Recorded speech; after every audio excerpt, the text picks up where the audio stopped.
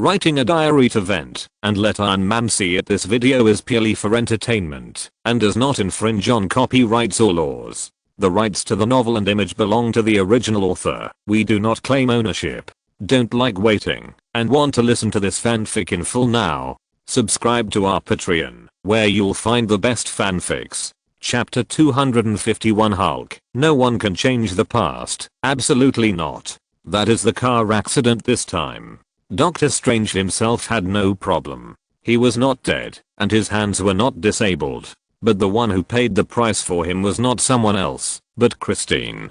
Christine died in this car accident. And everyone probably understood a little bit why there was nothing wrong, but Doctor Strange's obsession with Christine could be so deep later. No, Christine, wake up, Christine. Stephen Strange said helplessly while holding Christine. Stephen Strange outside the screen was stunned when he saw this scene. How could this be? In this car accident, the price paid was not himself, not his hands, but Christine. He couldn't accept this, and he couldn't accept this desperate future. How could this be? I don't accept it. I will never accept it. Stephen Strange couldn't help but roared in a low voice. Although they were not boyfriend and girlfriend in this world, their relationship was very good, so he couldn't accept this. If he had to pay a price, then let his hands be disabled and never take Christine away. This was something he absolutely could not accept. At this moment, he seemed to understand a little why his obsession in that timeline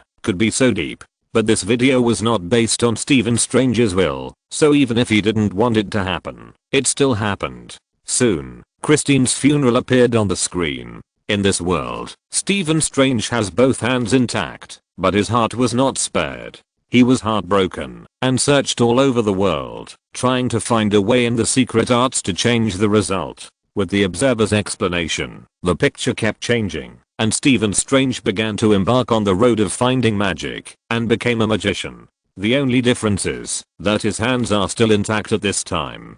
He wants to use magic to change everything, so he embarked on a journey to find magic. Like other Doctor Strange, Stephen Strange also has amazing talent, especially when he began to learn magic. This talent was fully demonstrated, and he soon became the best among them. The Eye of Agamotto, which gave birth to the singularity of time and space, was discovered by Camustro, and can be used to manipulate and change the timeline.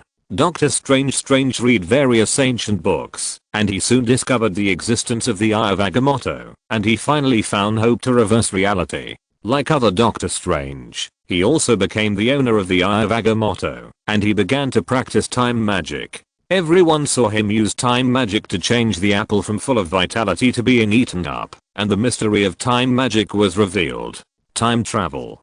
Doctor Strange finally knew what he should do to bring his girlfriend back. Change the past. At this time, everyone outside the screen saw this. How could they not understand what he was going to do? He planned to modify the past timeline and change the fact that his girlfriend would die in front of him. But everyone knows that this is a wrong idea, because if it could be successful, it would not be recorded in Lin Feng's diary. I just want to ask, is it true that time cannot be changed? For example, like in many Hollywood movies, going back to the past, changing the past, and then creating a brand new future? Hawkeye Barton couldn't help asking. It is logically feasible, especially the existence of different timelines. Does it leave the feasibility of modifying time? Or is it that we simply do not have the ability to travel through time, and do not have a time machine or something like that? Of course it won't work, Clint.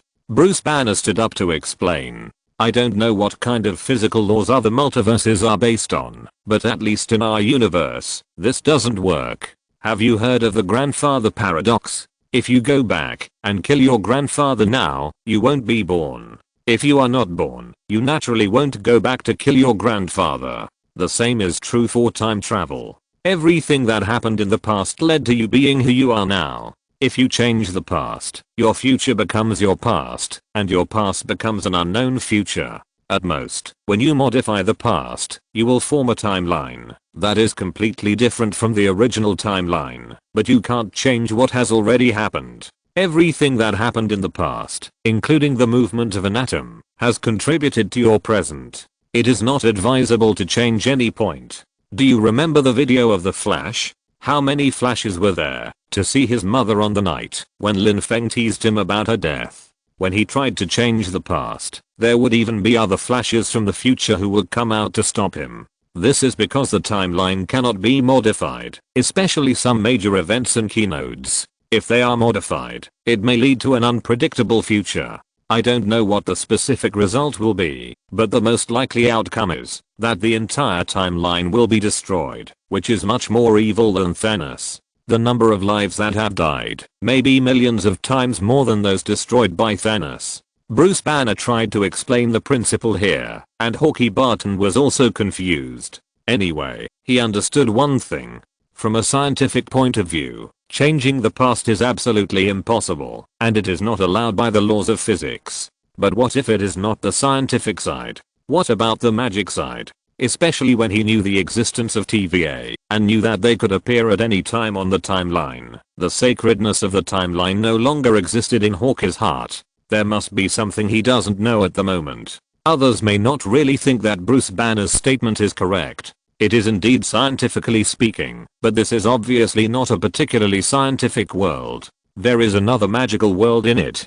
Especially for Diana, who grew up in the magical world. What is scientific or not scientific? Her identity as the daughter of the God King itself is not very scientific.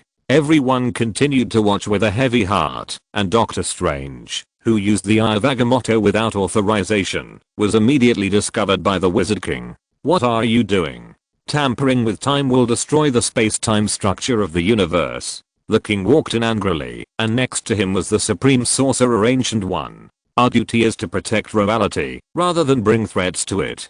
The Supreme Sorcerer Ancient One said. What happened afterwards was similar to the story in their time and space. Master Ancient One died at the hands of a traitor, and then the Dark Lord Dormammu came. In the end, it was Doctor Strange who stood up and stopped Dormammu. When danger came, the Ancient One had already passed away, and Stephen Strange took on the heavy responsibility. This doctor became the Supreme Sorcerer. Dormammu, I'm here to negotiate. Doctor Strange said that famous line countless times. Although the gains are not small, Stephen Strange still can't let go of the past. And everyone seemed to watch again how Doctor Strange fought against the Dark Lord Dormammu. He led everyone to defeat Dormammu naturally, and then became the Supreme Sorcerer as expected. However, Christine's death at the time was always something he was worried about. Unlike the sacred timeline, where Christine was not dead and was still alive, so Doctor Strange's obsession was not that deep. In this timeline, Christine was already dead, so her every frown and smile, every time he thought of it would deepen his obsession. For Doctor Strange, the past cannot be let go, and his girlfriend is the softest part of his heart that he can't touch at all. Countless times, his girlfriend's voice and appearance appeared in his mind. Finally, Doctor Strange decided to take action. He ignored the warning of his good friend Wang, and prepared to save his girlfriend. He used the Eye of Agamotto, cast a spell, reversed time, and returned to the original day. When he saw his girlfriend appear in front of him, he even began to be a little nervous like a young boy. As long as you want, Christine, I will give you the whole world. At this time, Doctor Strange was like a complete love brain. As long as his girlfriend wanted, he would give it. He threw all the warnings of his teacher and his best friend behind his back. He just wanted to change this future. He couldn't accept that his girlfriend would leave him like this. When he faced the same situation, he did not make the decision to overtake, but the car accident still happened. He was rear-ended again. Similarly, he survived, but Christine died. Seeing this, Doctor Strange began to roar hysterically. No, no, no, no, why is it like this again, Christine? He couldn't accept that he had spent such a huge price to finally return from the future to the present, and wanted to change this damn result, but in the end he couldn't do it. In extreme sadness, he cast a time spell again. He wanted to start over. Everyone seemed to be able to see the scene after Doctor Strange, whose obsession was deepening, turned evil. Chapter 252. Is there a timeline that was ruined by Ancient One? Absolutely. After losing Christine again, Doctor Strange's obsession obviously deepened, and he took another big step towards the dark road. Stephen Strange, who was outside the screen, saw this scene, and he felt a little fortunate. He used to think that losing both hands was a burden he could not bear, which meant that he could not gain a foothold in the upper class. All the treatment of the elite middle class that he could enjoy at present would all turn to ashes. But now think about it, compared with the horrible consequences of losing Christine, it is still much better now.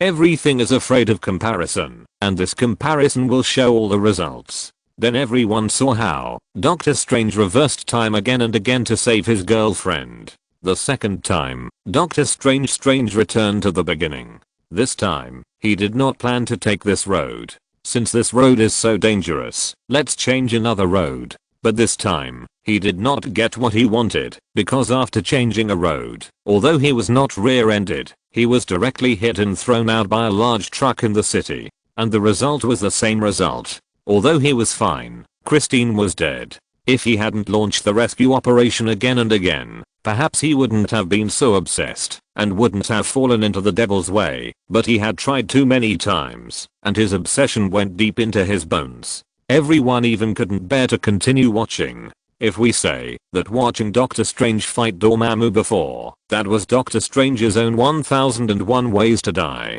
This is the third time he saw his girlfriend die in front of him. Facing all this, he has been a little crazy, and it is obvious that his mental state has begun to be a little abnormal. Shooting itself is a beautiful landscape in the United States, but no one expected that a gunman would suddenly appear in the pizza shop and kill Christine directly. The whole thing was unprepared. Then everyone saw Doctor Strange launching the time gem again and again, but no matter how many times he tried, the final result was always the same. Even if he deliberately didn't pick up his girlfriend and threw her in the hotel, but the result was that his girlfriend was burned to death in the hotel.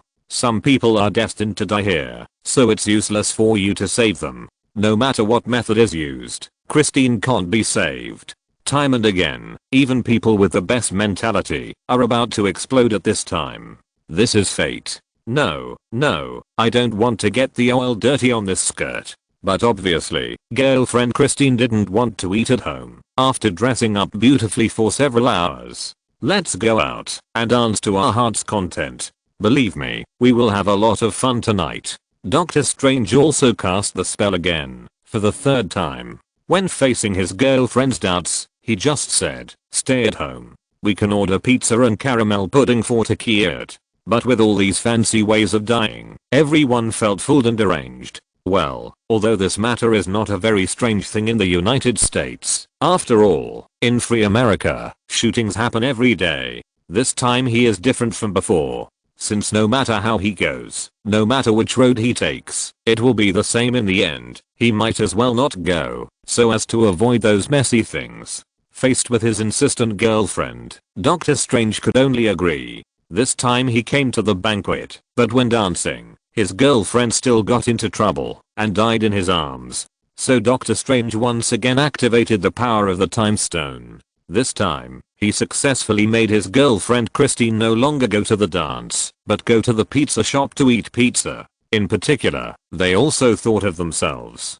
Christine's fate could not be saved, so could their fate be saved? In the future, must they also follow the so-called fate, and must die like that? At this moment, they felt a sense of suffocation. Not for Christine's suffocation, but for their own destiny. So now watching him constantly try to use the time stone to save his girlfriend, that is Christine's 108 ways to die, everyone felt heavy and couldn't breathe.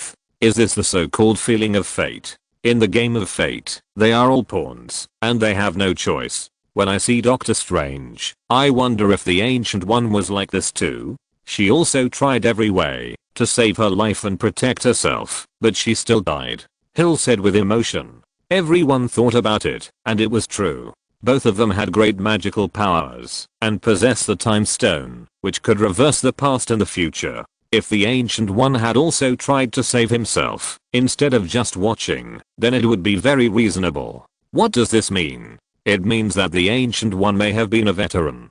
Who knows if there is a timeline that was broken by the Ancient One? Although Lin Feng didn't say it, they always felt that there might be. Some things may be the so-called absolute time point, which cannot be changed, especially at the beginning. Obviously, this time, Doctor Strange had avoided the most dangerous head-on collision. However, he was suddenly rear-ended, as if someone was staring at this thing from behind to make sure that it would happen. If the Ancient One might be behind Doctor Strange, then who is behind the Ancient One's inevitable death? Just thinking about it makes people feel like their hair stands on end and they feel like they are falling into an ice cave. No matter how people outside lament their fate, the plot in the picture is still going on.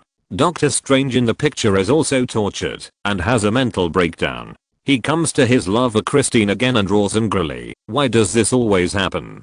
Don't we deserve happiness?" Of course, he is not asking the person in front of him, he is asking the heavens and fate. If there is a God, he also wants to ask God why he gave him such a fate. Let me drive, okay? Christine noticed that her boyfriend was different. She didn't know what happened, so she could only suggest that she drive. But the result did not change. Even if the driver changed from Doctor Strange to Christine, the result was the same. The car fell off the cliff, and then Christine died, and Doctor Strange was fine. He had experienced too many such things, so many that he could not bear it at all. He finally could not hold back in anger and roared, "No!" At this moment, a portal appeared, and the Supreme Sorcerer Ancient One appeared in the air. She asked calmly, "Good evening, Doctor Strange, is your car broken?" Doctor Strange was not happy to see his mentor appear. Although in theory he should be very happy to see his mentor again, he was completely overwhelmed by anger at this time. When he heard what the Supreme Sorcerer Ancient One said, he immediately knew that she knew everything he had done. Even in her eyes, what he did was probably like a monkey show. He must watch himself fail again and finally appear in front of him. He roared, "What are you doing here?"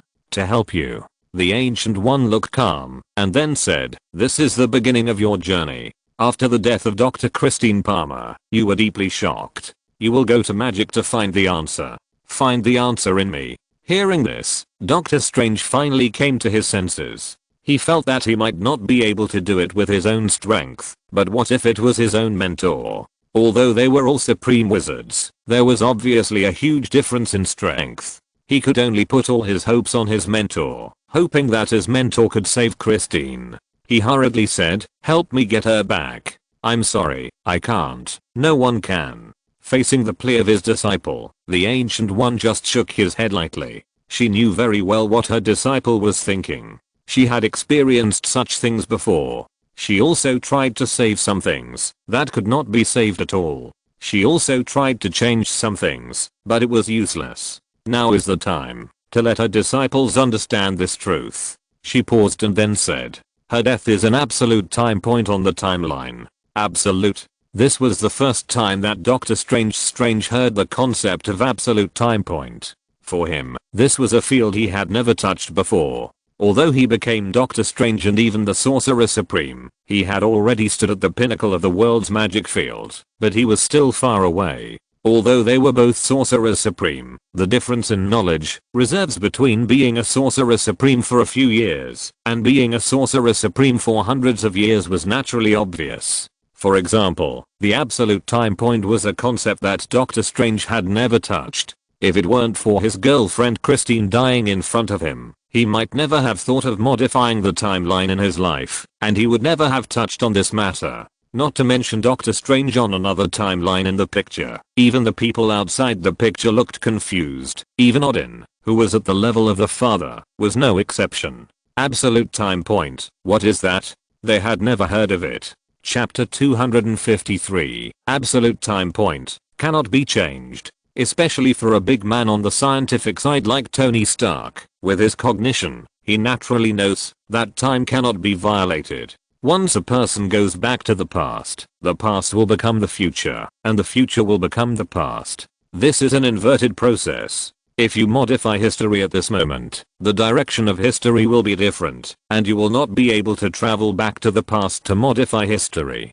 So there will be some sayings like the grandfather paradox. In short, it is generally like this. On this basis, the concept of parallel time and space derived from it can explain a lot of things, especially after Tony Stark knew about parallel time and space. He was more convinced of this. When you go back to the past, the modified past is not the past of your own time and space. He can only create a new timeline, but he is of no help in modifying your timeline.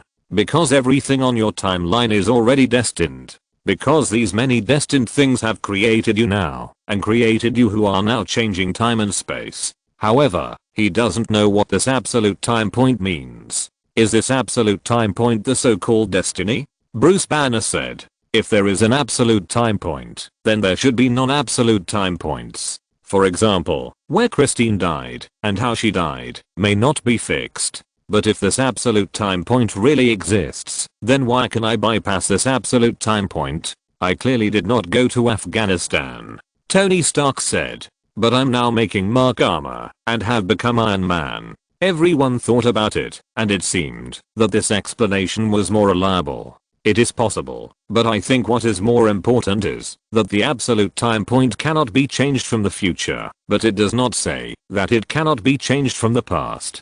Lin Feng did not come back from the future and then want to modify the past. He came from another universe, so any changes you have caused by his influence cannot be regarded as changing the past. It can only be said that a new timeline was born on the basis of the sacred timeline. Bruce Banner shook his head and said, it is very likely that it violated the basic laws of physics. Although I don't know how the magic side did it, since it has reached this point, it is very likely to become the collapse of the timeline, that Lin Feng said. Bruce Banner said. At this time, he also realized how terrible it would be if this timeline was changed. After Bruce Banner's explanation, everyone seemed to begin to understand what the so-called absolute time point meant. But, if this absolute time point is changed, does it mean that, as Lin Feng said, the entire timeline is doomed? Hawkeye Barton said, if Christine's death is changed from the beginning, then everything that happens later will not exist. The death of the Ancient One and other things like this may also be the key to a series of events that happened later. If it is moved, a new timeline may be formed, but it will not be of any use to the change of this timeline. Is it possible that your ability comes from yourself? Even if you were not kidnapped in Afghanistan, you can still make armor, so for you, there is no absolute time point, said Natasha, the Black Sister. But the absolute time point may have a decisive influence on your ability to travel back and change the past. For example, because of Christine's death, he embarked on the road of searching for magic, and then obtained the position of Supreme Sorcerer and the Time Stone, so that he could return to the present past. This can also explain why the Ancient One died so hastily, because she had to die at that time, and the result was that she died in a battle with all her strength, or she died casually. There was no difference in essence. The timeline converged at that point, and that point was the death of the Ancient One. Nick Fury understood a little, and then said, so the absolute time point in this video is Christine's death, but how she died specifically is irrelevant, and it does not affect the direction of the real events later. So she could have been hit by a car, poisoned, or shot, so the focus is her death, and the way of death is irrelevant. That's why we saw that Master Ancient One was killed so easily. Can't a person who can see through the future see the crisis of that day? No, she should be able to see it. If I'm not mistaken, she may have tried various methods, but finally found that there was no use, so she simply died in a sloppy way. That's why Lin Feng joked that she died because the special effects fee was too expensive. Nick Fury said immediately. So now many problems can be explained, and this is the best explanation we can get at present. Stephen Strange was also in deep thought. His current understanding of the magic side is almost nothing, basically based on the things in Lin Feng's video. According to Ancient One, he was able to return here because he had the Time Stone, and he had the Time Stone because he became a magician, and even became the so-called Supreme Sorcerer, the most powerful among the magicians, and he became a magician because Christine died. If Christine hadn't died, he wouldn't have embarked on a magical journey. If he hadn't embarked on a magical journey, he wouldn't have become a magician, nor would he have mastered the Time Stone, and then used the Time Stone to return to this point in time. This is a fundamental problem. His behavior of wanting to change this matter is to overthrow the foundation of his own existence. Isn't this a dead loop? For a moment, he felt that his brain was about to explode, and it was not enough. If he couldn't become a magician, he couldn't do all this. It seems that he can only kill other selves, and then rob other people's Christine? Doctor Strange thought with a brain hole. But he immediately thought of another point. But that was not my Christine. Although they looked the same, their thoughts and memories were the same, but that was not his own Christine. In Asgard, Odin and Thor were also dumbfounded at this time. So what is this absolute time point? Thor said, it will definitely happen. If it doesn't happen, it may cause chaos in time and space, or even collapse of time, said the God King Odin. I have heard Ancient One mention this occasionally. What do you think of the timeline? The timeline is a long river of time that keeps spreading. Everything happens continuously, and eventually leads to the creation of the entire timeline. Thor said, you are right, but not completely right, said the God King Odin, shaking his head. The timeline is indeed made up of the various choices made by each individual, and ultimately forms an entire timeline, from the origin of the universe to its destruction. But what is different from what you imagine, is that if you look at the timeline from a higher dimension, the timeline has actually occurred simultaneously from the beginning to the end. In other words, the entire timeline has already happened. It's not that it has not happened in the future, but that it has already happened. That's why there is the concept of absolute time points. In fact, there is no uncontrollable future at all. Every future is already fixed.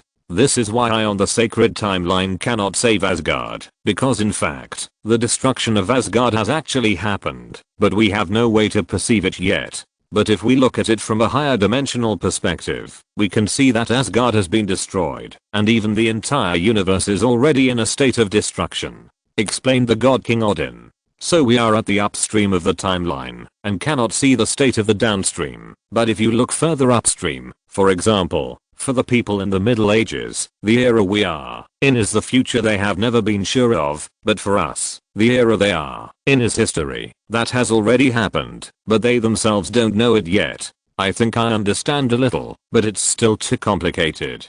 Thor felt a headache. He felt that it was better before. He didn't need to think so much. He just drank, drank, and fought every day, and everything could be solved. It's better to practice more. In the future, if you encounter problems, it's the best choice to kill them with a hammer. Just when everyone was confused by the concept of absolute time points, the plot in the picture was still going on. Facing his apprentice's plea, the Ancient One just said calmly, it cannot be changed, it cannot be erased. Without her death, you can't defeat Dormammu and become the Supreme Lord, the Sorcerer Supreme. She glanced at Doctor Strange, and then said, to become the Sorcerer Supreme, to become the Guardian of the Eye of Agamotto, if you erase her death, you can't set off. Hearing this, Doctor Strange was completely furious. For him, saving Christine again and again has exhausted him. He just wants to live a good life with his beloved. Can't he even do such a thing?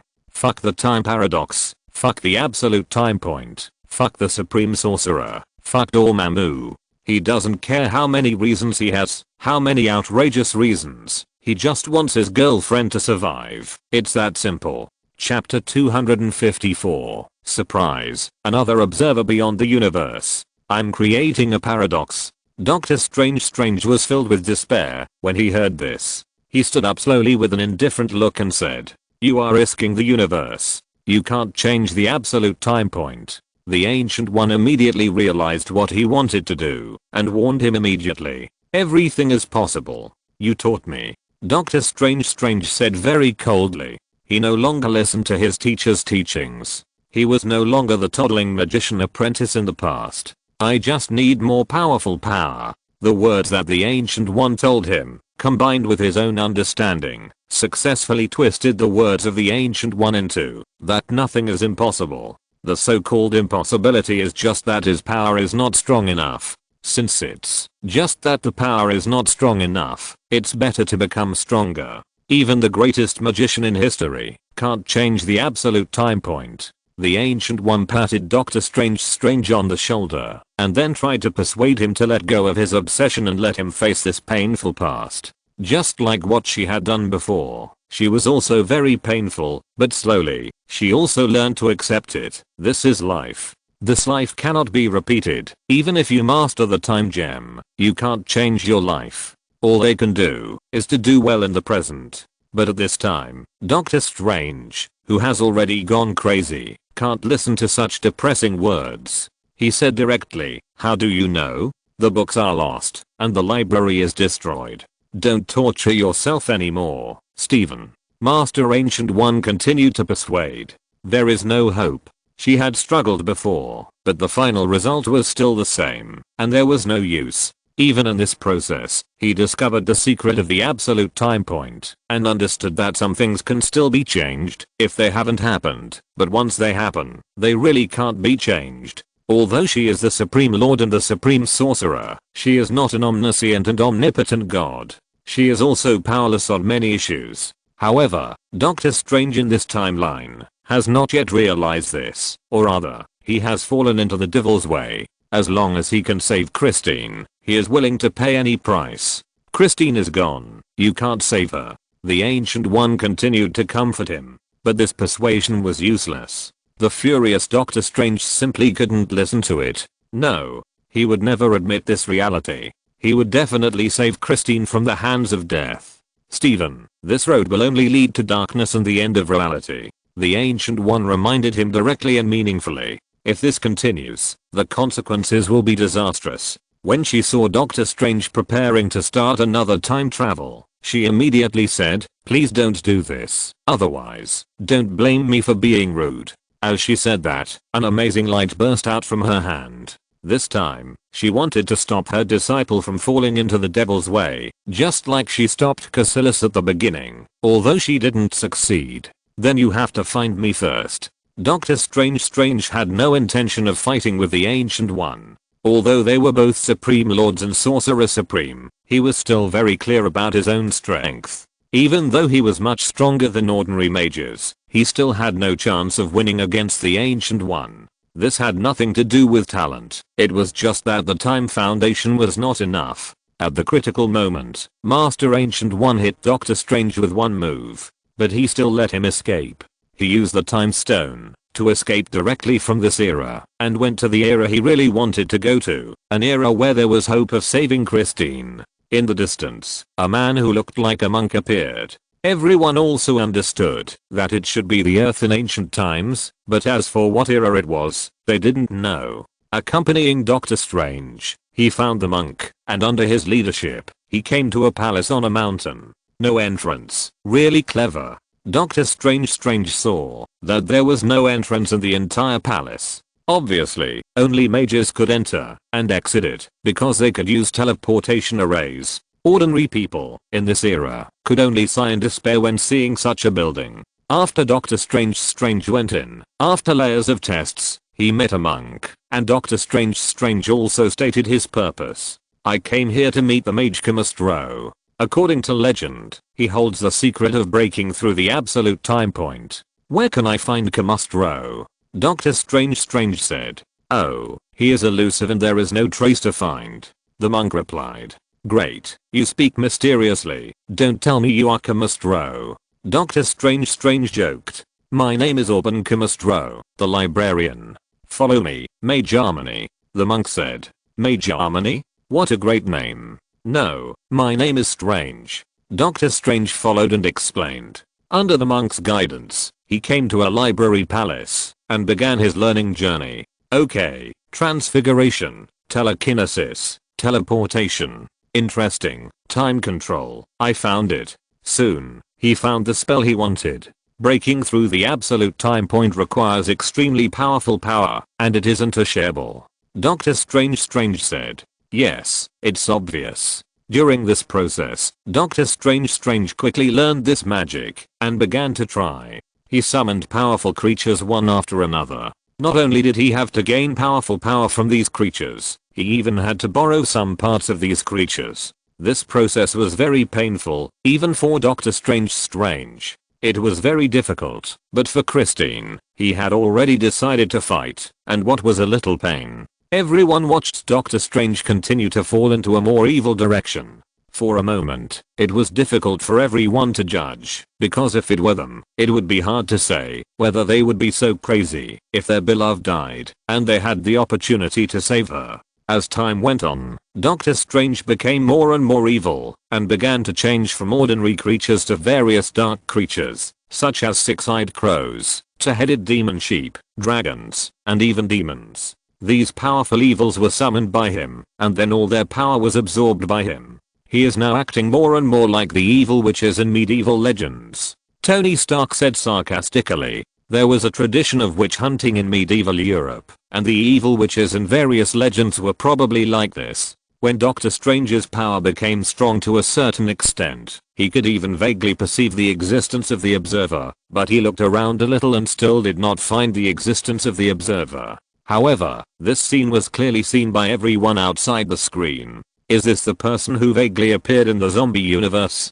Tony Stark pointed at the vague existence in the air of the video and asked. Yes, it's him, said Black Widow Natasha. Seeing this, everyone couldn't help but gasp. This person appeared in two completely different timelines in succession and just observed everything silently, highlighting his extraordinary identity and strength. At this time, the power of Doctor Strange in the picture became stronger and stronger, but as he absorbed more and more power, he also began to be affected by those powerful demonic creatures and became stronger and stronger. It was not until the monk who brought him here also fell that Doctor Strange tried to change all this. He tried to use a time stone to change this predetermined result. Don't do this. But the monk immediately stopped him. You used magic to stay frozen for hundreds of years, but I chose to live. But I can turn back time, so that you can live longer and live forever.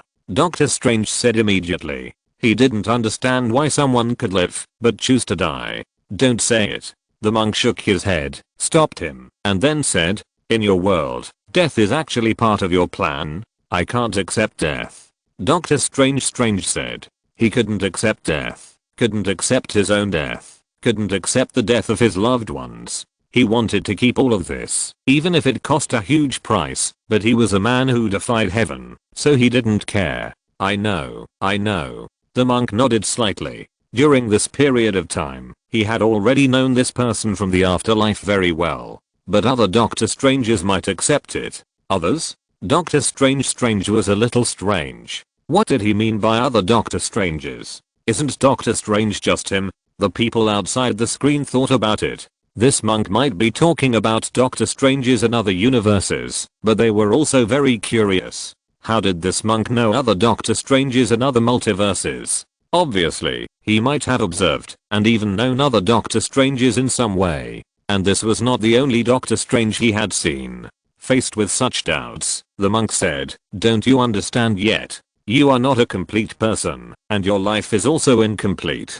Chapter 255. Dark Doctor Strange defies the will of heaven and reverses the past. Yes, he is not complete. At this time, the voice of the observer also sounded again. In this universe, he is not even the only Doctor Strange. Obviously, the words of the observer were meaningful, and everyone was stunned, not understanding what the observer meant by saying this. But everyone also understood that this observer was looking at this timeline, which was similar to the timeline of his previous zombie universe. He was high above, watching everything from afar and recording everything.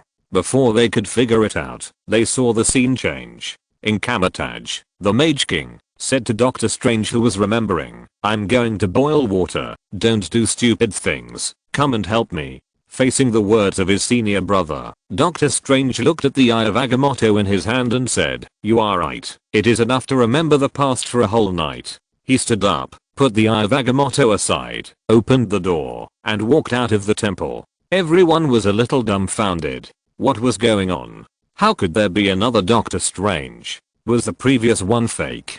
But it didn't look like a fake. Everyone's brains were already a mess. Especially Stephen Strange himself outside the screen. When he saw this scene, he almost thought he had a twin brother. Everyone's three views collapsed directly. They finally accepted the existence of parallel universes and realized that their every move would create a new parallel universe. Who is making trouble?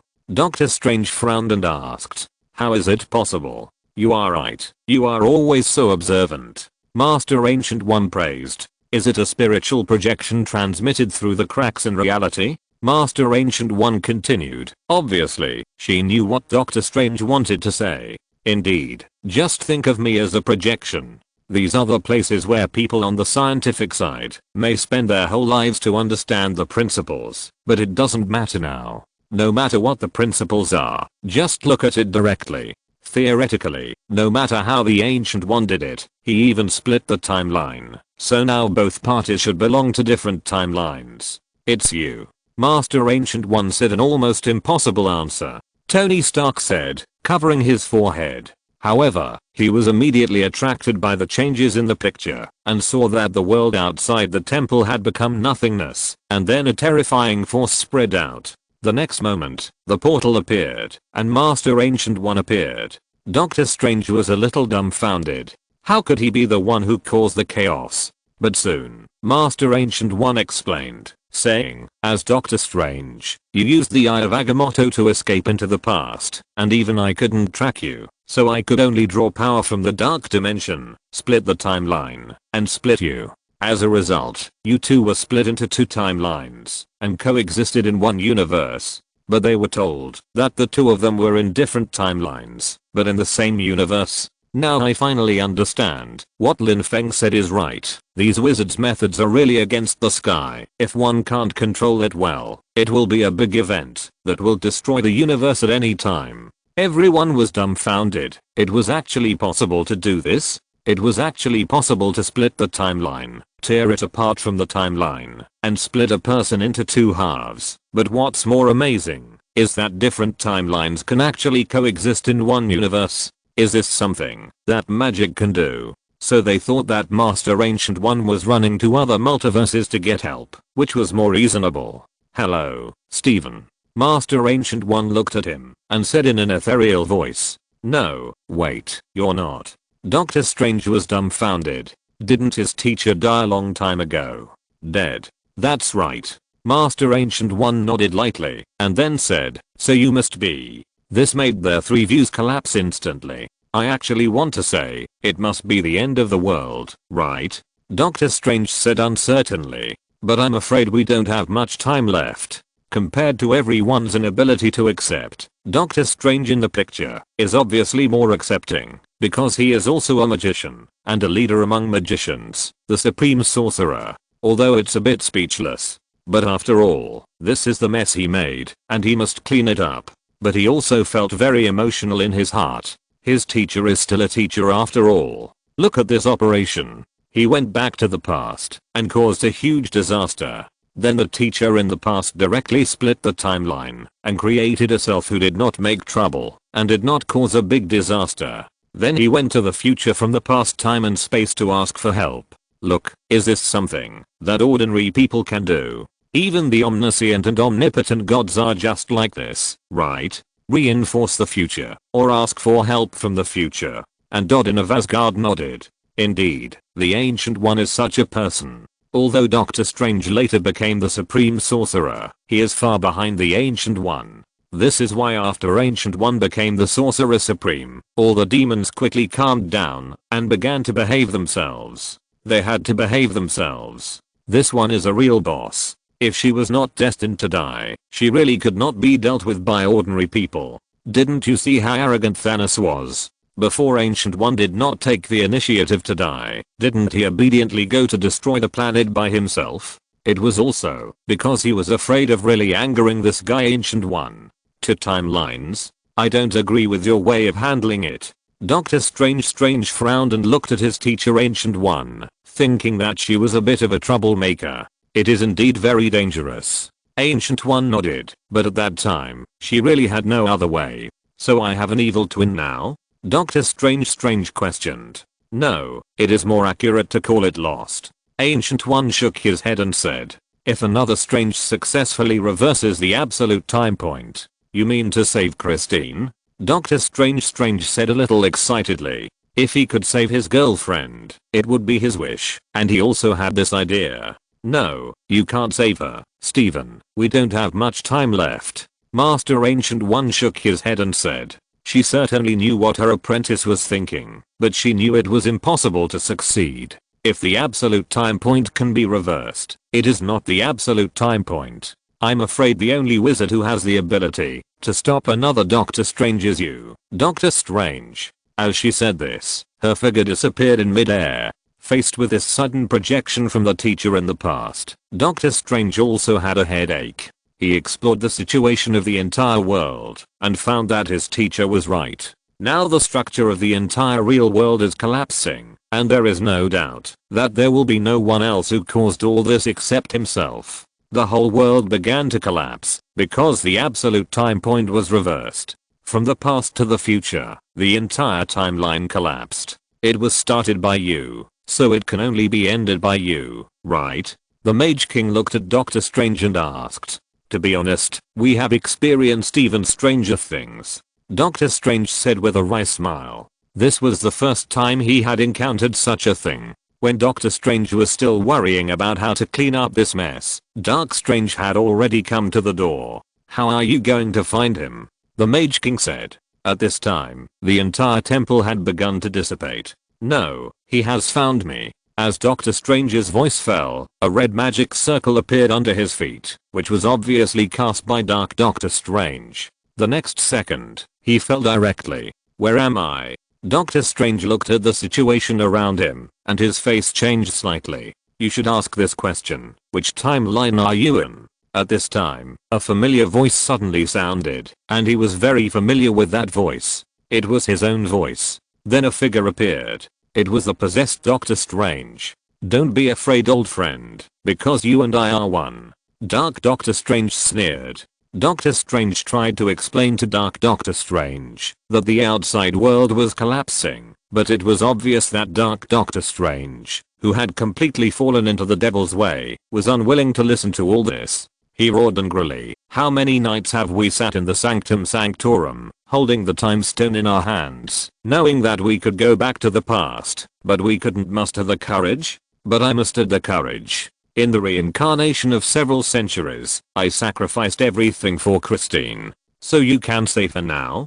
Doctor Strange asked back. No, Steven, it's us who can. Dark Doctor Strange said directly. Our abilities have been dispersed and weakened. As long as we combine into one, we can save her. Obviously, neither side could convince the other, and in the end, magic was the only way to win. After a series of fierce battles, Dark Doctor Strange successfully used the illusion of his girlfriend Christine to make Doctor Strange lose his mind, and finally defeated and devoured him. After possessing the power of a complete body, Dark Doctor Strange finally used the time stone to completely and forcibly reverse the absolute time point. Chapter 256, Half a Year, Countless Variations of Doctor Strange. Everyone finally saw that the so-called absolute time point was really reversed, but Doctor Strange paid everything for it and turned himself into a monster. When Christine woke up in his arms, she saw a terrifying dark monster. How could Christine accept a monster? Even if the Dark Doctor Strange turned back to human form to try to save it, it was too late. The whole world collapsed because of his actions. What the Ancient One said before came true. The Dark Doctor Strange, who forcibly reversed all this, paid the price for what he did. The whole world, the whole timeline collapsed. At this time, he finally thought of something. He thought of the existence of the observer he sensed. He hurriedly asked for help and said, You can stop all this, please, help me. But in the face of his call for help, the observer just said, just like you helped Christine. The observer who had been observing everything but never appeared finally showed up. This universe, this timeline, is also about to collapse. At this moment, he finally appeared in front of everyone. I admit that I was wrong. Dark Doctor Strange could only admit his mistake at this time.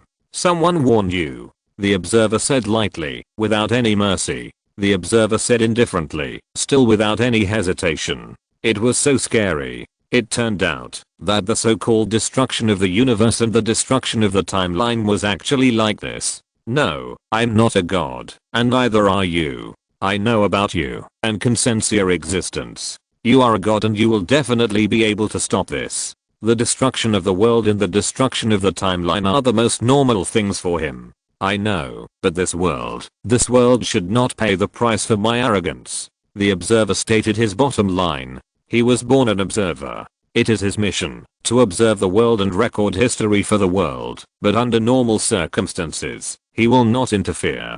Otherwise, there are too many worlds that he needs to intervene and save. He is an observer and has observed countless worlds, destroyed timelines, and destroyed universes, not just one or two. So how could he be moved at all? Honestly, if I could save everything, if I could punish you, I would, but I can't interfere. One life, one choice, one moment, can destroy the entire universe. At this time, he could only pray to that figure, to save himself and the world. And that observer, how many timelines has he seen? Hawkeye Barton said. Why do I feel like he's everywhere, just like that old man? Dark Strange pleaded, and he finally understood what his willful behavior had brought to the world. The observer didn't say much, and just disappeared into thin air. It wasn't that he used great magic power to kill the entire universe. Until the end, Dark Strange didn't go to this step. It was just that after he changed the absolute time point, the framework of the entire universe was subverted by him, and the entire universe collapsed with it. Only the collapsed Dark Strange Doctor Strange was left, and only the words of the observer were left. You should understand this better than anyone else. Interfering with time and events will only bring more destruction. Then punish me, not the world and Christine. Dark Doctor Strange said hurriedly. He was talking about Mr. Stanley, as if he could be seen in many pictures of many universes. The video finally ended, giving everyone a huge psychological shock. Who knows who he is? I suddenly found that the water in this world is so deep. I never really understood this world before. Bruce Banner said. I destroyed all the universes on a timeline. Stephen Strange suddenly became smart. After this previous record, he dared not do it again. In fact, even if it was the Dark Doctor Strange in the video, if he knew that this would be the end, he would probably stop, but the sunk cost was too high, which led to such a consequence. But then when he saw Lin Feng's new diary update, he couldn't help but widen his eyes. In terms of the harm to the world, the magic side is more frightening after all. The big guys on the technology side can't do anything, but the magic side can easily destroy the entire universe, and even the multiverse. Compared with the people killed by the Dark Doctor Strange, Thanos can be considered a good man. Speaking of which, there are really many versions of Doctor Strange, including the zombie Doctor Strange, the zombie Doctor Strange, the braided Doctor Strange, the dark three-eyed Doctor Strange, and the Doctor Strange executed by the Illuminati. There are so many versions. It seems that he is one of the superheroes with the most parallel time and space isotopes revealed so far. I still have so many parallel time and space isotopes. Stephen Strange was stunned. At this time, he looked outside the hospital window. It was already pitch black.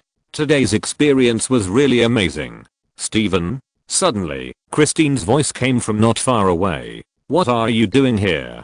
Have you had dinner? Stephen Strange, who had finished watching the video, had other thoughts when he looked at Christine. He suddenly wanted to go up and hug this good friend who had been ambiguous with him before. But he still held back. He remembered what Lin Feng wrote in his diary, that is, he and Christine were not destined to be together.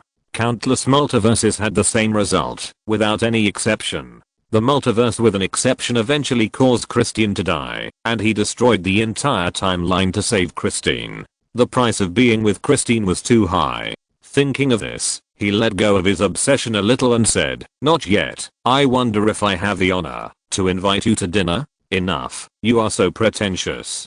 Christine said with a smile. She didn't know that she had died countless times in Stephen Strange's eyes on this day. After confirming that the old man was fine, Lin Feng finally breathed a sigh of relief and was able to have a good sleep. 2012 is not far away, and all preparations are proceeding step by step. In the blink of an eye, another half a year has passed. In this half year, Lin Feng's personal strength has been greatly improved, whether it is the increase in mana brought by studying magic, or the increase in the mysterious power born in the world due to war. He has been promoted from the original weak divine power to weak divine power. although it is still not enough compared with Lin Feng's own strength. After being promoted to weak divine power, Lin Feng awakened a new ability, which is to open up his own kingdom of God.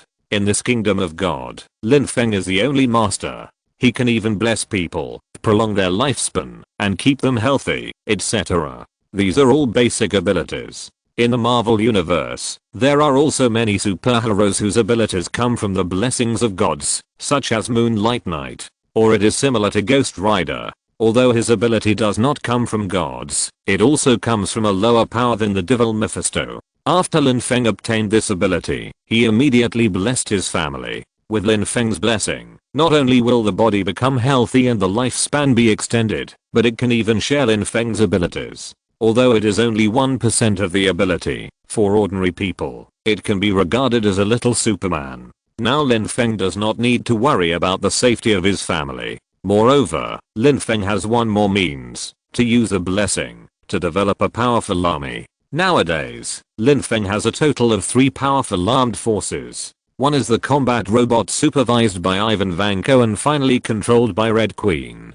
This technology originally came from Tony Stark, but later it was completely separated from Tony Stark's style. Ivan Vanko was also a rare genius. With the assistance of Red Queen, the iteration of combat robots was completed very quickly, and the combat power was also improved rapidly. At present, the legion of combat robots in hand has accumulated to at least 3,000. In addition, the number of various types of combat robots sold to various countries has also exceeded 10,000. Tony Stark has this concern, but Lin Feng does not. Because he knows the many dangers in the future, Lin Feng believes that it is still very necessary to appropriately enhance the strength of human beings. The second unit is the desperate soldiers. Lin Feng established a mercenary corps in the name of Lin's technology. It is full of desperate soldiers, and there are thousands of them.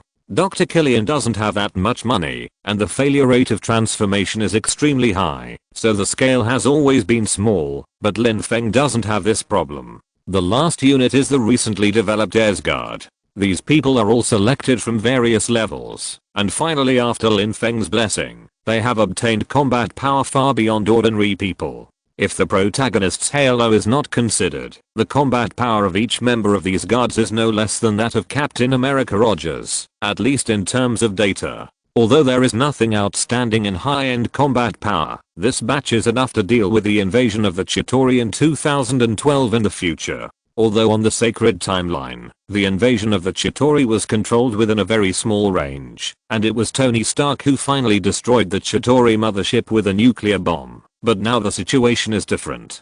This is obviously not the sacred timeline. Who knows what the future will be like? It's better to be prepared.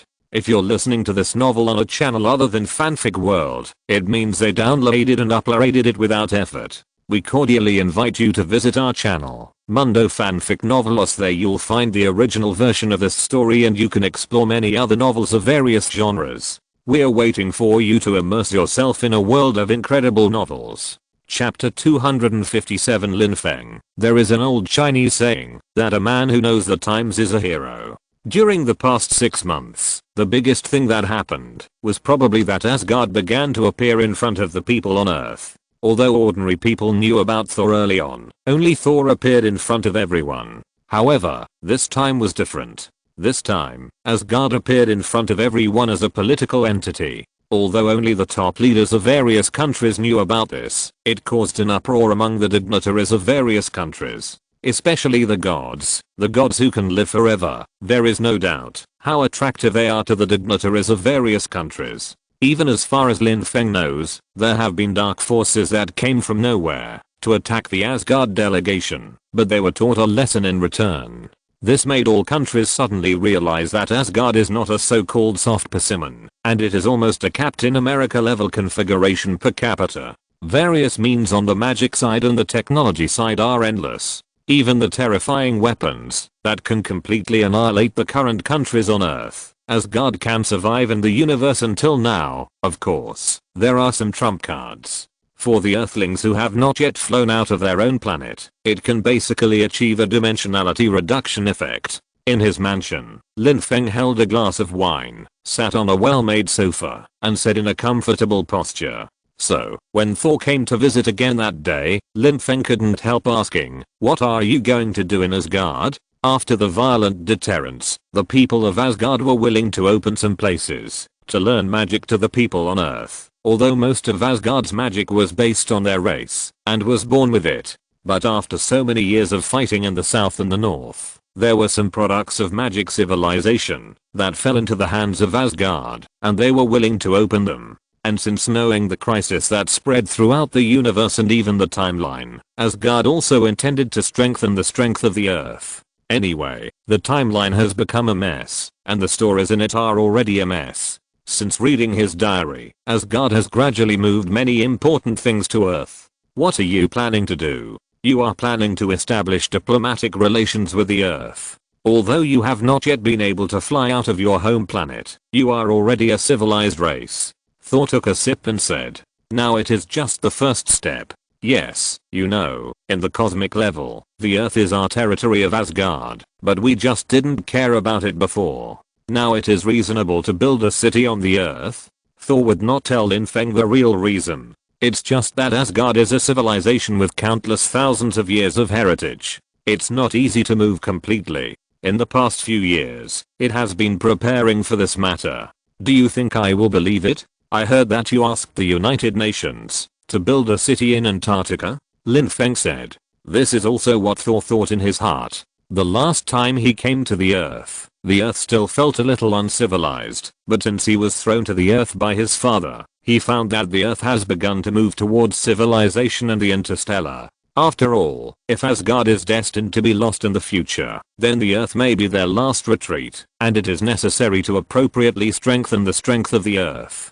In his opinion, this may be directly related to his crossing over, plus the intrusion of gods and demigods from the DC universe. The universe is much colder than Antarctica, and people can float around in it alone without dying. Even if Batman or Superman appears tomorrow, he will not find it strange at all. As the top rich man in the world, Lin Feng naturally cannot hide this news from him. However, he still knows relatively little about it.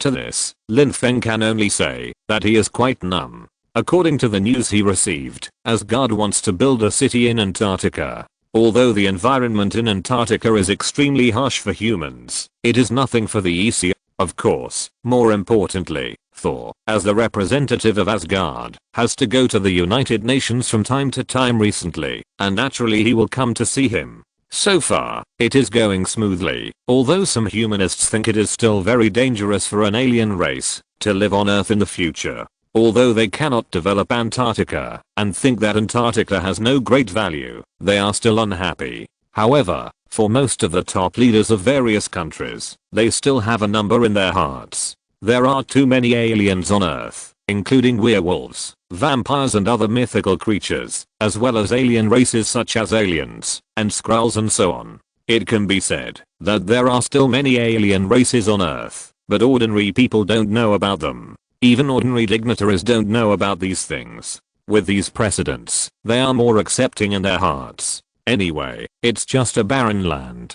Besides, if you don't agree, you have to see if you can beat it. In addition, Asgard is willing to open up some knowledge of magic and technology to the people on Earth, which makes many people more excited. Those who disagree will naturally be excluded from this cooperation. Lin Feng glanced at Thor. Although it was logically true and legally recognized by the universe, the Earth was the territory of Asgard, which was also recognized by the universe. But in fact, the so-called rule was only nominal. Why didn't Asgard build the city to the side of the fire giants, frost giants, and dark elves? This is a typical Western feudal system. It seems to be a vassal, but in fact, it has no actual jurisdiction. You are really not afraid of death, Lin Feng said with a slight sneer. Didn't I tell you that the water on Earth is too deep? You want to grasp it, but I don't think you can grasp it. Why? Do you know something? Thor leaned forward and pretended to listen. He also wanted to know something they didn't know from Lin Feng, preferably about the future. It would be nice if he could know something about Ragnarok. Of course I know something. The Earth is so big and there are so many gods. You know what you want to do with such a high profile? Lin Feng said, a little puzzled. He didn't believe that Thor didn't know about the existence of other gods. Even Wakanda had a Black Panther goddess. If Asgard really planned to conquer the earth, other gods would not sit idly by and watch it happen. Isn't it the so-called Ragnarok? You've heard of this mythological prophecy, right? Thor pretended to be nonchalant. I've heard of it. Isn't it the myth about the destruction of your Asgard? Lin Feng nodded. He was naturally very clear about this. Even if it wasn't in the Marvel world, Asgard's Ragnarok was a well-known mythological event. After all, it was extremely rare to have such an accurate prediction of the demise of one's own domain. My father recently received some kind of divine revelation, saying that in a few years, Asgard's Ragnarok would come, so he hoped to leave some seeds for Asgard. Thor said half-truthfully. Just telling lies can't fool Lin Feng, but it's much easier to be 9 points true and 1 point false.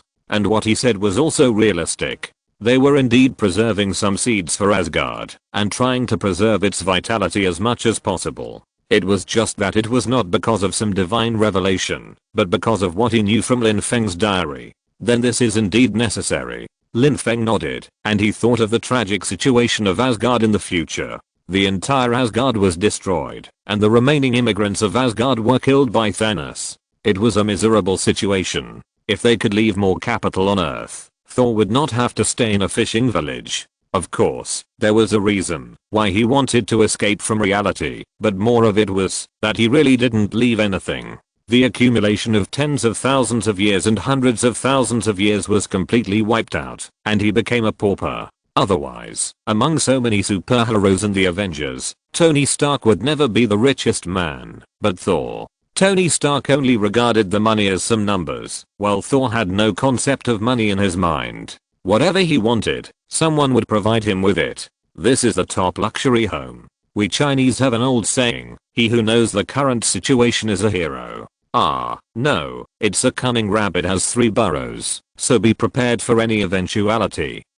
Lin Feng said, since there is the risk of Ragnarok in Asgard, it is right to spread the risk. Thor nodded, but he didn't really take it to heart. He never knew what investment and financial management were in his life. After all, he was a prince, and his father was a king. He had ruled for many years, and there were no expenses of secular dynasties.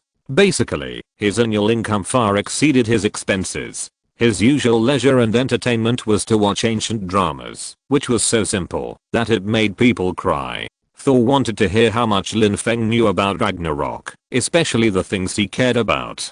He had communicated with everyone in SHIELD, and knew that he couldn't ask Lin Feng directly, so he could only remind Lin Feng in this way. If Lin Feng was interested, he would write it in his diary. But if he was not interested, he would have to think of other ways. After a while, seeing that Lin Feng was unwilling to say more, he gave up and just drank more.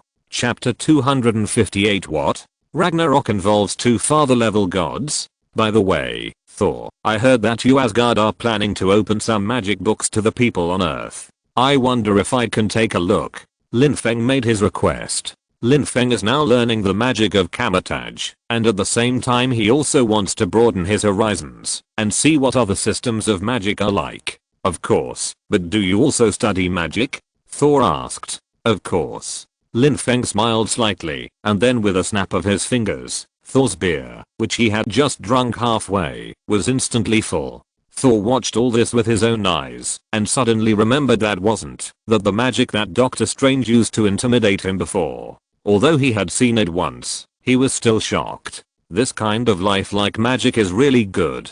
I didn't expect you to have such research on magic. Thor said faintly, but since you can also use magic, then my father and I will make it clear at that time. It can be open to you. Except for some confidential magic of our Asgard, you can see everything else. This was actually discussed by Odin and him before coming. If Odin died in the future, according to normal circumstances, it would be difficult for Thor to break through to the father level in a short period of time. At this time, it is necessary to make friends with Lin Feng.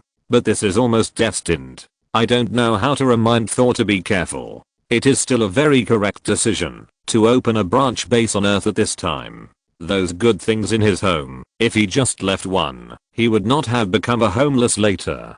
Not to mention that there is a lot of future information in his diary, which is related to the life and death of Asgard. Not only was the entire Asgard destroyed, but there were only a few people left, so that he, a prince, almost became a homeless in the end. Although she is the daughter of the God King in the DC universe, she is still the daughter of the God King. This is the daughter of the king of another pantheon, and her status is definitely equal to his. Although he had already prepared in his heart, knowing that their Asgard would be a bit miserable after Ragnarok. But he immediately stopped paying attention to this, because he immediately saw the content in Lin Feng's diary. Lin Feng's diary began to update again, and Thor sensed it when he was halfway through the flight, but he still quickly rushed to the shield base. Everyone greeted each other, and Diana smiled a little. During this period, she also handled many difficult cases with shield. In the middle, he mentioned Ragnarok, and he was probably worried about it, but Odin's perception was right. The arrival of Ragnarok would definitely be extremely tragic, much more tragic than everyone thought. The whole Asgard was going to be destroyed, and only a few people were left in the end. After seeing off Thor, Lin Feng called people to cook, while preparing to start writing today at the desk. The two drank, and chatted until dark, and Thor got up to say goodbye, not planning to eat here. At this time, everyone from S.H.I.E.L.D. had gathered together. September 23rd, 2010. Nothing to do today. Listening to music in the brothel. No. Cross it out. Not this sentence. Nothing to do today. Drinking with Thor. I'm still better. Ha ha ha ha. And he is the son of the God King, and his status is equal. For her, there is no fixed place to go anyway, so at this time, S.H.I.E.L.D. extended an olive branch, and she naturally agreed. There is nothing wrong with someone paying her salary. But she immediately glanced at Thor. To some extent, the two are not ordinary people, but gods, which is enough to make her look sideways. Tony Stark and Wonder Woman Diana also went online through wearable devices. Many things can be seen from the details, but when you really see it, you still feel a little dizzy. And Thor also recognized that this is Wonder Woman Diana and nodded politely. Thank you, Lin Feng said with a smile. How desperate would it be to become a dead fat otaku? It's not that I don't help him, it's really that Ragnarok is unavoidable. I can't beat Hela, let alone defeating Hela in Asgard. She seems to have received some kind of instructions. In Asgard, her power will only become stronger and stronger, not to mention a direct fight with Thanos. I can't beat him, I really can't beat him. Everyone looked at each other. The amount of information revealed here was too much. So this Ragnarok actually involves two father-level gods? Hawkeye Barton said in shock. At this time, he finally understood why Lin Feng was unwilling to intervene in this issue. If the matter involves two father-level bosses, then it is not a question of whether Lin Feng is willing to intervene. Even if he is willing to intervene, he does not have such ability. Probably no one would have thought that the prophecy of the final Ragnarok was actually realized in this way. Then another video appeared below, and everyone quickly clicked it, ready to see how the final Ragnarok was realized. The scene begins in a magnificent European-style palace. At this time, Thor, who still has short hair, holds a scepter and sits on the throne. Everyone thinks that Thor has obviously gotten rid of his slavery and returned to Asgard. It should not have been long, since his hair was cut, otherwise Thor would have continued to grow his hair long. Now everyone knows how much Thor values his hair. But everyone is a little strange. Why is Thor sitting on the throne now? Has he ascended the throne? No, Lin Feng's diary also said that he ascended the throne in the fishing village, not here. Just when they couldn't figure it out, a woman walked in with an unparalleled momentum. Everyone looked closely and realized that this person was not the goddess of death Hela. Who else could it be? Although she was alone, she seemed to have the momentum of thousands of troops. When he saw the goddess of death Hela, Thor just said lightly, "Sister." When Hela saw Thor, she just said lightly, "You are still alive." It seems that she is a little surprised that Thor is still alive and can even return to Asgard, but that's all. She has no feelings for this brother who has never met. "I have cleaned up here well." Thor looked at the mural in the air and said, "I see the new decoration." The mural originally showed Odin ruling the 9 realms with kindness, but now it has completely become Odin and Hela conquering the 9 realms with endless blood and fire. "I'm not like my father. The way to solve all problems is just to cover up." Hela sneered, with only disdain in her eyes. She once resented and was angry. She resented why her good father sealed her up. She could only dream of the throne, but this kid could inherit it at birth.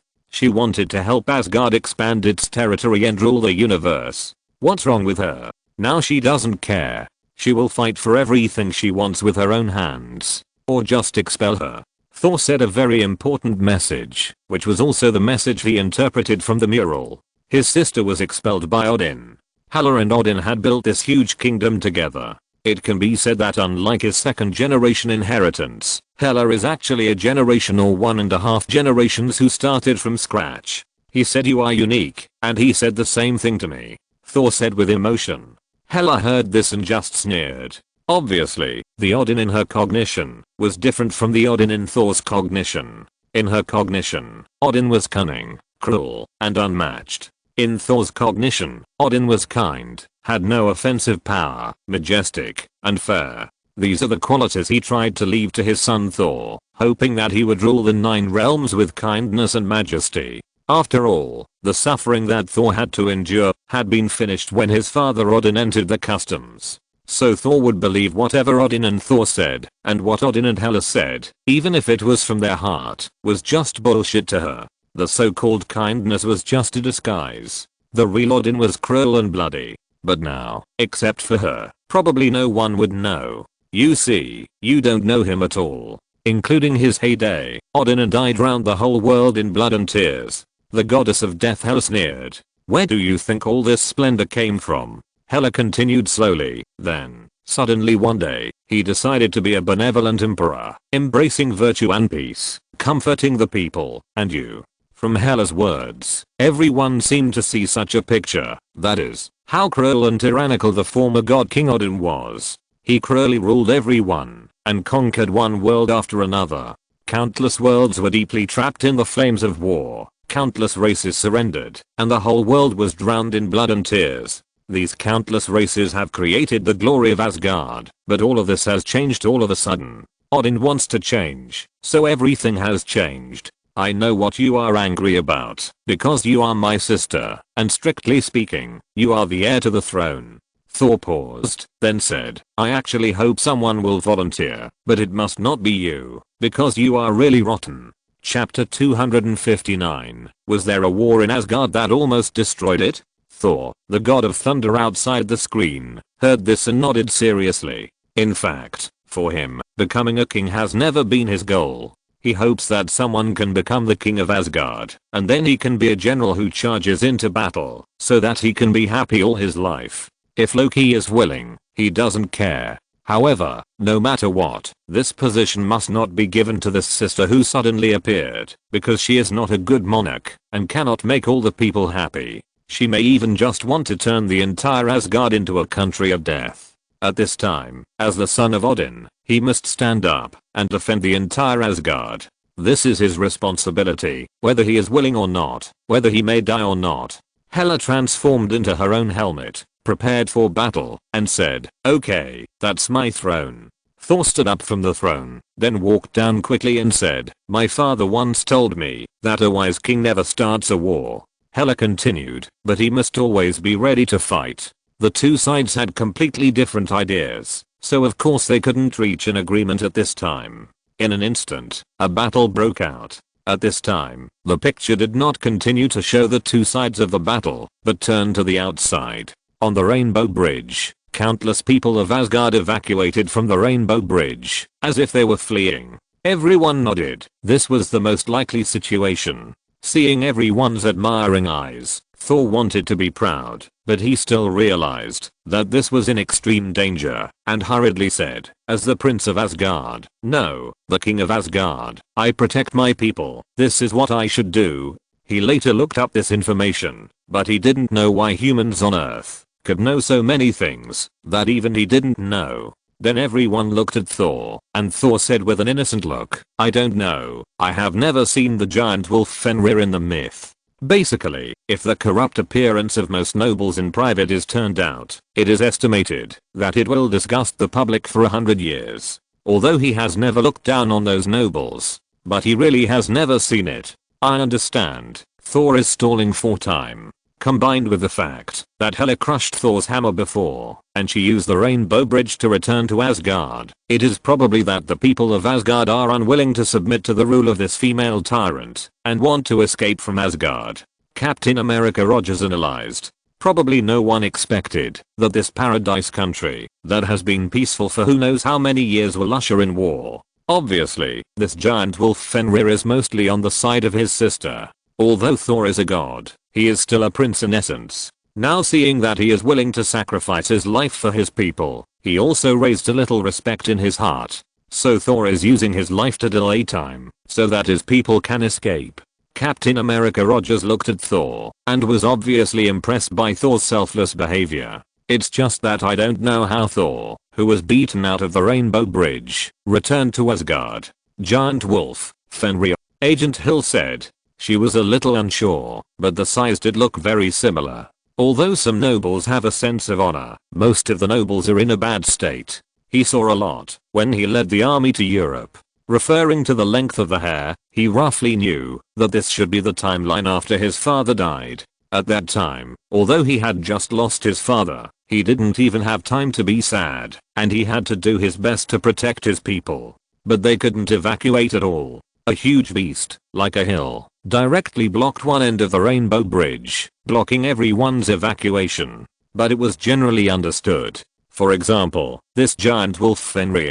Captain America Rogers understood immediately after combining the previous and subsequent images. But what made him even more sad was that according to Lin Feng's statement, he had protected almost nothing. Asgard was not saved, and most of the people died. He did not live up to his father's expectations. At this time, in the picture, when everyone was about to suffer, they saw a spaceship flying over and directly blocked the giant wolf Fenrir with artillery fire, but it could only block it for a while. What surprised everyone was that Bruce Banner was seen in this spaceship. Everyone thought about it for a while, and they were afraid that Thor did not know what method he used in the arena to directly wake up Bruce Banner, and then brought him to Asgard. This also corresponds to the fact that Bruce Banner was later teleported to the Earth by the Rainbow Bridge. I see, Thor must have found a way to wake me up, and then brought me to Asgard. Later, Asgard experienced Ragnarok, and I was teleported to Earth. But now there is still a doubt. Why am I in that arena? Bruce Banner said a little puzzled. Is it possible that you were captured? Tony Stark paused, then said. What is the owner of that arena called?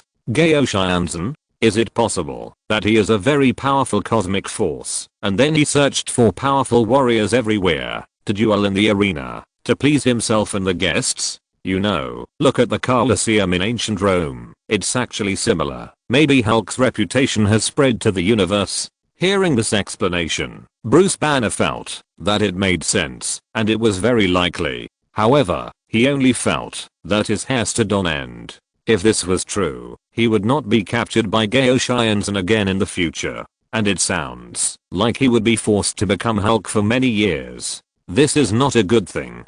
In the picture, in addition to the giant wolf Fenrir, there is also a skeleton king Lingdar army, and the leader is Skorki, who everyone has seen in the scene where Thor defeated the fire giant Surtur. Because of his negligence, Thor was almost killed. This damn guy, he neglected his duty. I didn't punish him, but he dared to betray Asgard. Thor was furious. He was very angry about the sentence of Skorki, but he was also very curious about the original Guardian Heimdall. Asgardians, are there just so many? Tony Stark said sarcastically. It seems that there are not even 10,000 people. Is this Asgard? Everyone thought it was outrageous. Asgardians are a dominant civilization in the universe, but there are only so few people. Well, although many may have been slaughtered, it is too few. Just look at how many people there are on Earth and you will know that the population is too small. In fact, there were not so few people in Asgard originally, but later there was a war. My father Odin and my sister Hela had a war, which eventually led to the loss of elites. The loss of population has not recovered until now. Thor, the god of thunder, told this amazing past. Originally, this was a secret of Asgard and should not be leaked, otherwise everyone could see the weakness of Asgard, but these are not outsiders, and they will still have to deal with them in the future. Everyone couldn't help but frowned. They had seen the confrontation between Odin and Hela. Although it was in another timeline, Odin easily deprived Hela of her divine power and exiled her to the earth. But think about it, the situation on the sacred timeline is another matter. It was not so easy for Odin to suppress Hela. Not only did the two sides have a fight between the high level, but it even involved the armies of both sides. Odin must have paid a huge price to suppress Hela. For a smart man like Tony Stark, this undoubtedly explains a lot of things, such as why there are so few people in Asgard, and most of them seem to be ordinary people, and they are even invaded by dark elves, and they have to hesitate to fight a frost giant. Such a reputation is a famous cosmic level force, because the real essence of Asgard has been defeated in that battle.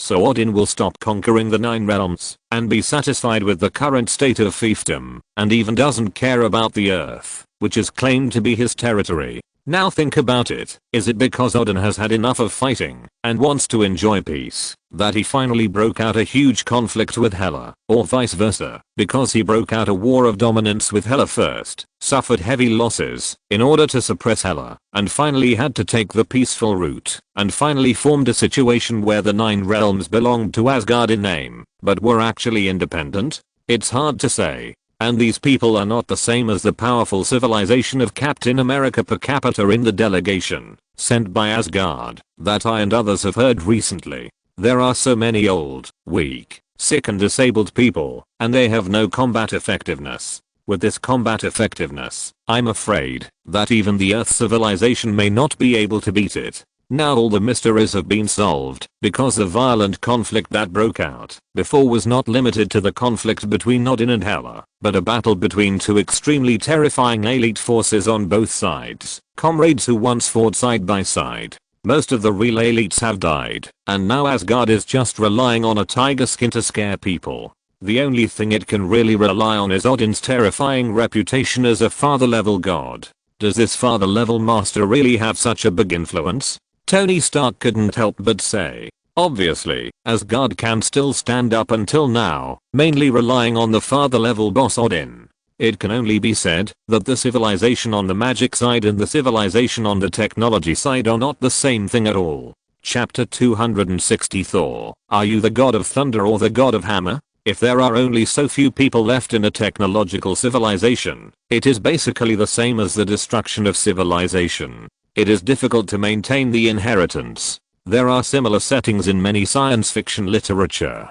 After the nuclear war, the remaining people of mankind, for a long time, can't even see the documents and tools left before the nuclear war. It's good enough to be usable. At this time, the scene turned to the battle between Thor and his sister, the goddess of death Hela. The battle between the two sides has reached a white-hot stage. Thor tried his best, but Hela was just warming up, and she looked like she was at ease. To be honest, I overestimated you. Hela looked down on Thor in front of her. Is this the successor chosen by the old man? It's ridiculous. The old man is really old, and has made a mistake. Since such a thing has been cultivated, it's just a flower cultivated in a greenhouse. She grabbed Thor by the neck, and lifted him up, saying, then tell me, what is the difference between you and me? I'm the eldest son of Odin, the first heir, the savior of Asgard, and you are nothing. Bruce Banner covered his forehead. He didn't know what was wrong with his future self, and why he was so embarrassed. Seeing this scene, Hela even showed a bit of disgust on her face. Everyone is embarrassed together, so it's not embarrassing. Bruce Banner outside the screen was a little embarrassed. Wasn't he just about to pretend that he was slapped in the face? Hela said sarcastically, and then with just one move, she directly poked out one of Thor's eyes. But then, a funny scene happened. The picture turned to the outside. Facing the front and back attacks of the undead and the giant wolf Fenrir, Bruce Banner stood up and jumped down. But aren't Hulk and Bruce Banner two sides of the same coin? Hela said with a sneer. Now, not only I'm embarrassed, but also Bruce Banner. Your movements are so obvious that even a blind person can see it. Laugh if you want to laugh. Bruce Banner said helplessly. Now, their family has 2 one-eyed dragons. Because the god King Odin is undoubtedly a one-eyed dragon. And Thor felt that you, Bruce Banner, have this day. Where is the prestige of you swinging me around just now? Although he also knew that it was Hulk who did it. The father and son can't make up a pair of good eyes. Thor, who was outside the screen, subconsciously covered his eyes. The gap in strength was too big. Although she decided to get what she wanted with her own hands, she was still very resentful in her heart. Why? The more she looked at it, the more angry she became. Such a scum could naturally inherit the throne. If Thor became a funny man, he would be a funny man. Just when everyone thought they were going to transform into Hulk, Bruce Banner fell down and ate shit. Thor laughed wildly in his heart, and he could hardly control his expression. "You remind me of my dad."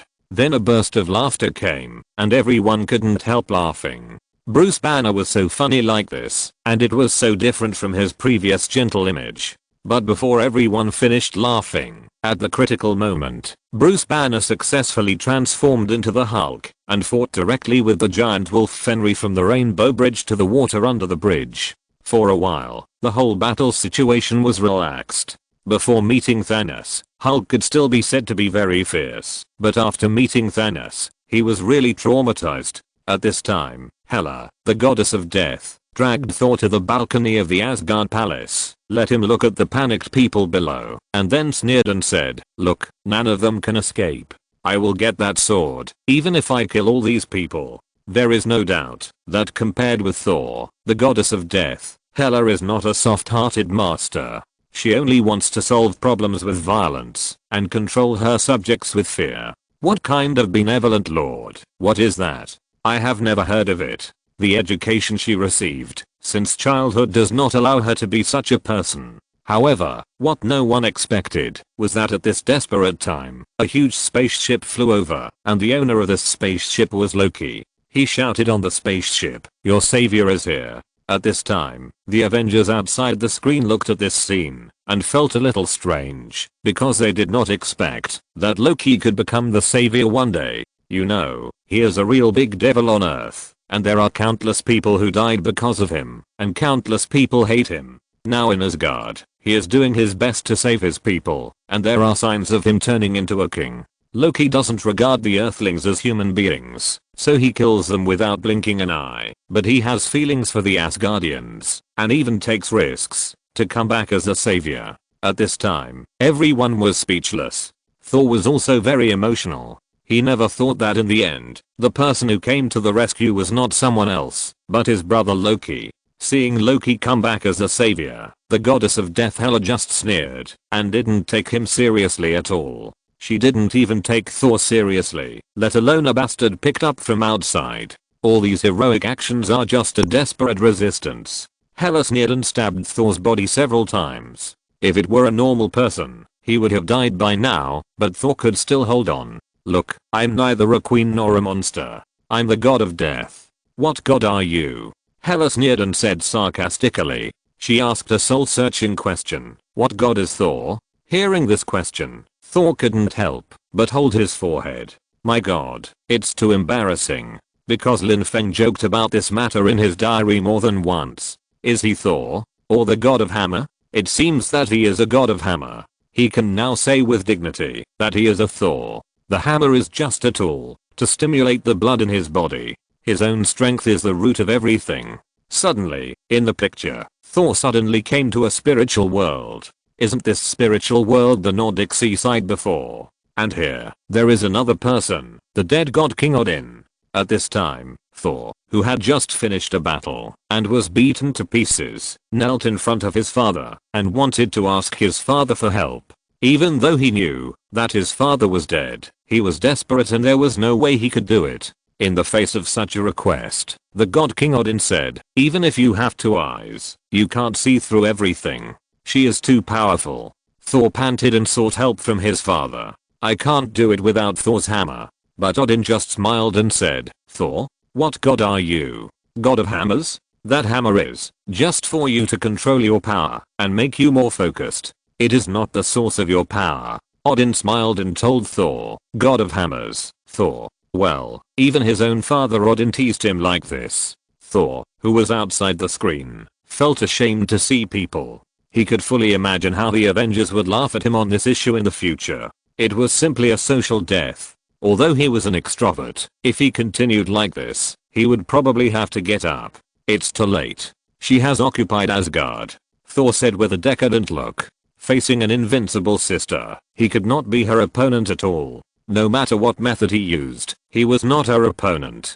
Even what he could do was just to delay time, to allow his people to escape by boat. All he could do was to delay time and defeat his sister Hela? No, he couldn't do all that. Asgard is not a place, never has been.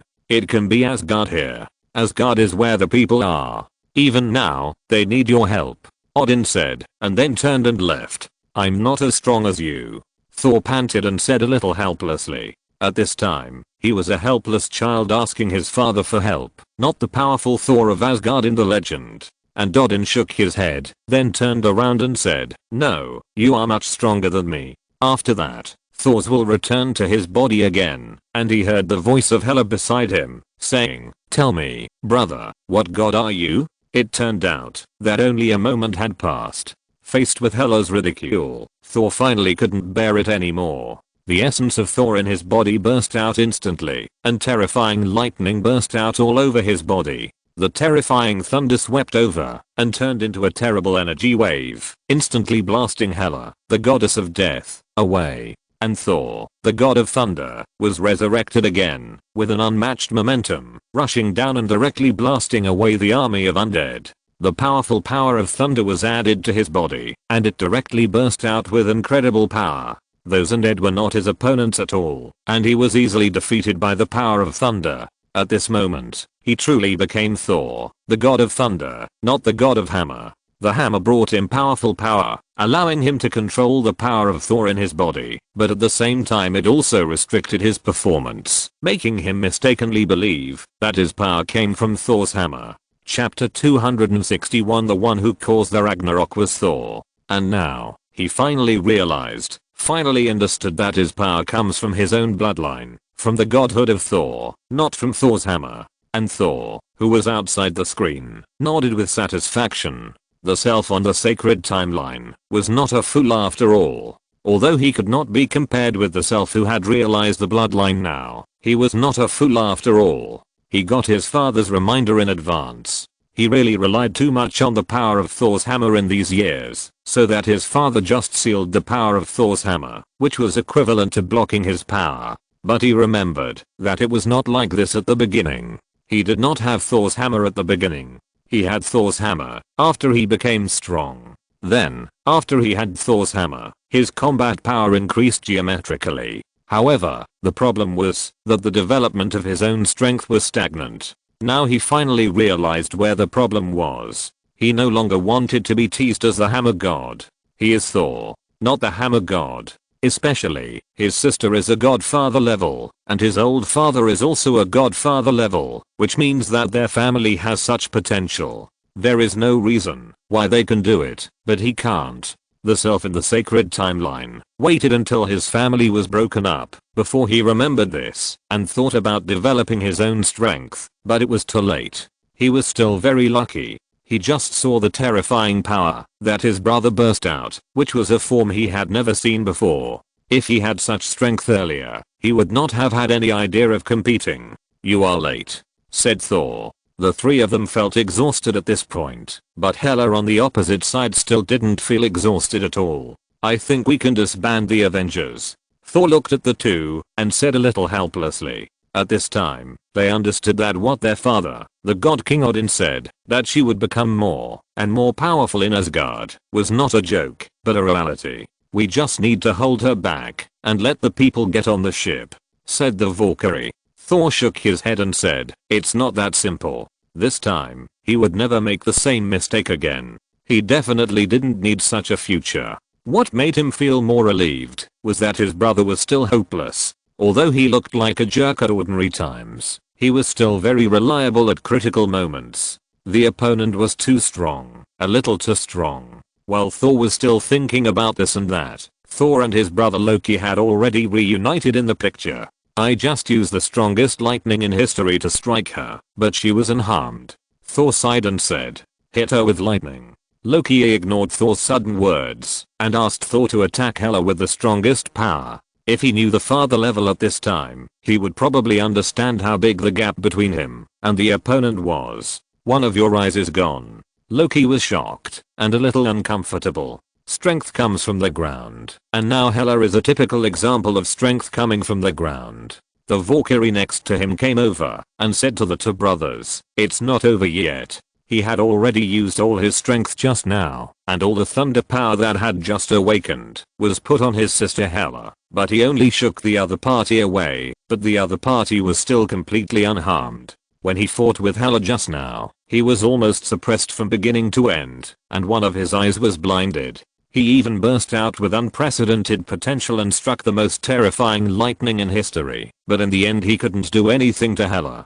It can only be said that the gap in strength between the two sides is too big. Even if he broke through to another level on the spot, he is not the opponent of the other party at all. I was not killed by the other party just now. I'm afraid that the other party really enjoyed the feeling of cat and mouse. It was a joke, and also a kind of contempt. Otherwise, if the other party directly killed him, he would really be finished. The longer Hela stays in Asgard, she will become more and more powerful. Thor explained helplessly. He could imagine how happy Odin was when his eldest daughter was born, and how many rules and laws he used to bind Hela to Asgard.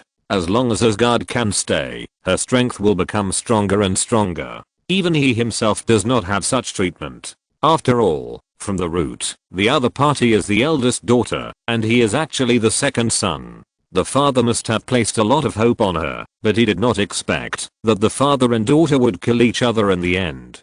But now, the father has left him with only a pile of messes. How can he defeat such a sister? There is no solution at all. How did the father seal her and exile her? I can't imagine how powerful my father Odin is. Odin at his peak was definitely not the kind old man later. She will keep chasing us, and we must get rid of her here, said Thor. Although he felt that there was no solution, Thor must stop the other party here and let his people escape. This is the responsibility he must bear as a future king. He has already thought of a solution. So what should we do? The Valkyrie asked hurriedly. I don't want to cry for help again. Loki said. He had cried for help more than once or twice before, and he definitely didn't want to do it again. It seemed that, since the moment he came into contact with the earth, he seemed to have to cry for help frequently, and he would be tossed around by people. How could he be like the evil god who was free and unrestrained in the first half of his life?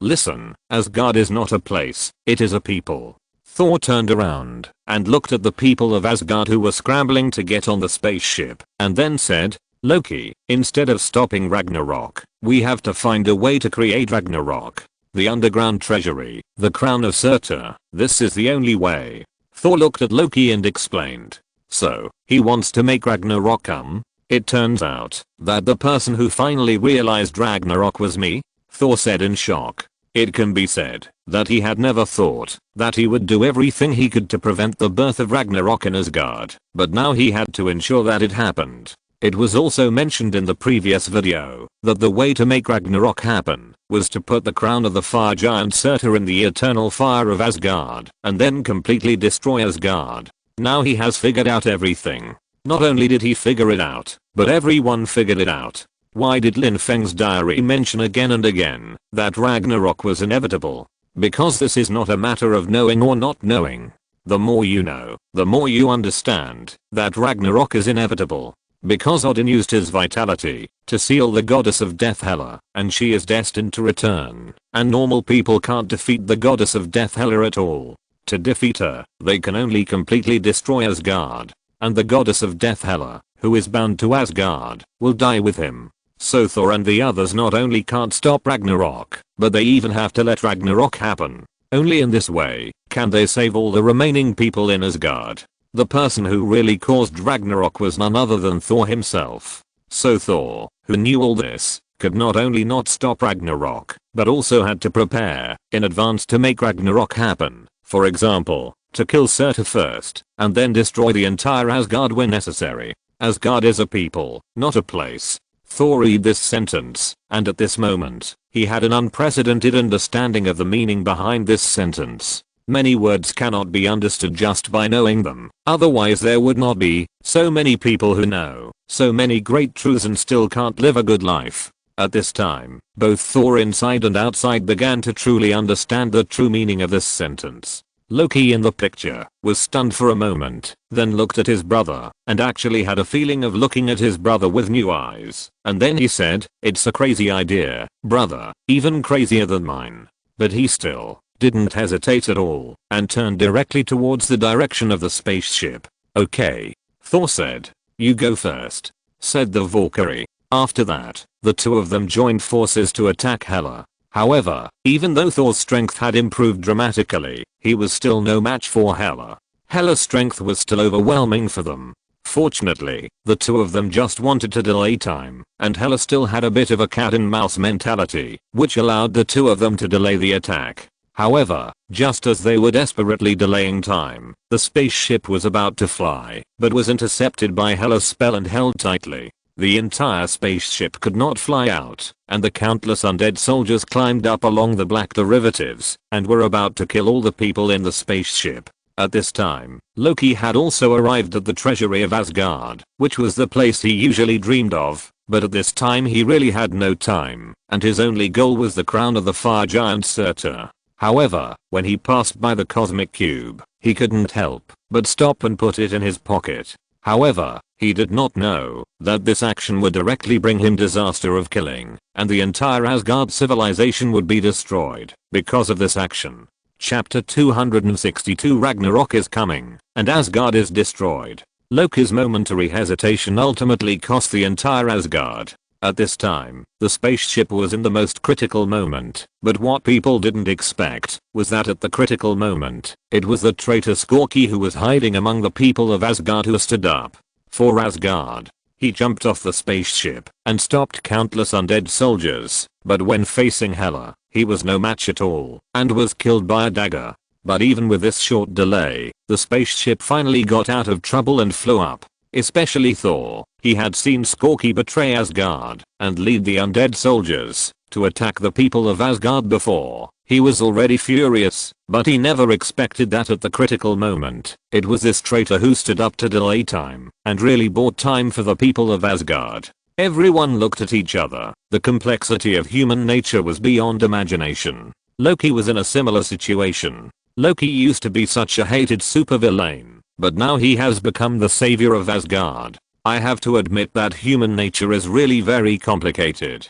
At this time, Loki has brought Surtur's crown to the eternal fire and chanted a spell. Obviously, the collision of his crown and the eternal fire of Asgard gave him a new power, that is a complete fire giant Surtur. Then her brother destroyed Asgard directly for her. This way of dying together was something she had never thought of before. In the face of absolute strength, no tricks are useful. She is not afraid of any tricks from Thor. The strength of the two sides is almost the same, and she is still in Asgard, her real home, so there is nothing to be afraid of. The terrifying power of Surtur, the fire giant who originally looked weak and would be killed by Thor alone, has definitely reached the level of the Father of Heaven. No, it is even more terrible than the Father of Heaven. With the eternal flame, you are reborn at this moment. Or rather, she never thought that someone could really physically destroy the entire Asgard. No. The goddess of death Hela finally realized that something was wrong. She finally realized what her brother was trying to do. The terrifying momentum suffocated everyone outside the screen. The huge size is enough to destroy the entire Asgard. She is bound to Asgard. She will not die unless Asgard is destroyed, and her power will become stronger and stronger. For example, the energy of the dark dimension that Dormammu relies on is far beyond everyone's imagination, and the current fire giant Surtur has such power. This is not scientific at all. Even if it is a father level existence with invincible combat power, it is extremely difficult to completely destroy a piece of land. Generally, special props, such as the power gem, are required. Enough, Hela, you want Asgard, and now it belongs to you. Thor said, panting. He just wanted to delay time, and now this goal has been achieved. What is strength crushing? This is strength crushing. At this time, Thor also felt the energy fluctuations from the terrifying flames in the palace. Hela was also stunned. She didn't expect that her stubborn brother would surrender at this time. This made her feel a little incredible, but it didn't matter. She just threatened lightly, "It's useless for you to play any tricks on me. You are not my opponent." As Thor's voice fell, the fire giant Surtur appeared in the air, accompanied by terrifying flames, covering the sky and the earth, as if to burn it to ashes. I know, but he can. With Loki's spell, the fire giant Surtur revived, and the terrifying flames rushed into the sky. For him, Asgard is the people, not the place. Since the people have left, this place has no meaning. Outside, Thor and the Valkyrie were exhausted, facing a terrifying master of the father level like Hela. Even if they just delayed a little, they almost lost their lives, and could die at any time. He came with the mission of destroying Asgard, and at this moment, he was invincible. This was an arrangement beyond Hela's expectations, and even Loki thought it was a crazy decision. In the distance, the huge fire giant Surtur was destroying Asgard crazily. His mountain-like body and terrifying giant sword could cut through the veins of Asgard with every sword, which was severely damaging Hela. Thor and the Valkyrie took advantage of his daze and knocked her off the rainbow bridge. Tremble in front of me, Asgard. I'm here to settle accounts with you. The fire giant Surtur roared. He was resurrected, and he was furious. He wanted to destroy the entire Asgard. Only in this way could his anger be slightly calmed. As the leader of the fire giants, he thought that his opponent was only Odin, but he was actually tricked by Odin's kid. It was a great shame. The spaceship was moving away, and Thor and Valkyrie were finally relieved. The people are safe. This is the most important thing. Valkyrie comforted Thor. We finally fulfilled this prophecy. Thor looked at the huge fire giant that was frantically destroying Asgard in the distance, and he felt very complicated, uncomfortable, and relieved. This scene was exactly the same as the scene in his dream. He should have tried his best to avoid all this from happening, but now, he had to personally facilitate the realization of this prophecy. It can only be said that all this is really unpredictable. I hate this prophecy, Valkyrie said and nodded. I hate this prophecy too, but we have no choice. Only when Surtur destroys Asgard and Hela can the people survive, Thor said with great emotion, while watching the fire giant Surtur frantically destroying Asgard in the distance. Between Asgard and the people, he chose the people, because only where there are people can there be Asgard. We have to let Surtur do this, said Thor, but before he finished speaking, Hulk appeared from nowhere and rushed to hit Surtur, which was also brave enough. No, stop, Hulk, stop, you idiot. Thor shouted hurriedly. But obviously, in front of the fire giant Surtur in this state, the Hulk was no match at all. He was caught like a small insect and thrown onto the rainbow bridge. Thor finally seized the opportunity and said hurriedly, stop, Hulk, just this time, don't mash it randomly. But, this big monster, Hulk said very aggrievedly, but he has grown up over the years and is still a little wise. He is not just a monster without wisdom and can only destroy. Simply put, he has changed from a newborn irrational baby to a toddler. Although his intelligence is still not high, he can barely communicate. Let's go, said the Valkyrie. Hulk then picked up the two people and jumped onto the spaceship.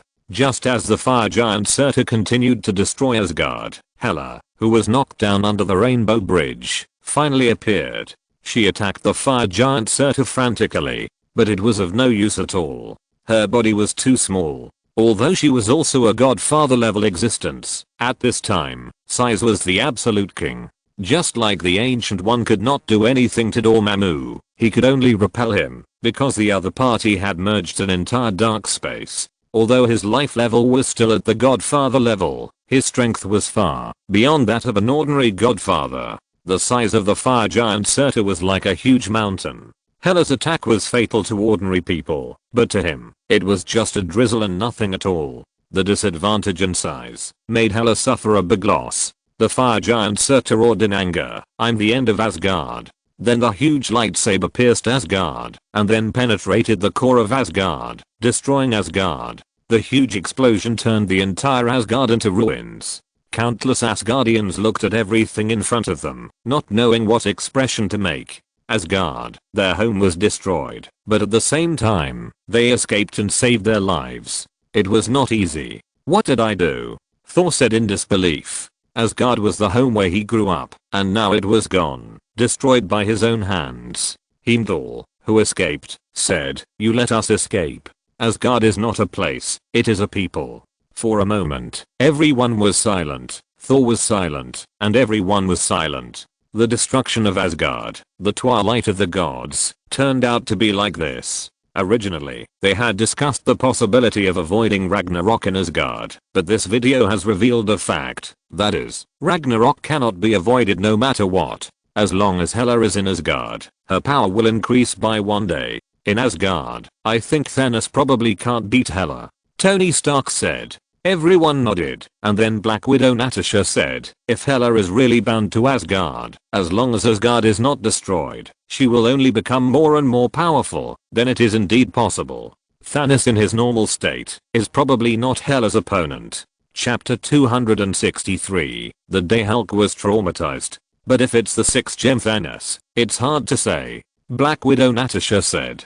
Everyone nodded. It's hard to say. But both of them are father-like existences. No matter which one they are, they can't fight. However, to everyone's surprise, when Asgard was destroyed, and the prophecy of Ragnarok was fulfilled, the video didn't end. In the spaceship, Thor looked at his blind eye, and saw Loki's figure behind the mirror. Loki looked at his brother and said, you deserve it. Thor finally breathed a sigh of relief and said, sometimes I think you may not be so bad, brother. That's hard to say. Loki smiled and said, thank you. If you were by my side, I would really like to hug you. Thor said. He never thought that Loki would stay here. He threw something over, but Loki caught it directly and said, I'm here. Everyone outside the screen took a breath. However, as soon as Loki finished speaking, a huge spaceship came to their small immigrant spaceship. He knew very well that the people of Earth had a deep impression of Loki. How many people on Earth had Loki killed? Yes, that's right. Thor nodded and said. At this time, everyone remembered the fear of being dominated by Thanos. And then, under the watchful eyes of everyone, Thor came to the seat in the center of the spacecraft and sat down, symbolizing his ascension to the throne and becoming the next king of Asgard. He had already thought about how to coordinate this issue with the Avengers. As long as his thoughts did not slip, there were always more solutions than difficulties. Not to mention, Loki's existence itself was dangerous to the Earth. Who knew if he would suddenly turn against it? Loki was a savior to the people of Asgard, but to the people of Earth, he was an out-and-out devil. Loki was a little speechless when he heard this, and then said, let me make it clearer. Do you really think it's a good idea to take me back to Earth? Everyone was waiting for him to make a decision. Finally, Thor thought about it and said, go to Earth. Of course, the people on Earth love me, and I'm very popular. Thor nodded as a matter of course, and then said, however, at this time, the scene has not ended. As the spaceship moved forward, Thor and Loki stood on the bow of the ship and looked at the boundless cosmic scenery. Loki said, do you really think it's a good idea for us to go back to Earth? Thor thought about it and then said, I'm not sure. Do you have any suggestions? Because Earth is very suitable for Asgardians to survive, and now the remaining Asgardian army has been killed by Hela's undead army, leaving only some old, weak, women and children. They can't survive anywhere in the other 9 realms. Only going to Earth, which is equally weak, is the real suitable place. Thor, who was outside the screen, thought about it, and finally decided to come to Earth. In fact, coming to Earth might be the most appropriate and most likely outcome. So, King of Asgard, where are we going next? Heimdall asked. Now he could only think of Earth as the place that could take in the Asgardians. After watching that scene, he had nightmares several times in the middle of the night, dreaming that after this alien spaceship landed, the entire Earth was completely destroyed. How could he not know? At the end of the battle between the 3 giants of the Avengers and Thanos, only Captain America Rogers was left, and then Thanos' army appeared, and the spaceship carrying Thanos' army was this one. Maybe not, but I'm not worried, brother. Thor said. I think everything will be fine. Thanos. Tony Stark blurted out. This spaceship was very unique, and he knew it very well. At this time, they suddenly remembered, while Lin Feng said that he had to fight against Shanghai, a father-level boss, and at the same time, he had to fight against Thanos, a father-level boss. 2 terrifying father-level bosses are enough to blow up everything. No, to be precise, if the peak fire giant Surtur is also included, there are actually 3 father-level bosses who appear one after another. How can they beat them? There is a reason why Lin Feng dare not intervene. Just now they only saw Hela and thought they could see the two of them fighting each other. They didn't really see it until Asgard was destroyed in the end and thought Lin Feng was wrong. Unexpectedly, after everything was over, it was the real horror scene of Thanos coming. The huge spaceship suddenly appeared in front of Asgard's immigration spaceship, and the giant fear came up all of a sudden, covering the Asgardians. Loki probably didn't expect that his greed brought a catastrophe to Asgard. Hulk probably didn't expect that he would be psychologically traumatized one day. Everyone looked at the content on the barrage and was stunned. Catastrophe? Greedy for a moment? Is it that cosmic cube? At this time, Tony Stark was the first to react and spoke. It reminds me that when Loki was holding the crown of the fire giant Surtur, he passed by and saw the space stone. He would never forget the coveted look on his face. So if there is anything that could attract Thanos, it seems to be this. Otherwise, the destroyed Asgard, with only the old, weak, women and children, could not even bring out any treasures in time. So how could it attract Thanos' attention? Hulk was traumatized by someone's beating. At this time, Bruce Banner saw this sentence and seemed to think of something.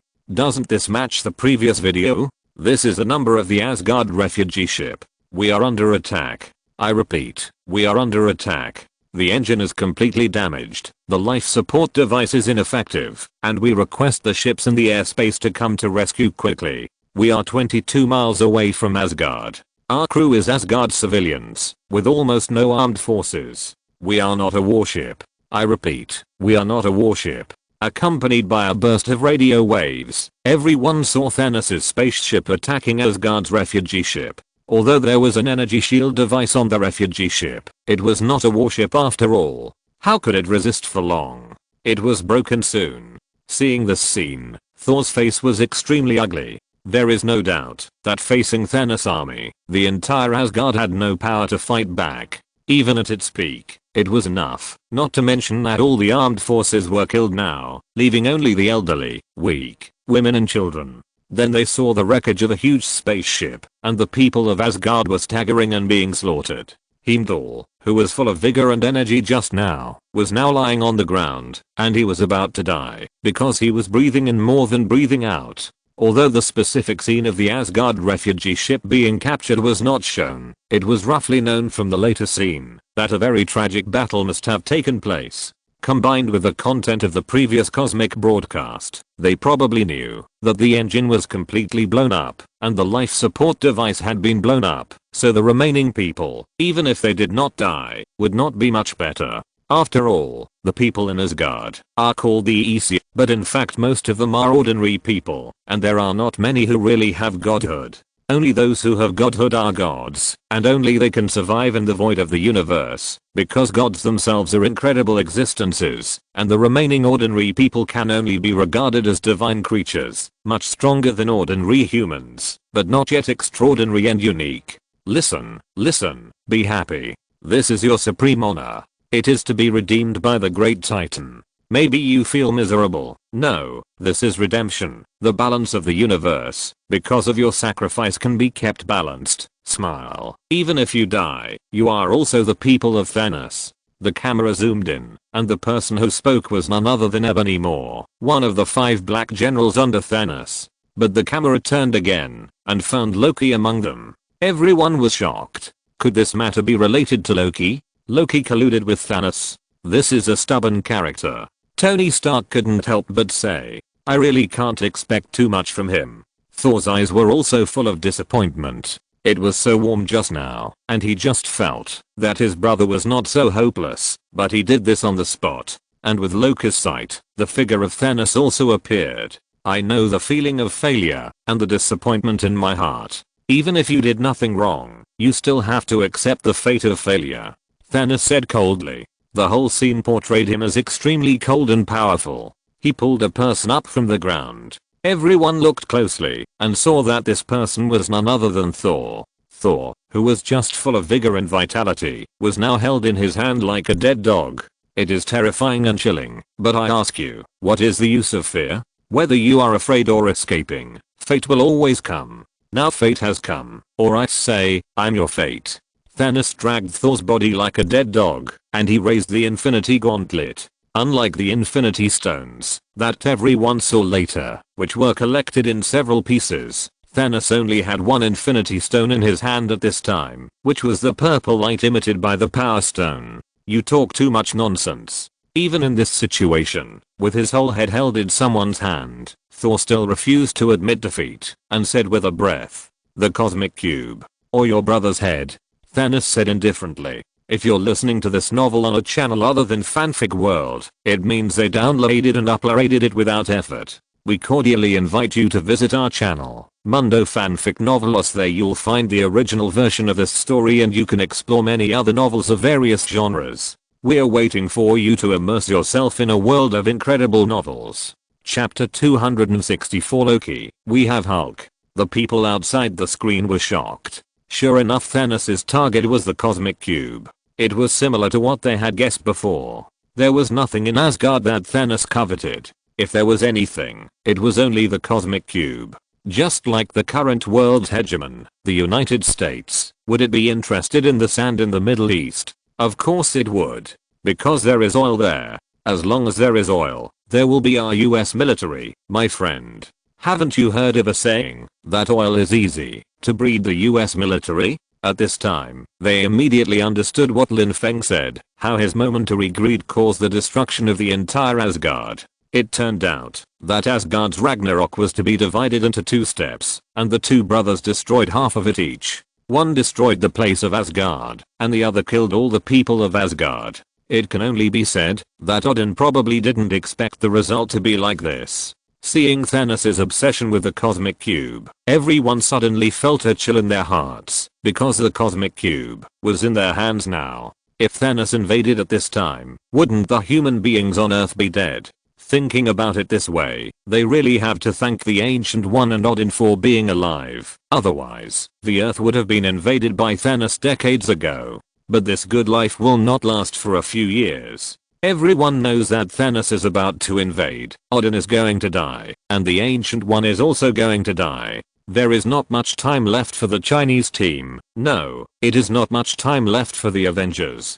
Thanos. Thor gritted his teeth and said, faced with such a threat, there are still the 5 Obsidian generals around, and there is no doubt that if Loki disagrees, he will face a catastrophe. As for Thor, looking at himself in the picture, he seemed to be dragged around like a dead dog, and the anger in his heart finally couldn't be held back. The Cosmic Cube is not here, Thor said at this time. It was destroyed with Asgard. Of course. Loki said directly without any hesitation. Kill him. For a moment, he was in a complicated mood, and didn't know what to say. Because if it weren't for Lin Feng's diary, this would be his future fate. How could I have a brother like you? For a moment, his mentality was very complicated. Now is not the time to be optimistic, Asgardians. Thanos sneered. Thor, who was outside the screen, also frowned. Loki was really his good brother. When he saw that his brother was about to be killed, Loki finally couldn't help it and roared, "Okay, enough. I think you certainly know what's good for you." Hearing such ruthless words, Thanos used the power gem to torture Thor crazily. Seeing Loki hand over the Cosmic Cube, he really couldn't stand it. Although he didn't want to hand over the Cosmic Cube to Thanos, this also showed that his position in Loki's heart was really not high. But Loki said, "I promise you, brother, we will be safe." When he saw that Loki chose to compromise, Thor was a little disappointed, but relieved. After all, Loki was not an ungrateful wolf, that could not be tamed. Thor panted and roared in a low voice. But Loki didn't follow his brother's words, and had to hand over the Cosmic Cube. Thanos said coldly. Facing Thanos, Loki looked up and said, "On the one hand, I'm not an Asgardian. On the other hand, we still have Hulk." When this sentence came out, everyone was stunned. Especially they all remembered how Loki was beaten by Hulk before, and then thrown around. Even Thor was in trouble with Hulk, but it was unexpected that when Loki was in such despair, the first person he thought of was Hulk. This scene is really funny, and sad. But for Loki, it might be awesome, because it was the first time he stood on the side of the strong combat power. It should be right. Right? With a roar, Hulk appeared.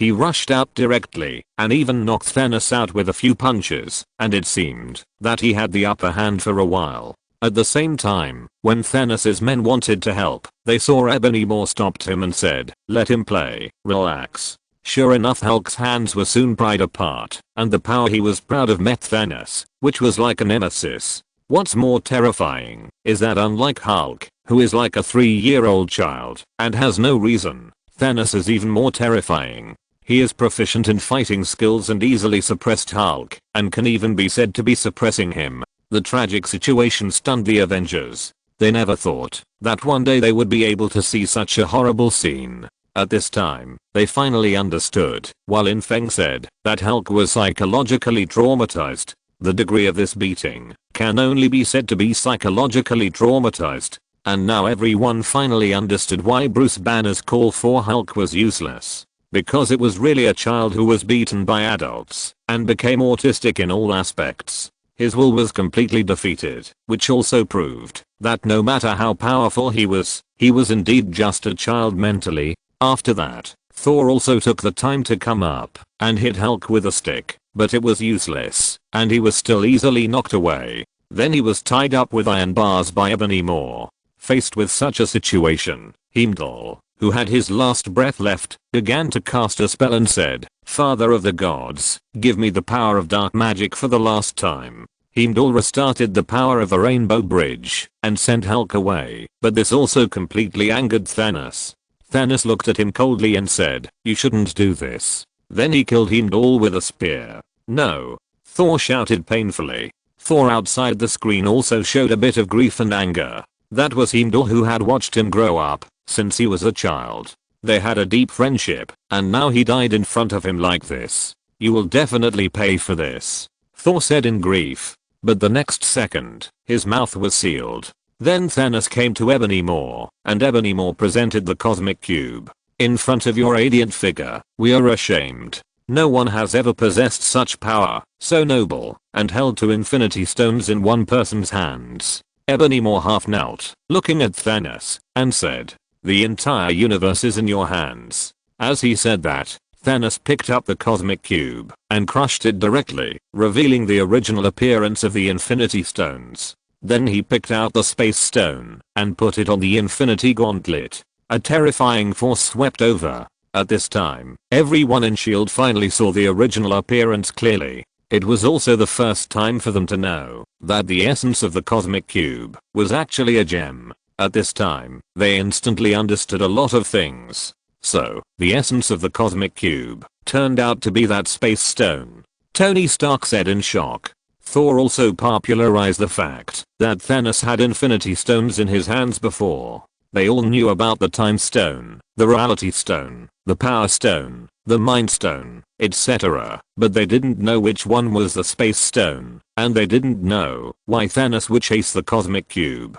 But now they all understood that the cosmic cube was the space stone. No wonder Loki could easily escape the pursuit with the cosmic cube. It turned out to be this reason. It turns out that the cosmic cube is another name for the space stone, just like the Eye of Agamotto is another name for the time stone, said Natasha, the Black Widow. This really solved a lot of secrets at once. No wonder many puzzles were also solved. And the scene in the video they saw before where Thanos already had the space stone in his hand, it turned out to be like this. He took the space stone from Asgard. But what's more terrifying is that he didn't use the power of the power stone, and he crushed Hulk with his strength alone. I have never seen such a situation. Bruce Banner said in shock. No one knows better than him how powerful Hulk is. He is not only extremely powerful, but also invulnerable to swords and guns. It can be said that he is an extremely powerful monster. Even if Thor can fight Hulk to a draw, it is only by relying on his divine power and the blessing of external forces. But he has never seen anyone who completely suppresses Hulk simply by relying on his own strength and physical fitness. Everyone gasped. They had seen Thanos' strength before. He beat the Guardians of the Galaxy and the Avengers by himself, but everyone still had some luck in their hearts. After all, the two main forces of the Avengers have not yet come on the court. When they really come on the court, the two will join forces. Even if they are still not Thanos' opponents, they still have a chance. But now is not the scene of the three giants of the Avengers fighting Thanos. It is not that only Thor is alone, but the two together are not Thanos' opponents. This little thought was completely extinguished. Just as they had speculated before, the fact that the Guardians of the Galaxy and the Avengers were able to fight Thanos was more or less a matter of luck. Under normal circumstances, as long as Thanos' men were present, it would be a suicide for them to rush into his lair. Even suicide would not be so smooth.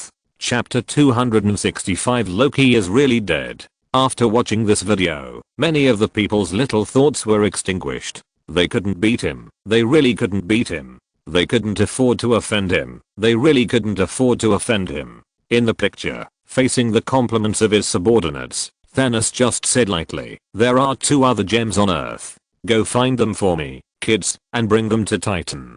There are 2 more." Everyone didn't understand. In addition to the space gem and the time gem, there is another one on Earth. How can such a broken place like Earth have 3 infinity gems? It's the mind gem. At this time, Bruce Banner suddenly thought of something and said, "It's the one on Vision's head, the mind gem." Everyone suddenly remembered that the one on Vision's head was also an infinity gem. Then add our people to rush up and send Thanos a time gem. He only needs 1 more on Earth, Nick Fury said. And Tony Stark was a little embarrassed. Wasn't he the one who rushed up? At this time, the 5 Obsidian generals expressed their submission. He was originally a patient with severe paranoia. Seeing that Loki still refused to change and chose to compromise in the face of the threat of death, he was naturally unhappy. He gave him the scepter of mind and a large army, but in the end he couldn't even take down the Earth and was killed by others. It was ridiculous. For this reason, he was even willing to betray his race and kill his own father directly in order to gain the trust of his adoptive parents. Suddenly, Loki suddenly said, "If you want to go to Earth, you may need a guide. I have some experience in that place. Follow your will, father." Obviously, in his heart, the previous ones combined were not as important as the last son of Odin. He really felt a sense of belonging to Asgard. Seeing Loki kneeling again, everyone frowned. He was talking about the experience of leading the team to invade the Earth before. The others were not here. He never looked down on Loki. He was just a pawn and a tool. In Loki's heart, the first wizard of the 9 realms, the glory and the identity of a god are not as great as the glory brought to him by the identity of the son of Odin. "Excuse me, I interrupt." But Loki defended himself and said, "That's my experience among experiences." But he also had something to say. Who knew that Thanos was such an outrageous cosmic level big boss? He thought he was just an ordinary boss. He glanced at his angry but speechless brother, and then continued, "The legitimate monarch of Jotunheim, the god of trickery, hereby swears to you to express my immortal loyalty. If it weren't for his special identity, Thanos would have taken action long ago. If your failures are also considered experience." Thanos sneered. "Lord Thanos, the omniscient and omnipotent, I, Loki, the prince of Asgard." Loki hesitated and said, "Here, son of Odin." Tony Stark couldn't help but say, "He is still the same. He never changes his bad habits." Just when everyone thought that Loki would kneel down as usual and kneel down to the powerful, Loki suddenly conjured up a dagger and stabbed Thanos. This change shocked everyone. No one thought that he could do such a thing. But his dagger failed to pierce Thanos. On Thanos' glove, the space stone flashed a faint light. It was the power of the space stone that made Loki fail. Although in fact, even if he really stabbed it, it would be of no use at all. With Thanos' physical strength, how could a melee weakling like Loki hurt him? Immortal? Hearing this, Thanos just sneered at Loki, who had betrayed him again. He grabbed Loki's hand with one hand, and then said mercilessly and directly, "You are so shameless." He lifted Loki up with one hand, like a little chicken, and then he looked at the grief-stricken Thor. At this time, Loki had been strangled to the point of having difficulty breathing, but he still refused to admit defeat. He said intermittently, "You will never become a true god." As soon as he finished speaking, he was pinched to death by Thanos. Faced with this scene, Thor could only say helplessly and painfully, "No." Loki's body was thrown in front of Thor by Thanos. "Don't even think about resurrecting this time," Thanos said coldly. He didn't take Loki's words seriously at all, nor did he take Thor's words to heart at all. Then, with Thanos holding the Infinity Gauntlet and squeezing it, under the power of the Power Stone, the entire immigration spaceship collapsed inch by inch. Then he used the power of the Space Stone and left here. After that, Thor was freed from the trap and climbed to the side of his brother's body with difficulty, shouting, "No, no, Loki." He could only look at Loki's body helplessly, and then the entire spaceship was completely reduced to ashes. Everyone was silent when they saw this. No one thought that Loki would make such a choice at the critical moment, worthy of his glory as the son of Odin and the god of trickery. Now a lot of things make sense. For example, why Banner was sent back by the Rainbow Bridge. It turned out to be like this. Now the only question left is why Hulk left the Earth and appeared in the Jewel of the High Lord, said Natasha, the widow. Everyone nodded, and at this time, many causes and consequences were also connected. But the timeline at this time was also divided into two. One is the normal sacred timeline, and the other is the zombie timeline. Thor sighed. He wanted to know about Ragnarok, and he wanted to see if he could prevent it.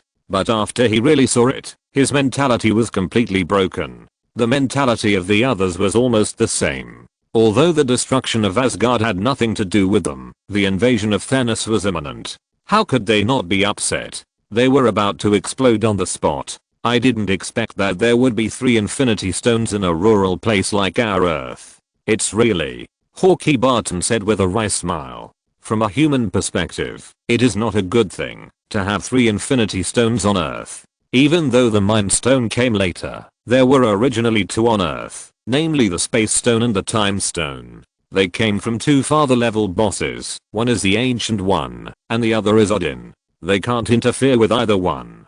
And this confirms our previous guess that Thanos can sense the existence of the Space Stone. Although we don't know what method he used, it should be similar to the principle of Loki's ability to sense the Space Stone. So not long after Asgard was destroyed, they caught up with Asgard's refugee ship. Tony Stark said, even Asgard's refugee ship didn't have time to reach Earth. And from common sense, since the spacecraft that can be used by Asgard, if there is no problem, it should be a superluminal spacecraft. Otherwise, on the scale of the universe, a non-superluminal spacecraft has no meaning at all. It may not be able to fly to Proxima Centauri until it dies, just like our spacecraft, a man-made object launched decades ago, and it has not even flown out of the broad solar system. Tony Stark said. Everyone nodded, agreeing with this guess, and then Tony Stark continued, since it is a superluminal spacecraft, it means that, when they are sailing, they may even perform curvature flight or some kind of wormhole jump. No matter which one it is almost impossible to accurately intercept it, unless he has a way to locate the Infinity Stones. Everyone listened to this analysis, and it made sense. When compared with the previous information, it all matched. That's why Lin Feng said that Loki's greed brought a catastrophe to Asgard, said Natasha, the Black Widow. Everyone nodded, especially Thor, who had a complicated mood. On the one hand, he was proud that Loki remembered that he was the son of Odin until his death and took the glory of Asgard as his honor. But on the other hand, he wanted to blame him because it was because of him that Asgard was destroyed. But this also gave him a new idea. The destruction of Asgard was almost inevitable. Even without the attack and slaughter of Asgard by the goddess of death Hela, there were also the fire giant Surtur and Thanos who would follow the space gem. These 3 heavenly fathers are all eyeing you. Can you still run? Without the biggest deterrent Odin, Asgard is just a phoenix on the ground, not as good as Kun. However, the people of Asgard do not have to die. If Loki did not take the space gem would still fall into the hands of Thanos, but it would not cause the people of Asgard to be killed or injured. Thor, who understood this, felt very complicated.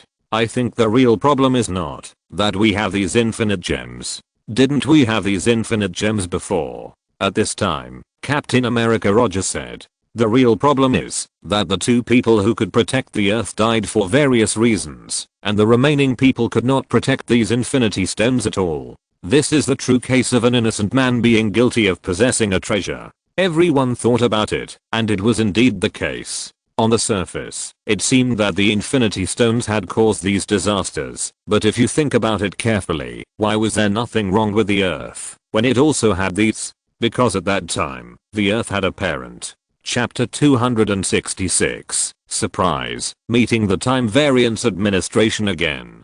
Children without parents are like this. They may be beaten at any time and anywhere. Although this analogy is not completely correct, it does make sense. A man is innocent, but he is guilty of possessing a treasure. However, not all men are guilty. When the time stone, as the Eye of Agamotto, was in the hands of the Ancient One, there was no question of guilt or innocence. She could hold it. I didn't expect that Loki would be able to perform like this at the end. Agent Hill said. She never thought that Loki could defend the honor of Asgard in the end. But don't forget that because of him, there are at least hundreds of thousands of casualties on Earth. Right here, under our feet. So many casualties are all caused by Loki. Don't have any different views on him because of some of his actions. We are not Thor, and we have nothing to do with him. Tony Stark said coldly. For a patient like him who has severe persecution delusion, no matter how Loki whitewashes himself in the end, there is one thing that cannot be whitewashed, that is, the massive casualties caused by him. This is not fake. If you can become a Buddha right away by putting down your butcher knife, then why do good people still practice so hard? They all go out to kill and set fire, and finally they can become Buddha right away by putting down their butcher knife. But hasn't Loki done these things yet? I will try my best to control him.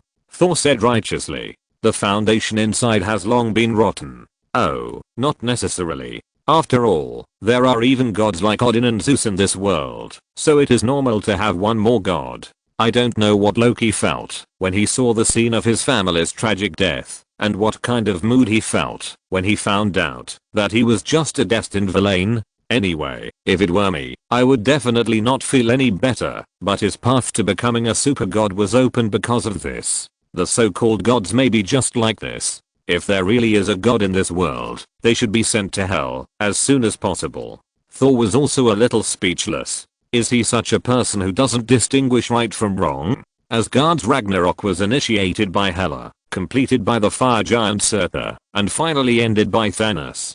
TSK. How could Asgard be so lucky to have 3 great father level masters personally help it complete the prophecy? Everyone looked at Thor with suspicion. Everyone understood the bond between him and Loki. It was basically that my younger brother abused me 1,000 times, but I treated my younger brother like my first love. A bunch of perverts. Although there are some who are truly honest and upright, they are still a minority after all. It is too difficult to control him. If there is one less person, Asgard would not be so miserable. Tony Stark sneered again and again.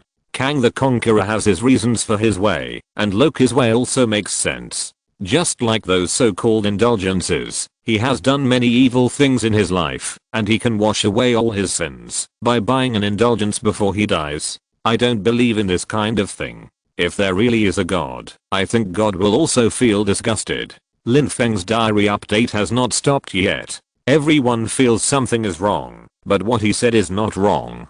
How to look at this? Didn't he die first? And he also knew that he was destined to be a villain? How is this possible? Thor said, a little puzzled. He knows too well the means of making money in those Western religions. Those old men, first, like money, and second, like little boys. But even so, these people probably don't believe it. He is in a complicated mood now. Although Loki died at the hands of Thanos, in the end, he was still very happy to see that he found his original intention. Everyone was confused. Loki saw the scene of his family's tragic death. Because it seems that the final destruction of Asgard and the final self-fulfilling prophecy of Ragnarok were the result of the joint efforts of the 3 great father-level masters. No, it's possible. Have you forgotten? TVA, the Time Variance Administration. Tony Stark said. Only there can Loki transcend the timeline, transcend his own destiny, and see a destiny that does not belong to him. Everyone suddenly remembered that indeed, only in the Time Variance Administration could all this be possible. The most important thing is, wasn't there a Loki who was captured and taken to the Time Variance Administration? Everyone was immediately refreshed. Finally, they had a chance to see the mysterious TVA again. Although in everyone's mind, the problem of TVA was not the most urgent problem to face, but when it comes to terror, there is nothing more terrifying than the Time Variance Administration. Just now, they had no way to deal with those father level bosses. Asgard, as powerful as these 3 father level bosses, was completely destroyed by them one after another. However, such a powerful father level boss was still nothing in front of the Time Variance Administration. It was clearly planned by them, but they knew too little. So at this time, they immediately became serious. Whether it was the people present now, or Spider-Woman Gwen, Stephen Strange, etc. who were not present, they all immediately became serious. Especially because they might be caught here in the future, they couldn't afford to not care. So everyone also focused their attention and watched it. They wanted to see if there was any possibility of escape, if they were caught, or in other words, what kind of place was this Time Variant Administration. Only by knowing yourself and the enemy can you win every battle. As expected, a video appeared below, and everyone quickly clicked it to watch it. In the picture, in an elevator, Agent Mobius and Loki introduced themselves. "Hello, I'm Agent Mobius." But Loki didn't want to pay attention to him, and said, "Are you going to take me somewhere to kill me?" Everyone saw Loki wearing a prisoner's uniform and a collar around his neck. Sure enough, it was the follow-up of the TVA video they watched last time. "No, I'm going to take you to a place to talk," Agent Mobius said. "I don't want to talk," Loki said speechlessly. Agent Mobius said calmly, "But you like to lie. You just said one. We all know that you like to talk, one after another, endlessly. How long have you been here?" Loki suddenly asked curiously. "I don't know. It's hard to say, because the flow of time and the Time Variance Administration is different," Agent Mobius said. The elevator opened, and Loki continued to ask, "So you are the hard-working and brave staff of the Time Variance Administration?" "Yes," Agent Mobius said. "You were created by the Guardian of Time." Loki's face was full of confusion and disbelief. To protect the sacred timeline? They were too naive to play these things in front of him, the god of tricks. "Yes," Agent Mobius said. Hearing this, Loki couldn't help but laugh and said, "Your little broken place dominates the fate of countless people in the world and obeys the orders of 3 space lizards. It's really funny and ridiculous." Hearing this, Agent Mobius just smiled faintly and said, "I thought you didn't want to talk." He still had a lot of experience in dealing with Loki. After all, there were more than one Autolocus who were laid off.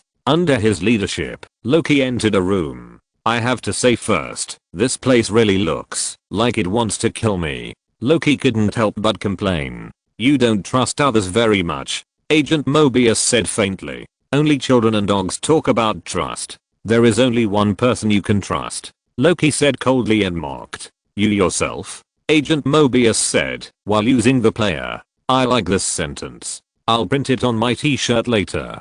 Loki then asked, "If the Time Variance Administration can really monitor all time, why haven't I heard of you?" The question Loki asked was actually what everyone wanted to know. This organization was really awesome, but there was no trace of them in history. They didn't know anything about it. If it weren't for Lin Feng, they might not know until they died that there was such an awesome organization in the world. They also wanted to find out through the content of this video, because you didn't need to hear about it before. Agent Mobius said, "You have always lived in a predetermined route planned for you." Agent Mobius' words made Nick Fury feel strangely familiar. Because isn't their shield like this? For ordinary people, such a powerful organization is something they have never heard of. Sometimes they even have to use the FBI and CIA vests to do things when they are out. Isn't it based on the same reason? Those who should know and are qualified to know will naturally know, and the rest are those who should not know and are not qualified to know.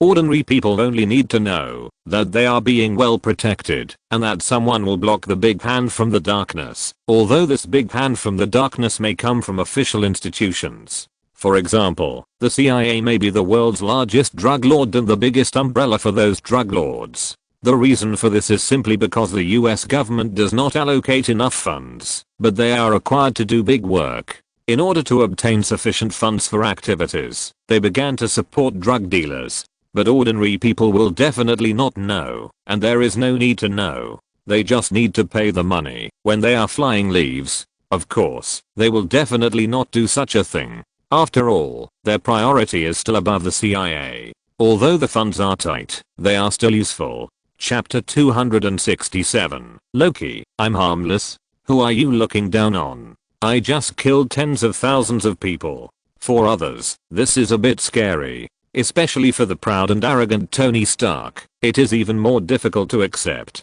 For him, every choice he made was from his own heart, so how come it has become a script set by others? Now someone told him that there is such a high-ranking organization that is responsible for maintaining the order of the timeline, and they also don't tell them, treating them as ignorant ordinary people. Although on the scale of the timeline, they are indeed just ordinary people. But this feeling still makes him very uncomfortable. My own life, I can do whatever I want. Loki roared in a low voice. He was extremely angry that his fate was actually determined by others in advance. For him who claimed to be a god and was destined to be a king, it was simply a big joke. Okay, what you say is what it is. Come and sit down. Agent Mobius didn't argue with him at all because it was meaningless. Everyone who was caught here was unaware of the existence of the fate script. They would be pretentious and think that it was their own choices that caused such a fate, whether it was good or bad.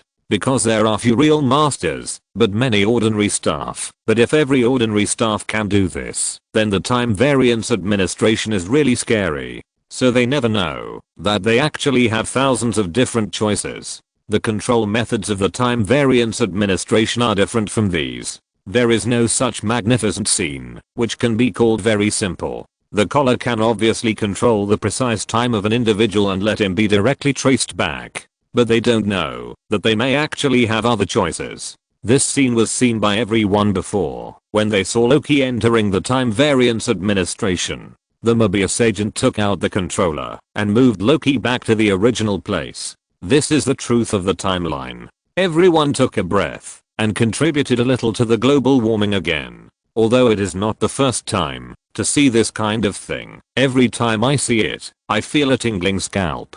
But they can obviously let an ordinary person easily control Loki's time and let him do whatever he wants. Although Loki later looked like a clown, he was a god anyway, but he was played around by Agent Mobius, who looked like an ordinary person. I have even seen it when Doctor Strange cast spells related to the Time Stone. The shocking scene of time reversal is really hard to forget once you see it. It is the thousands of different possibilities that Ancient One saw, but it finally converged into an absolute time node. Agent Mobius is also well informed. Facing such a situation as Loki, he has long been accustomed to it and doesn't take it to heart at all. If there is a powerful master in the Time Variance Administration who suppressed Loki, it is nothing.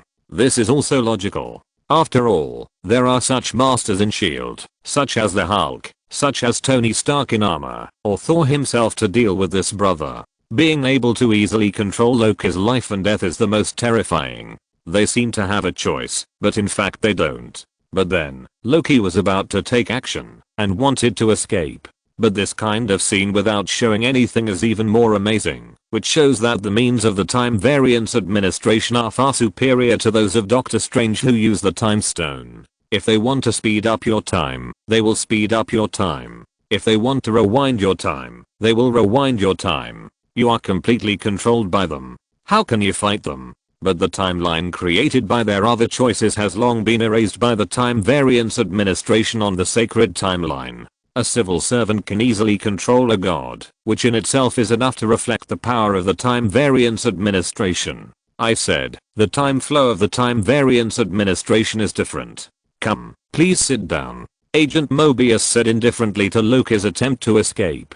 Let's talk about the topic. Sit down. Obviously, they can control the flow of time at will. After Loki sat down, crossed his arms, and looked at him in a defensive manner, Agent Mobius smiled and said, "Your expression can kill people. What do you want me to do?" Loki asked. He was a little impatient, but he also knew what it meant to be under someone's roof and have to bow your head. There is an old saying in China that a man who knows the times is a hero. You should cooperate first. Agent Mobius said directly without any hesitation. But I'm not good at this. Loki said coldly. Really? But aren't you trying to please us while preparing to betray us? Agent Mobius said with a look of come on. Everyone couldn't help laughing when they heard this. They could only say that you are really good at judging people. Especially Thor, the god of thunder, nodded in agreement.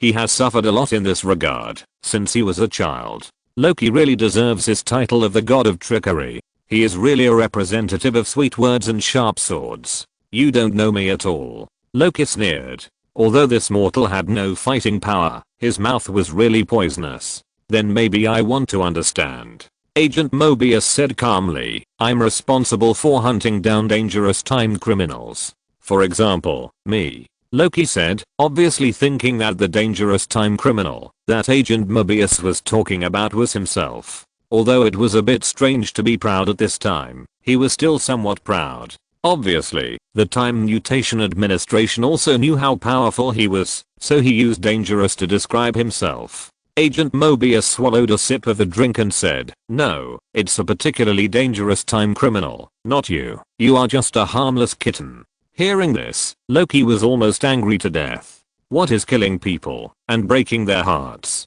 What is not very harmful, but extremely insulting? This is it. If it were an ordinary person, being evaluated as a good person and not dangerous would be a good evaluation. But if this person is Loki, then everything would be different. It would be like telling everyone that you are really a weak chicken. Although Loki also wanted the Time Mutation Administration to look down on him so that he could find a chance to escape, this slap in the face was too harsh. Even if he was not a particularly dangerous time criminal, he was not harmless. He had just caused at least tens of thousands of casualties on Earth. Is this harmless? If I were harmless, would you arrest me? So angry. I have a lot of questions for you. Agent Mobius said. If you answer all of them truthfully, maybe I can give you what you want. You want to leave here, right? Let's start from here. If you go back, what are you going to do? Agent Mobius asked. Finish what I haven't done yet. Loki replied. What is it? Become king. You want to be king? Agent Mobius asked. I don't want to be, but this is my birthright. Loki said. I was born to be a king. He was of noble status. He was born the son of the leader of the frost giants, and then he was adopted by Odin, with 2 layers of blessing. So he became the king, not because he wanted to be the king, but because it was his destiny. At least he always thought so. A man destined to be the king. I know, but what king are you talking about? Agent Mobius asked. Hearing this, Loki smiled, thinking that this question was ridiculous, and no one in the world would understand him. Loki just sneered, and then said, you won't understand. Agent Mobius said lightly, tell me, Midgard. Loki answered honestly. That is, the Earth. Agent Mobius said with a relaxed tone. Then you become the king of Midgard, and then what? Live happily ever after? Asgard, the 9 realms, and the universe. Loki said, revealing his ambition. His plan is not only for the Earth, not only for the 9 realms, but also for the universe. The universe? The universe is very big. This title is really good. Agent Mobius said with a bit of amusement. Loki, the king of the universe. The more he understood the universe and the secrets of this timeline, the more he thought Loki's behavior was really ridiculous. It was like the son of a native chief in modern society saying that he not only wanted to be a chief, but also a captain. Try to mock me again. Loki said angrily. He was not stupid. He could hear such obvious mockery. I didn't. To be honest, I'm your fan. Really? What I can't understand is that someone as omnipotent as you only want to be king? Agent Mobius explained. At this time, Loki spoke his mind and said, I will make their lives easier. Loki continued to speak his mind and said, the first and most harmful lie in history is freedom. No one expected that Loki would set an unprecedented flag here. Now he thinks that freedom is the first lie in history, but in the end, for the freedom of countless lives, he was willing to sit on the golden toilet. Oh no, cross it out, it's a mess. It's willing to guard the infinite timeline forever. Chapter 268, Loki's Social Death Collection. Loki's subsequent transformation was unimaginable to everyone, including Agent Mobius who was interrogating him. What do you mean? Agent Mobius asked. For almost every life, Free choice brings shame, uncertainty, and regret. Every road is dangerous, and people always take the wrong road. Loki said seriously. This was also the first time he confided his true feelings to others. It was completely different from what everyone imagined. He was an ambitious dictator, but under his ambition, he still had a little warmth. However, Tony Stark, who heard this, just thought it was ridiculous. For an absolute liberal like him, this was just a lie to wrap up his ridiculous ambition. Lin Feng might look at Loki with a new eye, because the people who died were not his relatives or friends, and he did not feel the pain. But as a native, Tony Stark felt obviously different. People like to live an easy life. Agent Mobius replied. Yes, that's a good point. You said every life, so I guess you don't belong to one of them? Agent Mobius asked. Hearing this, Loki just laughed and said, the Time Guardians have set up the circus, and the clowns are performing their roles. No one wants to accept the existence of such a supreme emperor above their heads, who can control time, trim time, and change the past and the future. This is a sample of the important moments in your life. Do you want to see it?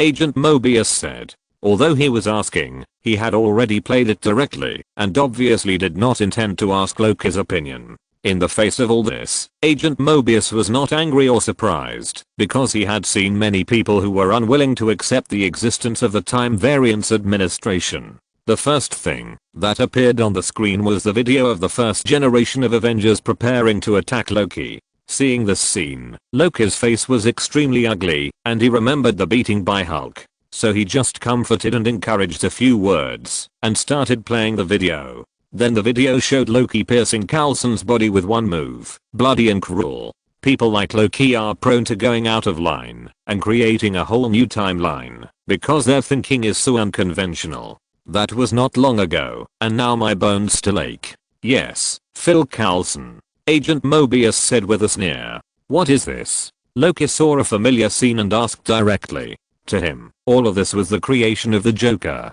When the Avengers outside the screen saw this scene, they couldn't help but clench their fists. They didn't know there was such a scene. The last person who said this to me didn't have a good ending.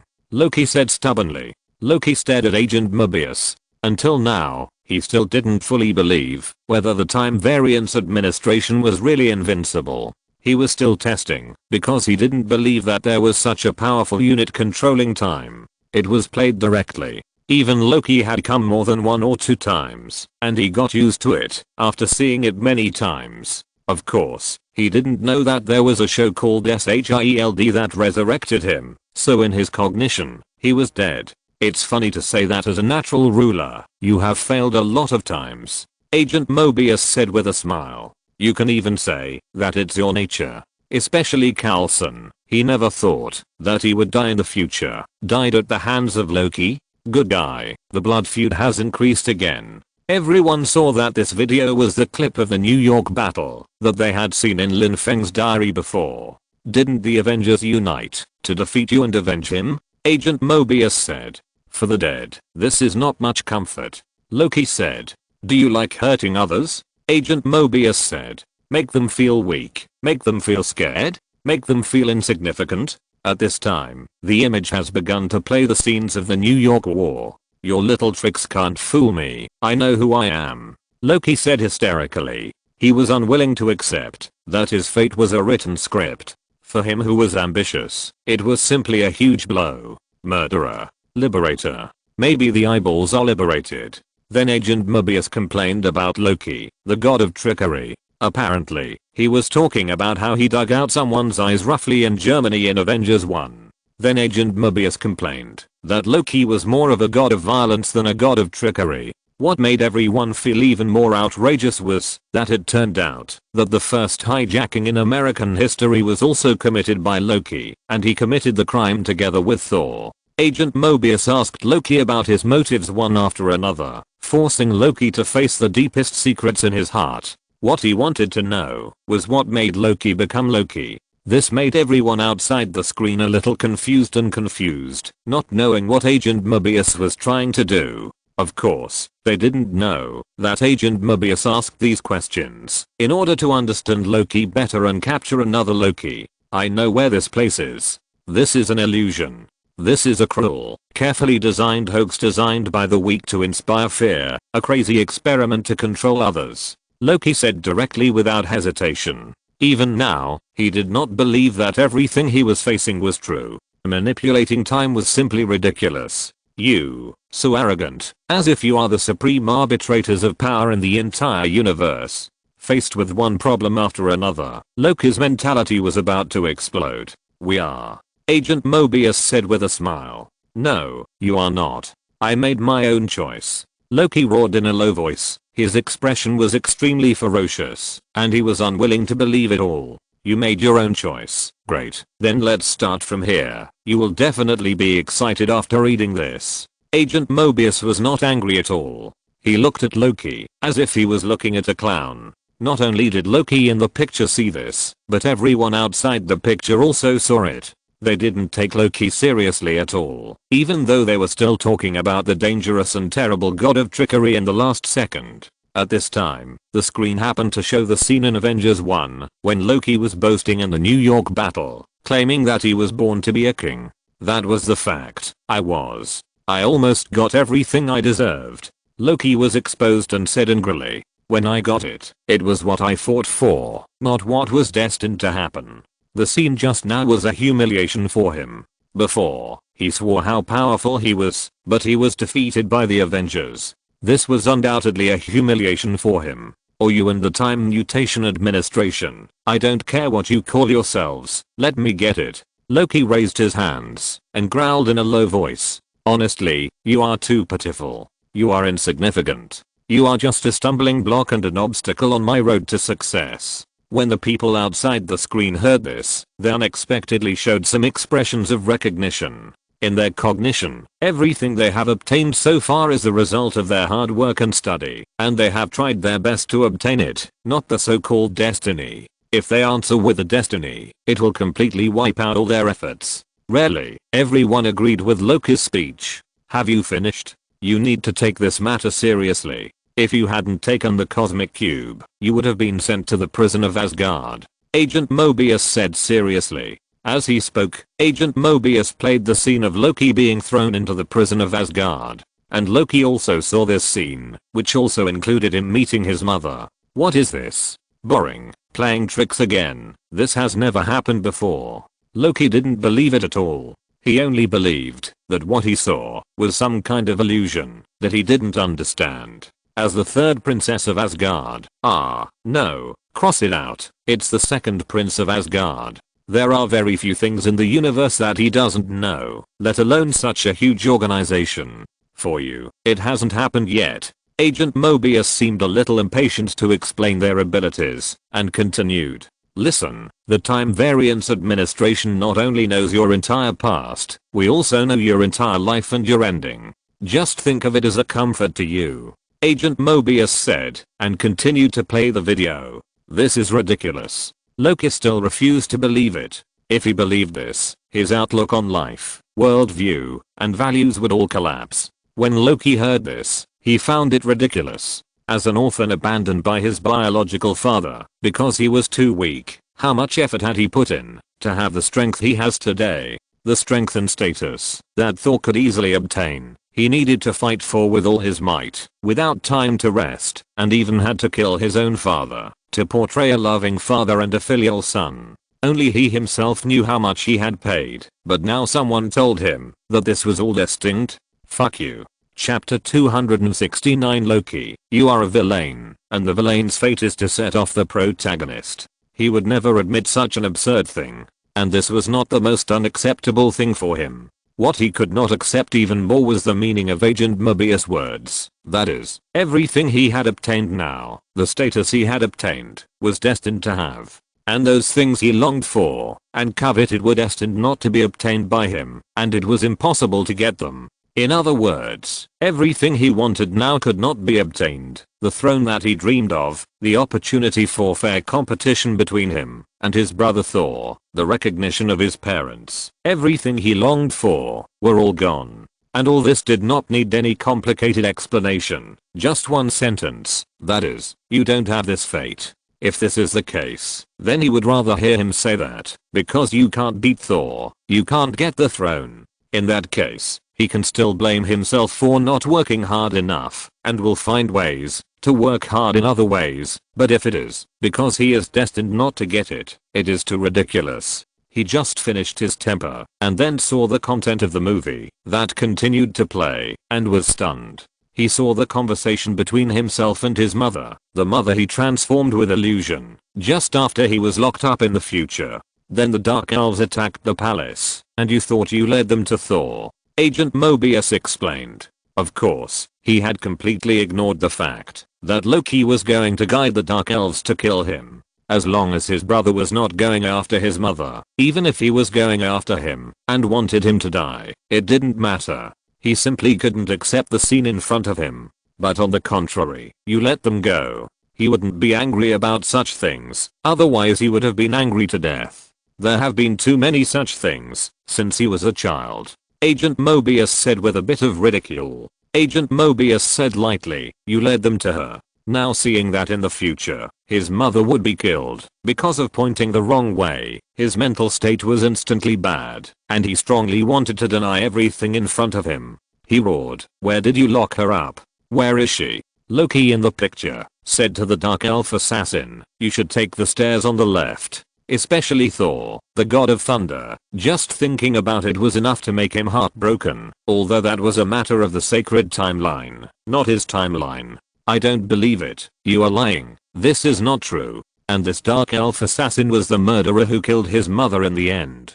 Can't he tell whether others treat him well or not? However, just thinking about this possibility, he felt it was difficult to breathe. It is true that he has resentment towards Odin and is dissatisfied with his brother Thor, but he has no resentment towards his mother, who has treated him as her own since childhood.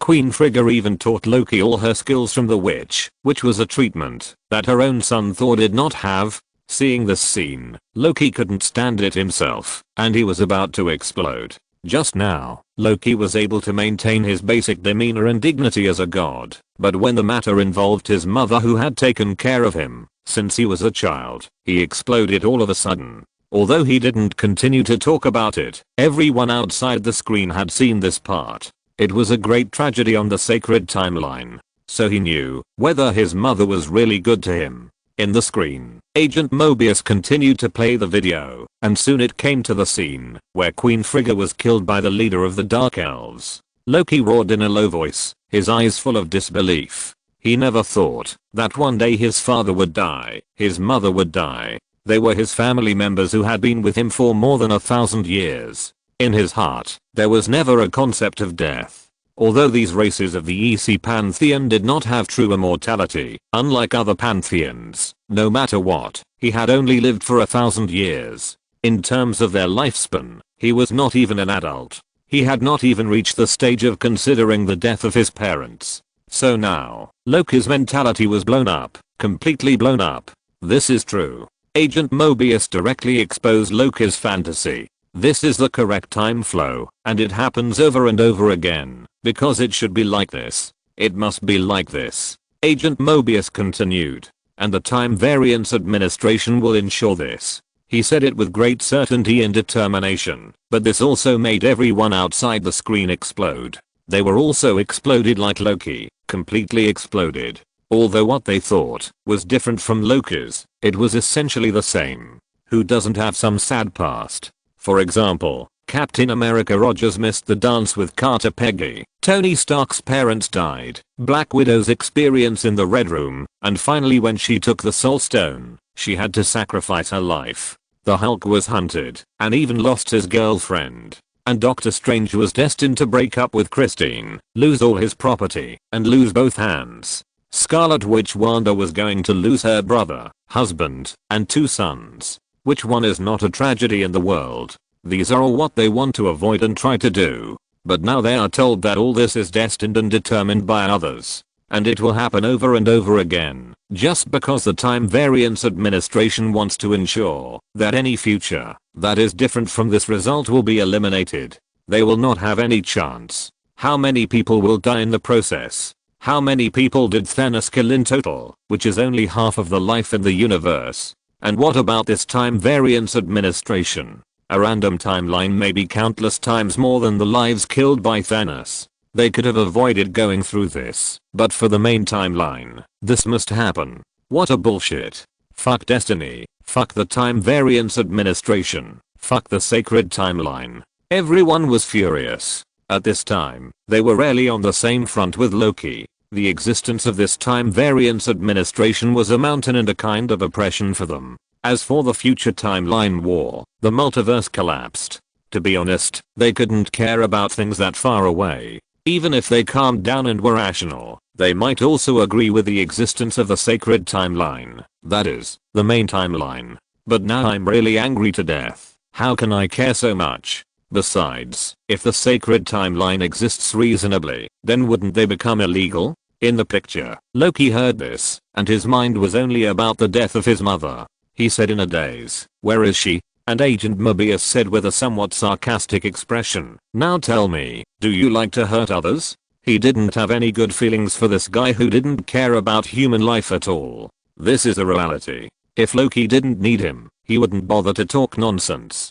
Do you like killing people? I don't believe you. I will kill you. Loki roared in a low voice, like a beast that was hurt by someone. Oh, just like you killed your mother? Agent Mobius said with a sneer. Hearing this, Loki finally got angry and furious. He grabbed a chair and threw it at the screen, but it was useless. The next second, he was reset to his original position by time, and he couldn't pose any threat to Agent Mobius at all. Sorry, time distortion will only make you go back and forth, but furniture won't. Agent Mobius told him a fact lightly. Seeing this scene, everyone silently compared it, and probably had an idea in their hearts. As they guessed, this Agent Mobius was able to control Loki's time, relying on the collar.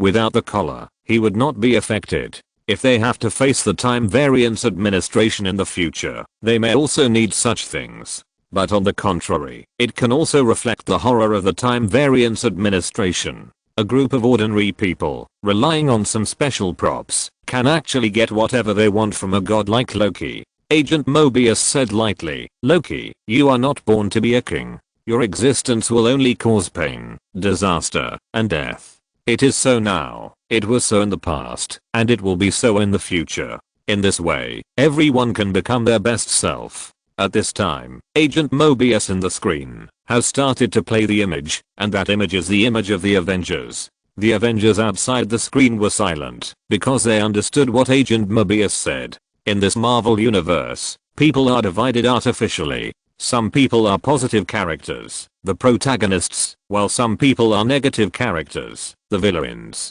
They are the protagonists, or at least most of them are supporting roles. They are positive characters. But Loki is different. Loki is a villain. His existence is to promote the greatness of these protagonists. Although their positions are completely different from Loki's, they instinctively expose some unhappy emotions after hearing this statement, that people are completely treated as tools. Loki did not believe the facts in front of him, but kept asking, "Where is this place?" Until now, Loki has just begun to accept this reality. Perhaps, this place may really be related to the reality of the entire timeline. He may be the first time to truly come into contact with the truth of this timeline, the truth of this world, and the truth of this multiverse. Chapter 270, Shock, a warehouse of infinity gems. But before Agent Mobius could reveal the truth, he was called out by the female military attaché. He told Loki not to move, but Loki was obviously not such a good boy. "It was a mistake for you to talk to that time offender," the female military attaché said directly. "That's just your idea." Obviously, Agent Mobius had a different opinion. "He should be reset," the female military attaché said directly. "You think everyone should be reset, and I was just about to ask something," Agent Mobius said angrily, and it was obviously about to succeed. "We lost another team," the female military attaché said directly. "What a reset." Hawkeye Barton saw this and couldn't help asking, "What a cunning liar. Have you seen the Men in Black? Maybe they brainwashed Loki, deleted this memory, and then put him back on the timeline?" Nick Fury thought for a while and said, But obviously, there will be some people who are very powerful and can escape arrest and even cause losses to the Time Variance Administration. Besides that, I can't think of why they need Loki's ability or Loki's logical thinking mode. Black Widow Natasha continued. After all, it's easy for them to arrest Loki, so why would they need Loki? Just like what the female military attaché said, it was reset directly. Obviously, Agent Mobius overestimated Loki's integrity and thought he could be honest, but Loki has never been such a person. He would never sit still and wait for death. He had already escaped. This shows that the Time Variance Administration is not really invincible and has its own problems. Of course, it doesn't mean that we should underestimate the other party, but we don't need to despair.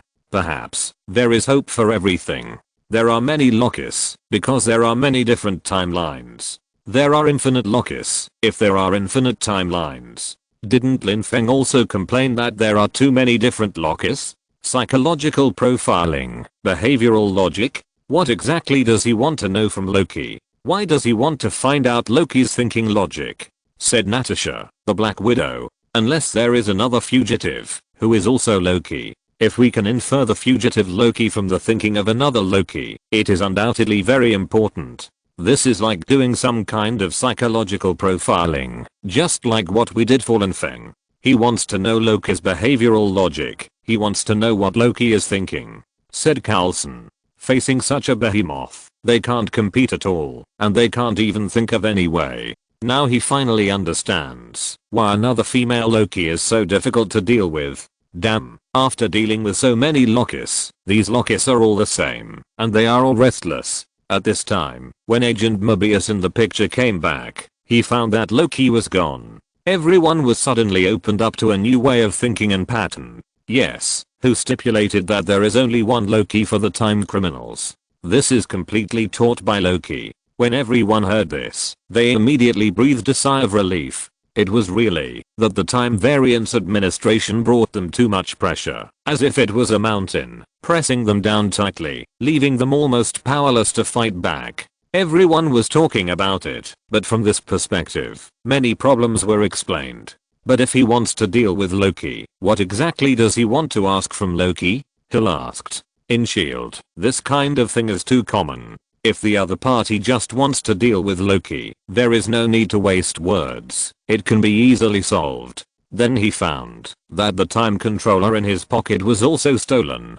Compared with Loki, he has almost no extra abilities. Even in the Time Variance Administration, he can be restricted from using divine power, but it is a god after all. Loki's figure appeared in the picture, and then, with Loki's perspective, they saw things that subverted their three views. After this scene, the outlook on life, values, and worldview all collapsed, because at this time Loki quietly followed the staff and came to an office. Loki found the staff member who had confiscated his cosmic cube at the beginning. The staff member had obviously never encountered such a situation before. He was shocked and said quickly, "Hey, I know you. You are the criminal with the blue box." But he was soon cornered by Loki and asked, "What's your name?" "Kathy." The staff member of the Time Variance Administration replied, "Give me the cosmic cube, or I will cut you up like a fish." "Kathy." Loki thought for a moment and made a very ferocious expression, trying to scare Kathy in front of him. "What is a fish?" Kathy asked. "What is a fish? How could you not know what a fish is?" Loki said in shock. He suspected that the Asian man was acting. Who doesn't know what a fish is? This is a normal human, right? Not some strange alien species, right? Just looks like a human. I have been sitting in an office all my life. Kathy said. "Does it matter if you know it?" Loki growled in a low voice. He was a little speechless about this guy's stupidity. "At least I have to know what the threat is when I'm threatened, so that I can obey it, right?" Cassie said cautiously. "Death, Cassie, a very violent and painful death." Loki roared. It was the first time that he had to explain to the other party where the threat was and what it was like when threatening someone. If he continued like this, he felt that he would become such a fool. For him, using the cosmic cube to leave here might be the only way. Because he didn't even know where this place was, where it was in the universe, there was no other way. Okay, I obey, that's enough. The Asian staff member of the Time Mutation Administration was instantly scared, which was also surprising. How could the members of the Time Mutation Administration have such quality? It's too easy to admit defeat. Why does this scene look so familiar to the people outside the screen? When the leader of Hydra surrendered, was he also so straightforward? Then he opened the drawer and handed the cosmic cube to Loki, but the next second, Loki was stunned. He was dumbfounded and looked at everything in front of him, as if he had seen a ghost. The people outside the screen had the same expression. They were all dumbfounded. Their outlook on life, values, and worldview were all turned into dust in an instant. Because that drawer was full of colorful gems, and these gems were very familiar to them. They were none other than the infinity gems they had dreamed of getting before. They felt that their three views were all exploded at once. They just felt that all their brains were not enough, and the CPU was about to burn up. They had just been told by popular science how powerful the 6 infinity gems were, how Thanos collected the 6 infinity gems, destroyed half of the life on Earth, and even planned to directly restart the universe. However, in the drawer of a random clerk of the Time Variance Administration, there were so many of them, and they were placed everywhere. Obviously, they didn't take these infinity gems seriously. What is going on? I understand. Just like when they captured Loki this time, they also brought back the space gem. They must have brought back countless gems of all sizes in similar situations in the past. There should be far more than just one drawer, Tony Stark said. In an entire timeline, countless possibilities may appear at any time and anywhere. When they eliminate countless possibilities, they may also bring back various infinite gems and reset time. So they may have a warehouse, or even more infinite gems, or even more infinite gems that are unbelievable. After a long time, Tony Stark finally came to his senses and said, this time, he really had nothing to say. He was really convinced. He was completely out of temper. Before, they thought that they had overestimated others, but now that they really began to understand the tip of the iceberg of others, they realized that, haha, they really thought too much before and really thought that they were not that good. Seeing that these were ordinary people, the employees of the Time Mutation Administration, they really thought that they were not that good. The infinite gauntlet that Thanos was proud of, if they needed it, they could even make everyone have one. How could they fight?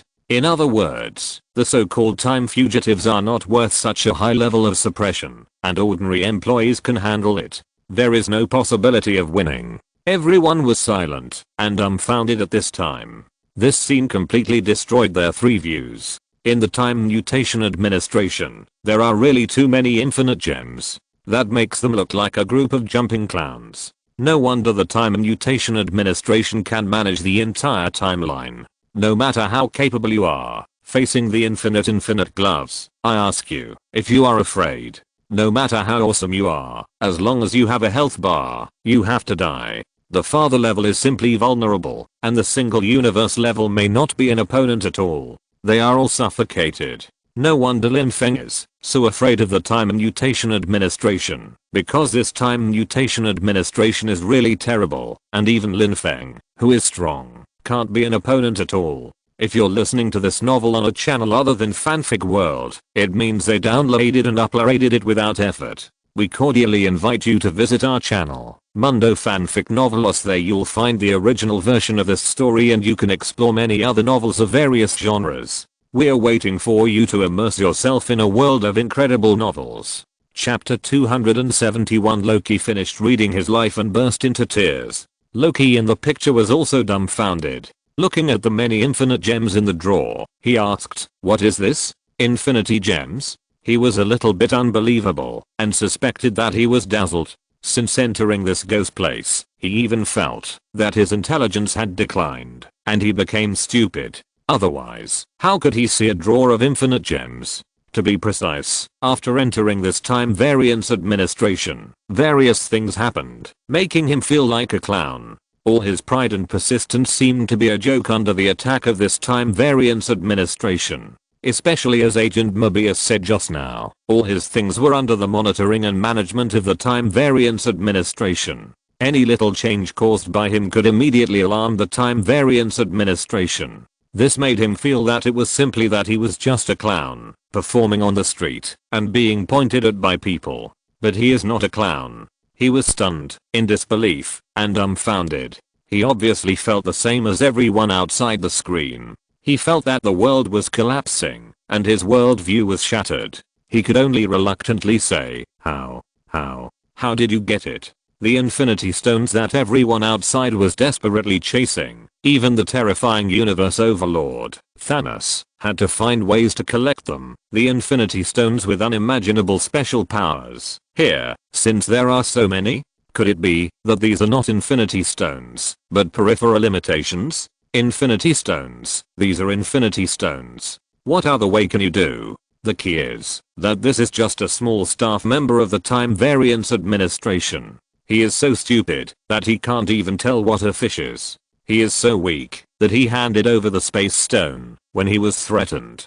After all, the Time Variance Administration is the law enforcement agency of countless timelines, and they don't allow themselves to rule the world. Especially this idiot-like staff member said this matter so lightly. You know, the space stones in their shield are heavily guarded 24 hours a day, and no one can easily approach them. They wanted to deny it all, no matter how much psychological preparation they had made, but this was an infinity stone. There were only 6 of these things at the beginning of the universe, but there was a drawer here, and it was used as a paperweight. At this time, he stood up, looked around, and really began to formally realize that this place was not a trap set by the weak to deceive the strong, but a place that could really rule the entire multiverse. Even more sad was that he was a supervillain who had escaped from his own life script and did not move forward according to the original life script, so now he had to be dealt with. This time, he really believed it. If the Avengers had been so stupid, he would have ruled the world and would not have been caught here. This incident was undoubtedly a huge shock to their 3 views. No, if he ruled the world, he would probably be caught here immediately. Yes, this is not actually an infinity stone, it's just a replica. But unfortunately, the Avengers are extremely powerful and shrewd. What's even more ridiculous is that he had been planning to collect the infinity stones to rule the universe, but now there are a bunch of them here. In other words, even if he tried hard to collect them all, what would it matter? If others say you can't do it, then you can't do it. You are unlucky and don't have the ability to become the overlord of the universe. Loki was also shocked. He picked up a time stone and looked at this scene. He didn't want to believe it now, but he had no choice. This made them look a little crazy. In the Time Mutation Administration, these infinity stones can even be used as paperweights. His words made Loki dumbfounded, and the Avengers outside the screen were also stunned. But this conclusion was not friendly to him at all. If he was a clown caught by someone to perform, at least the other party still valued him, and he was the focus of the whole audience. But now, he was just one of countless ants. Oh, we have a lot of this stuff, said Clark Cassie. Well, some people use this as a paperweight. Some people. Is this the most powerful energy in the universe? Loki was completely able to accept it at this time, or forced himself to accept it. The people outside the screen were also thinking, is this the strongest law enforcement agency in the entire universe? Although so far, this Time Variance Administration has only shown the tip of the iceberg, and many places are still lame.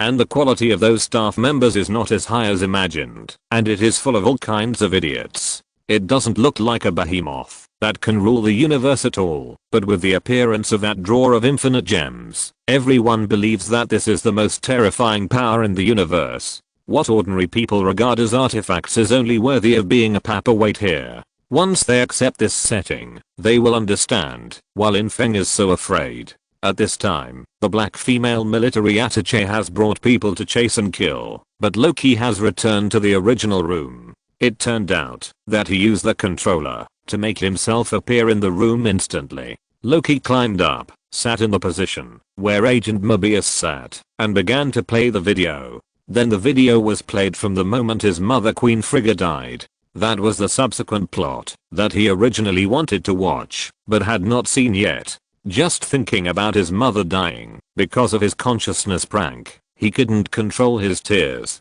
Then he saw the relevant scenes of his father, King Odin. I love you, my children. He saw Odin express his love, which was very rare, at least in Loki's own memory. This kind of thing was rare. He saw his father's recognition of him, and saw his father disappear in front of him. He finally couldn't help it, and burst into tears. He had never been so sad in his life. At this time, he was no longer a so-called king who wanted to rule the earth and the 9 realms. He was now just a child who wanted to be recognized by everyone. But what did he see? His parents died, just died in front of him, and he obviously did nothing. He became an orphan. When he killed his biological father before, he didn't feel anything at all, because Loki threw him in the temple when he was still a baby. How could he be considered his father? But when he saw the death of Odin and Queen Frigga, he really felt that he had become an orphan for the first time. Now his parents are both dead. Although this has not happened yet, according to what Agent Mobius said, this is his destined fate. It just hasn't happened yet, or rather, he hasn't experienced it yet. In fact, it has happened countless times, and it will happen over and over again. So Loki actually has no choice. In fact, his parents are both dead, and his escape is just a little accident. Especially when he saw the way his parents behaved before they died. They were not as partial as he imagined, which was a huge warmth for his heart. Because since he knew that he was a frost giant, he has always wanted to prove himself, and he needs a chance to prove himself, but he has never gotten it, so he has all kinds of tricks. He doesn't know when his obsession with the throne started, but fundamentally, he just wanted to prove to his parents that he performed better than Thor, and that he was more suitable to be the king of Asgard, not Thor, who was full of muscles. But now everything is meaningless. Both his parents are dead, so who can he prove it to? Then, the screen continued to play the scene of Thor 3, the conversation between Thor and Loki. He listened to his brother's recognition of him, and his eyes were full of tears. He didn't expect that his brother's idea of him was like this. He got all the recognition of his parents and brother, which were things that he could not reach before. Although it was in the future, and it might not be the future of Loki. But he got those things after all. He finally knew that he was really regarded as a relative, and was not looked down upon because of his bloodline of the frost giant. At this moment, Loki really reconciled with his obsession. At this time, Loki was smiling with tears. Then he saw his own death. He tried to deceive Thanos, but Hulk, who tried to be a trump card, was also crushed by Thanos, reflecting Thanos' terrifying fighting power. Seeing his life from birth to death with his own eyes made him very emotional. After all, how many people in this world can see their own death? Seeing his brother prostrating himself on his body and crying, Asgard was gone, his parents were gone, and even his newly born sister was gone. All his life's obsessions turned to ashes. Looking at the words the file has been displayed on the video, he finally couldn't help laughing. This smile was relieved and a bit self-deprecating. It turned out that he claimed to be the king of the universe and was ambitious, but it turned out to be nothing more than that. His life script turned out to be just a clown like Verlaine, nothing more. At this time, the female military officer had already chased here, but Loki easily put the collar around her neck, and with a button, she disappeared in front of him in an instant. Although Loki could not use magic, and was repeatedly defeated by Thor and Hulk, he was also a god, far from being comparable to mortals. Chapter 270 To Conquer a Kang. This name doesn't sound like a good person. After Loki used the time controller to torment the female military attaché who had tormented him before, he felt bored. He was a little confused, not knowing what to do or where to go. A moment later, he was found by Agent Mobius. Agent Mobius walked in and said, "Loki? Nowhere to run."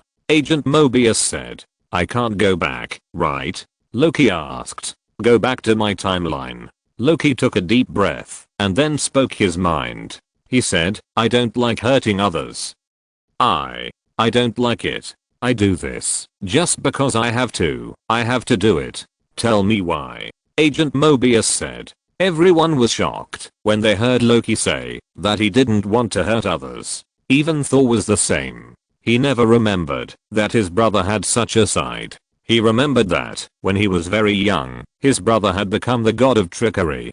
Digging back into his memory, he couldn't find a more ancient origin. Anyway, he had always remembered that his brother was like this. full of tricks, liked to play pranks, liked to cause all kinds of trouble, and didn't know how many people he had hurt. But he had never seen him say that he didn't like to hurt others. In his cognition, his brother was a bit evil by nature, and even once he went crazy, he would even kill himself. Although it feels very strange, it seems to be a bit reasonable, said the black sister Natasha. No wonder Lin Feng mostly teased when he mentioned Loki, maybe because he knew too much. Everyone thought about it, and it seemed to be true. A villain. Loki said lightly, didn't he know what he did? No, he actually knew it very well, but as a weak person, he had to protect himself. Many times, he had to do so. Even if he became a villain, it was a disguise, a way to protect himself. He was the weak one. In fact, he had always been the weak one. Whether facing his father who was high above him, or his brother who competed with him, who was not better than him. Although such a big devil is not as powerful as Thanos, his weight has always been very heavy in everyone's heart. Because this is part of the illusion, it is a cruel, carefully designed scam designed by the weak to inspire fear. Loki said. From the first time they knew that Loki might come from Lin Feng's diary, Loki basically played the role of a big devil, at the very least a funny big devil. No matter how powerful he is not comparable to mortals. This is not that everyone is shirking responsibility. These people can become superheroes, and of course they are not people who habitually shirk responsibility, but the reality is like this. Without the invasion of the New York War, Tony Stark would not have the idea of creating a robot army to protect the Earth, and the series of things that followed would not have happened. Everyone has a feeling that you are kidding me. Especially, let alone in Asgard, even in the Frost Giants, he was abandoned at birth because he was too weak, so he had to use a more cruel way to protect himself. In order to control other people's crazy experiments, Agent Mobius said. You really know yourself. Now he showed such a vulnerable side, saying that he didn't want to kill anyone. He didn't want to kill anyone, but he still caused so many things in the Battle of New York. How many people died because of him? I've used it several times. Loki said a little helplessly. Even the Infinity Stones are useless here. Now, this villain actually said that he didn't like to hurt others. He didn't like to hurt others, but he killed so many people. If he liked to hurt others, how many people would he have to kill? Then he would have to kill a universe to help him. So how could Loki not like these in this situation? This is what he said before, but this time is different. At that time, he thought that the Time Variance Administration was a weakling, but now, he already knows that he is facing the most powerful force in the entire universe. Even his mother, Queen Frigga, is actually stronger than him in a real fight, but she doesn't have a halo to protect her. Did you use that? Agent Mobius asked with a smile. After hearing this, Loki didn't move at all, but just picked up the cosmic cube. Even the Ultron crisis created by Tony Stark, the death of Quicksilver, etc. In fact, if you trace the root cause, it is Loki's invasion. No, I don't think so. Agent Mobius said. If he could run, he would have run away long ago. But the cosmic cube here, like his magic, has lost all its function. At this time, everyone outside the screen also reacted. No wonder they dared to let these Infinity Stones be used as paperweights by an ordinary employee, and there might be a warehouse full of Infinity Stones. It turns out that the Infinity Stones have completely lost their use here. Oh, the Time Variance Administration is really powerful. Loki sighed. This is my personal experience. Listen, I can't give you salvation, Agent Mobius said, but maybe I can give you something else. A time fugitive has been killing our time guards, Agent Mobius said. Hearing this, Loki stood up immediately, walked to Agent Mobius, and said, do you need the god of trickery to help you stop him? When Loki said this, he was self-deprecating, and he also found it funny. What else can he help? It's ridiculous. Here, gods are nothing, all divine powers are blocked, and even the Infinity Stones are like a toy. This is not a terrorist organization with gods per capita, but just a stupid organization composed of many stupid people, but it is such an organization that makes him helpless. It can also rule the timeline of the multiverse, which is the most terrifying. That's right. Agent Mobius nodded and said, why are you looking for me? Loki asked. In terms of his combat power, it is really hard to say what a powerful existence he is.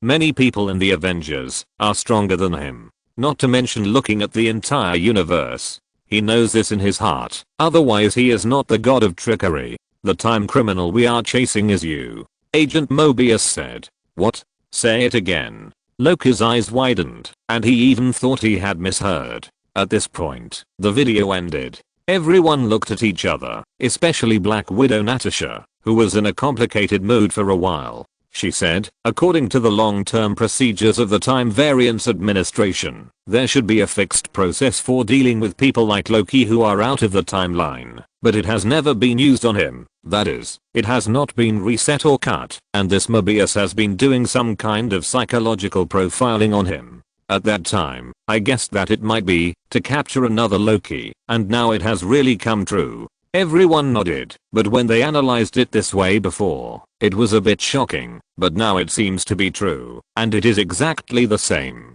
It is really going to use Loki's understanding of himself to capture another Loki. Bruce Banner suddenly said, it turns out that there are so many Infinity Stones in this Time Variance Administration. Although they may have lost their effectiveness because they have left their original universe, they are still very scary. This straw is just the Infinity Stones in the hands of this staff member named Cassie. Maybe there is a special warehouse for these. At this point, everyone was shocked and a little ridiculous. They and even Thanos fought hard for the things that turned out to be so insignificant in the eyes of others. This can only mean that there are really too many such things in the Time Variance Administration. But these people's combat power is really not good. I feel that I can knock down a group of people over there, Hawkeye Barton said. Although he is almost the bottom combat power in the Avengers, about the same as Black Widow Natasha. But compared with the Time Variance Administration, it feels pretty good. It even gave him a feeling that the Time Variance Administration was just like this. Not only is their combat power weird, but even these employees are weird. Cassie doesn't even know what a fish is. He said he has worked here all his life, which means he may have never been to the outside world, so he doesn't even know what a fish is. He looks so stupid. Bruce Banner thought for a while and said, this means that these people may have been directly spawned by some cloning technology or something, and they are not normally developed humans. Considering the ability of the Time Variance Administration to manage the entire timeline, it should be very simple. With the technology they have, they can even control time.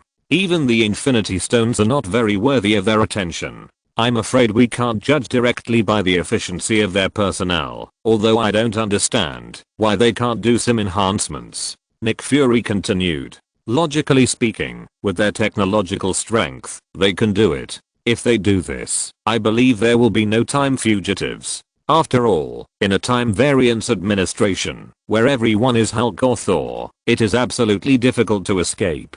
There were too many doubts at the moment. Conqueror Kang, this name doesn't sound like a good person. Tony Stark said. Chapter 273. Odin was furious. One has never been seen before, but it has left them with a huge psychological shadow. They dare not imagine what kind of power he has under his command. What's more terrifying is that there are many such powerful people, so many that they can form the Kang Council. They all remembered the Kang Council mentioned in Lin Feng's previous diary. Countless such powerful Kangs, forming a council. What a terrifying shadow covering the world would it be? They simply dare not imagine it. We can't interfere with things on the timeline at all, and we can't interfere. Let's take care of our own things first, Nick Fury said. Although he is also a patient with severe persecution delusion, he is also very clear that the level of the Time Variance Administration is not on the same dimension as them. They can still make gestures to deal with Thanos, at least there is still a chance. But facing the Time Variance Administration of dimensionality reduction, they really have no confidence at all. And according to their analysis, even if the Ancient One is not dead, it is highly likely that he will not care about things on the real level. I suddenly feel that it is better to let Lin Feng become stronger quickly. At least he will not want to destroy mankind in the world at every turn. He is also on the side of mankind and stands in our camp, Hawkeye Barton said. Although I don't know where his strength comes from, if he can break through to the so-called father in the sky level, wouldn't the earth have another big leg? It's really a headache. This is also the real reason why Kamataj has been able to live in seclusion for so many years and no one knows about it. So in fact, it's the same as not having a patriarch. Unless Thanos is here to destroy the entire human race on Earth, Kamataj may intervene. Everyone nodded. Indeed, it's better not to pay attention to the timeline now. If the Time Variance Administration really wants to deal with them, they can just reset the time from the source. There is no need to mobilize troops. No. These secret magic masters don't care about things on the real level. Even in wars like World War I and World War II, where tens of millions of people were killed and injured, have you seen them intervene? Everyone looked strange. From a basic point of view, this can be understood. Lin Feng's strength will indirectly protect the earth. After all, Lin Feng's roots are also on the earth. If the earth is destroyed, then no matter how powerful Lin Feng is, he can only float in the universe. For example, if Thanos' goal is to kill half of the life in the universe, then Guyi may not intervene. Her target is the dimensional demon from other planes and dimensions. She will not interfere with things in reality. Hela is not a good person, nor is the fire giant Surtur, nor Thanos. None of them is easy to deal with. Not to mention these mystic mages, even they are busy dealing with those truly terrifying existences all day long, and they are busy and confused. Have they ever cared about the conflicts between the tribal villages on the African continent?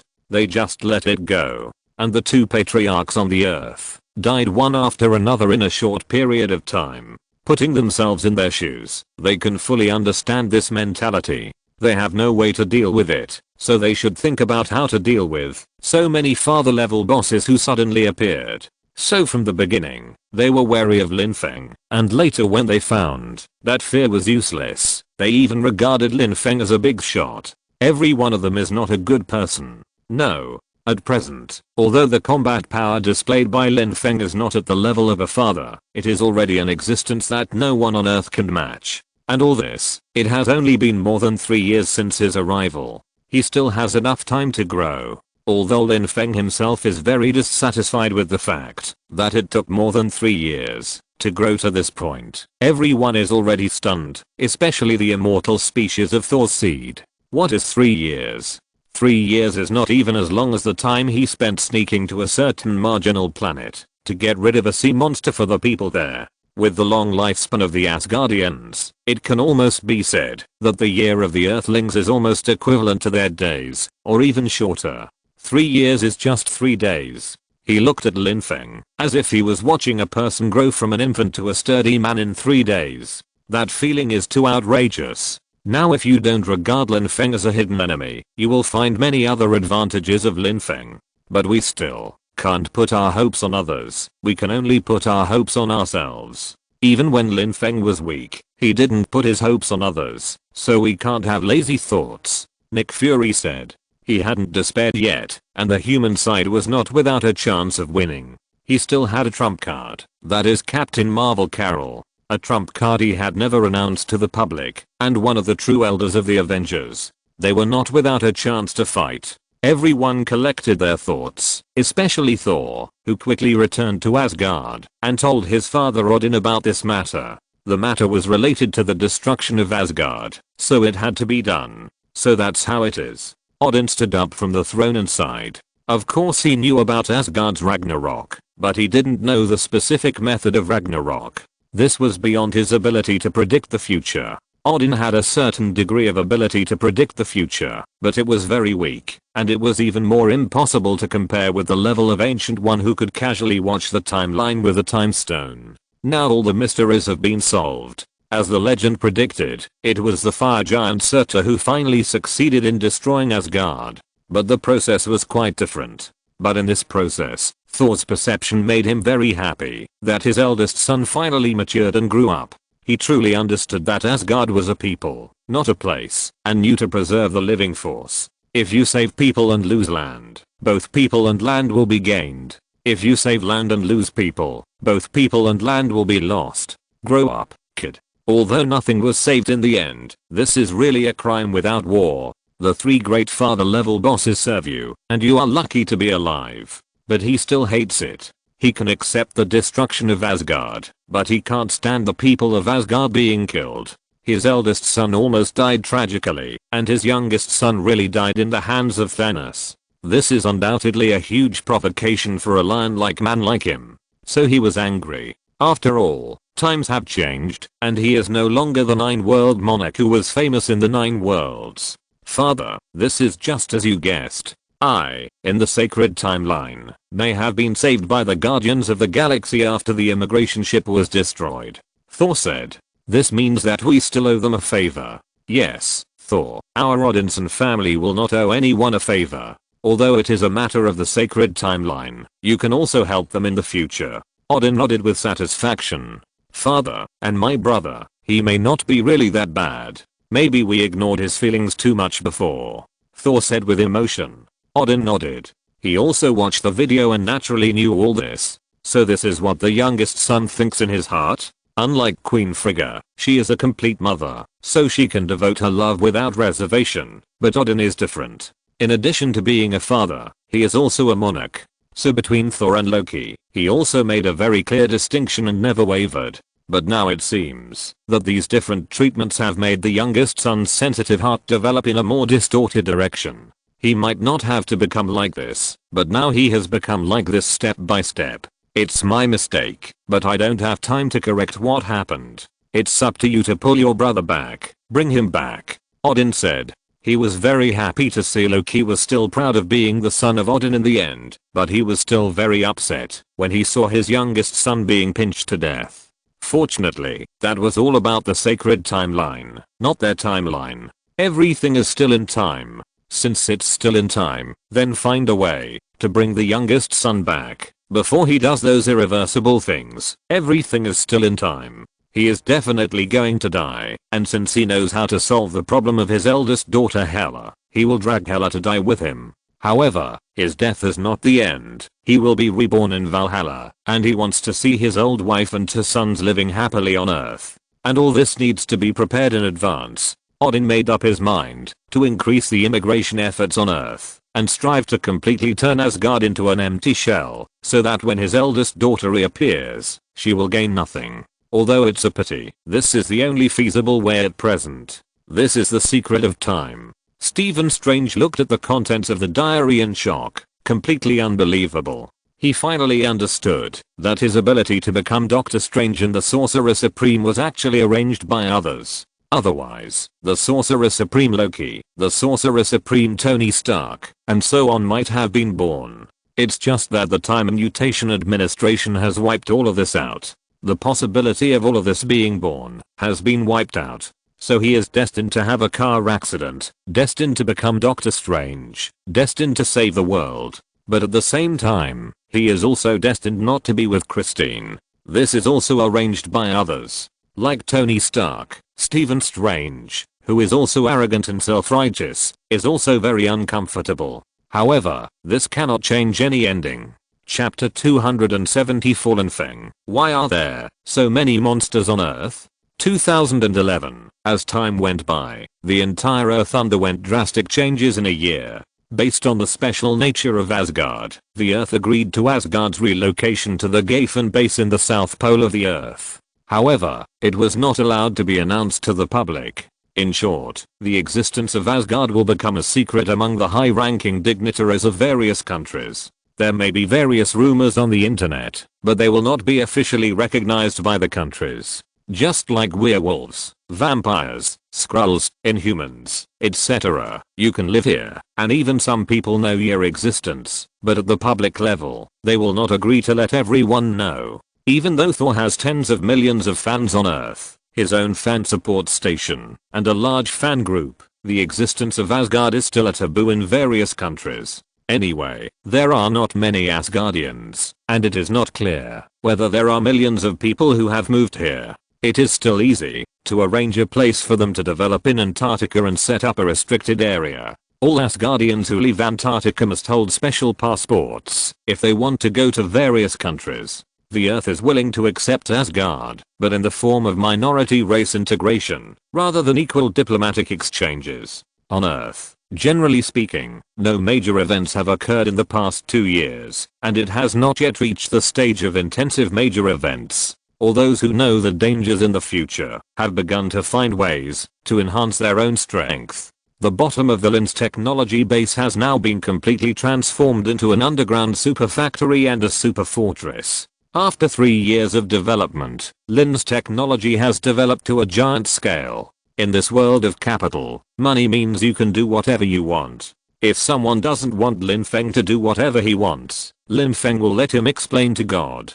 In this factory, robots are produced one after another. This place has been run by him so tightly that even the people of S.H.I.E.L.D. cannot infiltrate. Because the lowest level and the most core secrets are controlled by Red Queen, complete artificial intelligence does not need ordinary people at all, so naturally there is no possibility of infiltration. In the 1920s of the previous life, there was no perfect artificial intelligence, but Lin Feng had already completed it. Boss, just now Senator Lauren has linked up with 153 members to push a bill to acquire Lin's heavy industry, Lin's medical and other industries under Lin's technology, citing safety concerns. When Lin Feng was inspecting the factory, a blonde beauty walked behind him and reported.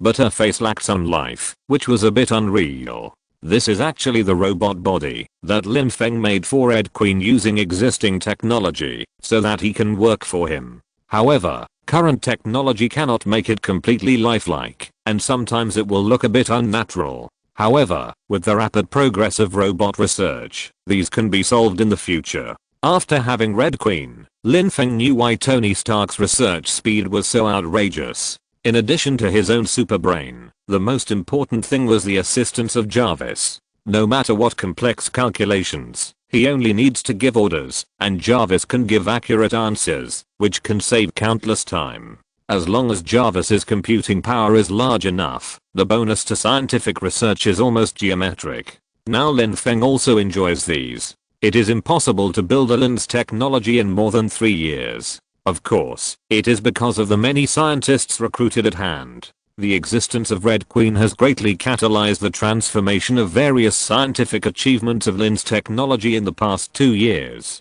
In just 2 years, many companies under Lin's technology have been listed one after another, and the market value has soared. In the United States, it has become a behemoth second only to Stark Industries. Lin Feng has already formed a huge chaebol on his own, not an ordinary rich man. Now his factory has branches in most states in the United States. Although the quality of American workers has begun to decline and cannot be reused, the existence of artificial intelligence has greatly alleviated these problems. Of course, it is inevitable that there will be protests from local unions because too few people are employed. But when most of these workers are alcoholics, homosexuals, and have excessive estrogen injections and can't even lift a hammer, Lin Feng really can't trust them. Therefore, Lin Feng is inevitably under various pressures, but Lin Feng has never been indulged. You don't want a big customer like me here, but there are some other places that want it. If Lin Feng opens and expands the factory, how many industries can he have? You don't care about it, but there are many people who do. Damn, it's national security again. Lin Feng felt that this reason was so similar to the reason given by the Americans in his previous life when they attacked a certain company. But the certain company is a foreign company, but we are the third generation of the Run family, a beacon of the world who admired the free democracy. What kind of national threat can there be? When I have become a good citizen, what else do I want? There must be evil people who are trying to sow discord between me, a model of a good citizen, and my superiors. Who is this McCarthy? Have we ever given him money? Lin Feng asked. When he was running for a congressman last year, we once put $1 million into his fund. Red Queen replied. We just put money in last year, but this year we don't recognize him? Who is behind it? Lin Feng asked. According to the bank records in various banks, we can find that there are many forces such as Hammer Industries, Pine Technology, Chicago Consortium, etc. Red Queen replied. According to the information that can be found, the father of this Senator McKinsey, Old McCarthy, had long-term dealings with Hammer Industries, and the two sides had been dealings for decades. Is this an old-fashioned consortium? Their connections are so terrifying. Lin Feng said as he was terrified, but there was no fear on his face. Lin Feng is not afraid of spending money, but these old-fashioned forces have been operating in the local area for decades or even hundreds of years, and their connections are all over the political and business circles, which is very troublesome. The big piece of meat of Lin's technology is in the hands of a person who suddenly rose like Lin Feng, and he is actually a Chinese who has broken through the ceiling of the Chinese. How can this be tolerated?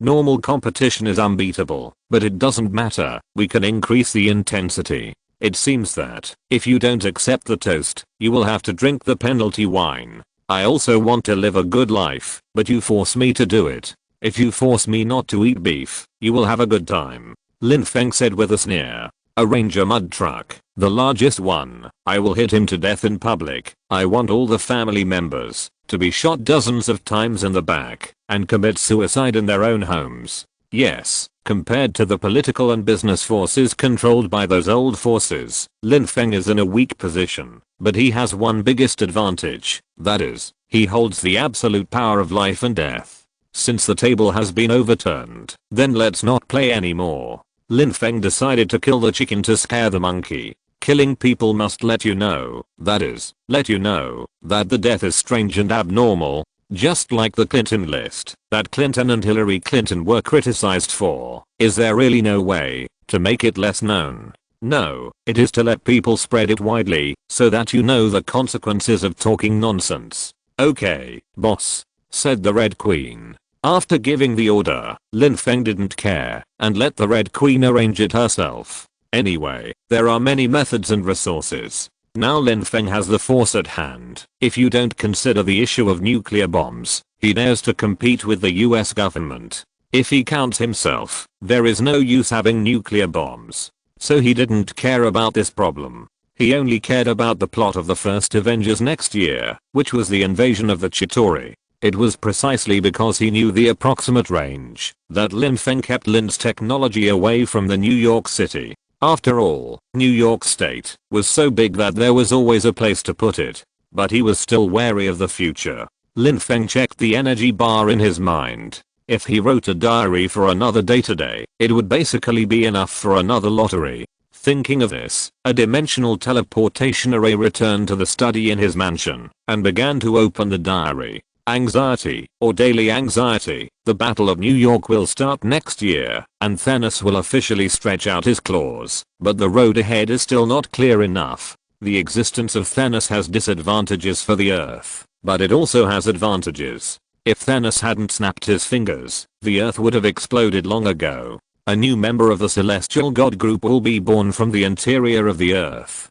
Damn, why is there so many monsters in such a small broken place like the Earth? All kinds of things are rushing to make trouble here. Although I really want to kill those gods, if there were no members of the gods to cultivate their new tribes, the Earth would not even be able to give birth to life. How come this damn setting is similar to the continent of Azeroth? In order to protect themselves, the Alliance and the Horde must fight desperately against the invasion of various ancient gods and the Burning Legion. But in the end, once AI-chan is born, the whole Azeroth will explode, and they will still die. So why are they fighting so hard? Lin Feng is still struggling with whether to stop Thanos from obtaining the Infinity Stones in advance. According to his current growth rate of strength, he can actually do it in the future. At worst, he can get others to do it together. Even if two patriarchs die on the Earth, it is not that there is no one left. Although Aunt Marvel looks ordinary, she has the combat power setting,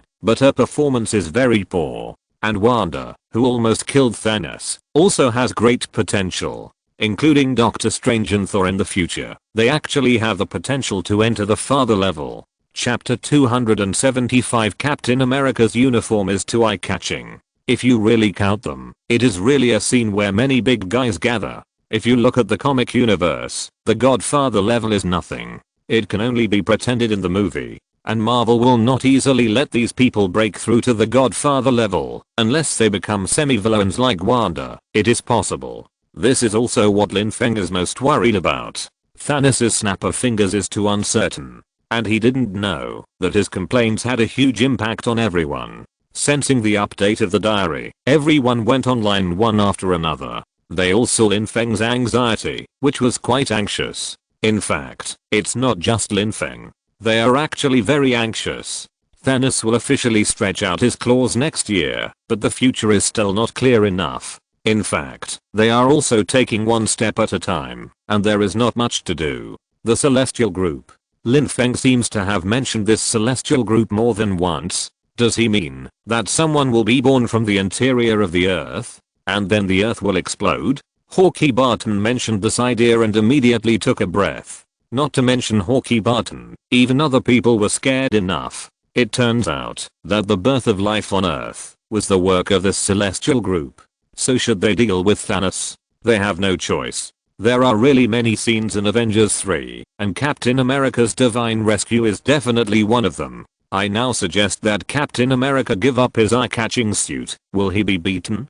Hahaha. But Captain America's suit, after giving up his identity as Captain America in Avengers 3, is really handsome. Another terrible and unimaginable race. Although he didn't mean to. If they didn't read Lin Feng's diary, they might never know that there is a Celestial Group and a Time Mutation Administration in their lifetime. We can't give up, because of Lin Feng's words. Thanos is still our biggest enemy at present. His malice towards the Earth is beyond doubt. Our best way is to defeat Thanos, and then we will find a solution to the birth of this Celestial Group. Nick Fury said.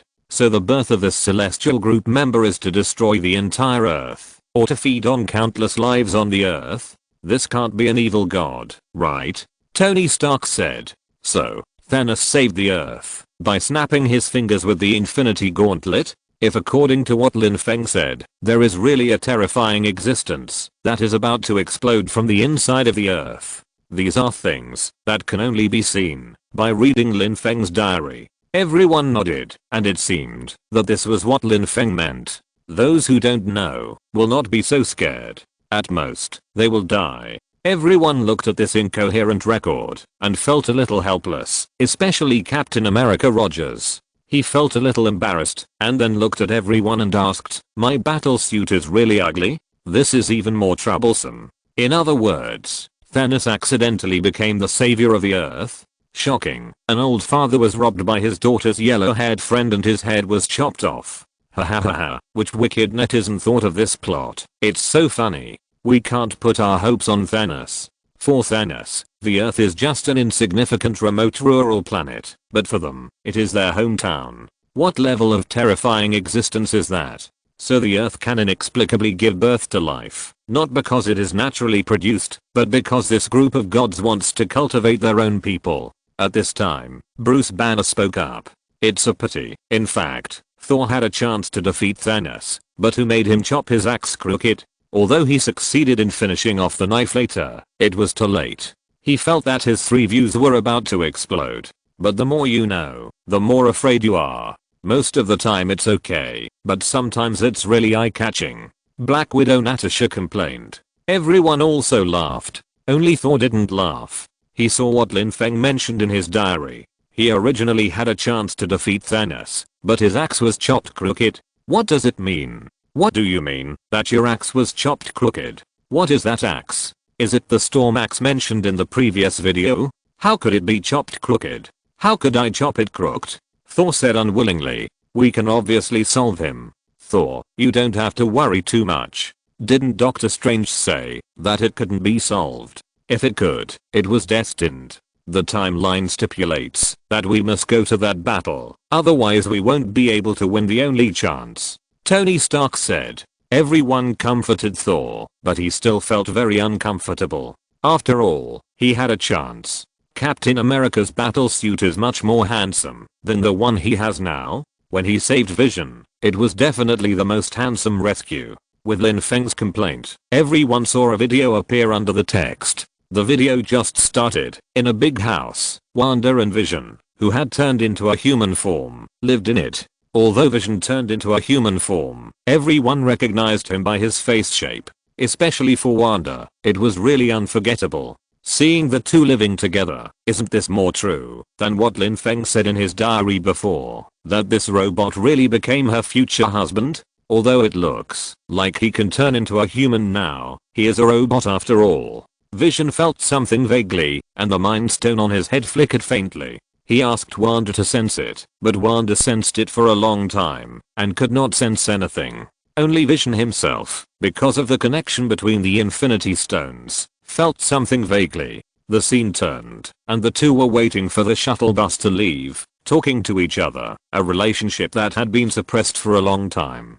To be precise, it was Vision's own feelings. Because he was not a human, he could not really give Wanda happiness. He had such doubts, but now, he felt that it was time to give an explanation for this relationship. The conversation between the two attracted everyone's attention. Vision said that he had promised Stark. And there is no doubt that the Stark here can only be Tony Stark, and it is unlikely that there will be other Starks. And Wanda also said that she had other people waiting for her. In other words, the two sides belong to two different camps. And this immediately made everyone think of the Civil War of the Avengers. This is also in line with the division of the camps of the two sides in the Civil War of the Avengers. Fortunately, Tony Stark seems to have a way to contact Captain America Rogers, and the relationship between the two sides has not completely collapsed. How many minds have been left unsolved in this civil war? Said Black Widow Natasha. Obviously, this little girl is on Captain's side, and this Vision is on Tony's side.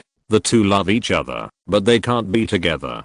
You have caused a lot of problems. Tony Stark and Captain America Rogers looked at each other at this time, and they were a little embarrassed. Obviously, the matter was, just as Black Widow Natasha said, and the cause of the matter was them. Even now, it is actually a little embarrassing. This problem has always existed, but they have postponed it a little. After all, this matter involves Tony Stark's deceased parents, and the other involves Captain America Rogers' last old friend in this world. This is a dead knot that cannot be untied. At least we can get information about another important time point. That is, the Civil War may have happened more than 2 years ago, so we can probably judge a lot of things. Nick Fury said. Everyone thought about it. It was true. Through Tony Stark's previous words, they could probably know that the current time was about 6 years after the New York War, so the time in the video was probably between 2017 and 2018. The approximate time point is this, so if we push it back, we can probably know that the Avengers Civil War probably took place between 2015 and 2016. But at this time, when the two were in love, they saw the news broadcast. The person in it was none other than Ebony Mawr's arrival on Earth. Without a doubt, everyone instantly remembered the previous video, where Ebony Mawr came to Earth, and eventually captured Doctor Strange, and Iron Man and Spider-Man also rushed to follow him. I think the time point should be that time. There was also news in the news that Tony Stark had disappeared. Who are they? Wanda looked at the scene, with a bit of shock, and a bit of crying, and said, Vision thought for a moment, then said, this is the warning from the gemstone to me. Vision silently finished reading the news. He knew that it was his turn to reunite with Stark, and Stark needed him. And he couldn't ignore the lives of the people in the world, because of his personal love affairs. He could only kiss Wanda's hand silently, and then said, I have to go. No, Vision. Wanda said hurriedly. She was not only reluctant to let Vision go, but also afraid that he would go alone, which was very dangerous. If all this is true, then maybe you shouldn't go alone. Wanda, I love you, Vision said, but before he could finish his words, he was pierced by a spear. Everyone was shocked by this sudden change. Is it really not prepared for anyone? That shot was really terrifying. Vision's body was made of vibranium, and it was made of various high-tech materials prepared by Ultron for himself. It can be said to be the epitome of current Earth technology. As a result, he was pierced by someone casually. End of this chapter. Thank you very much for reaching the end. Don't forget to like. Looking for more exclusive content and immediate access? Subscribe to our Patreon. Remember, every like, subscription, or donation encourages us to continue. Thanks to everyone. See you in the next video.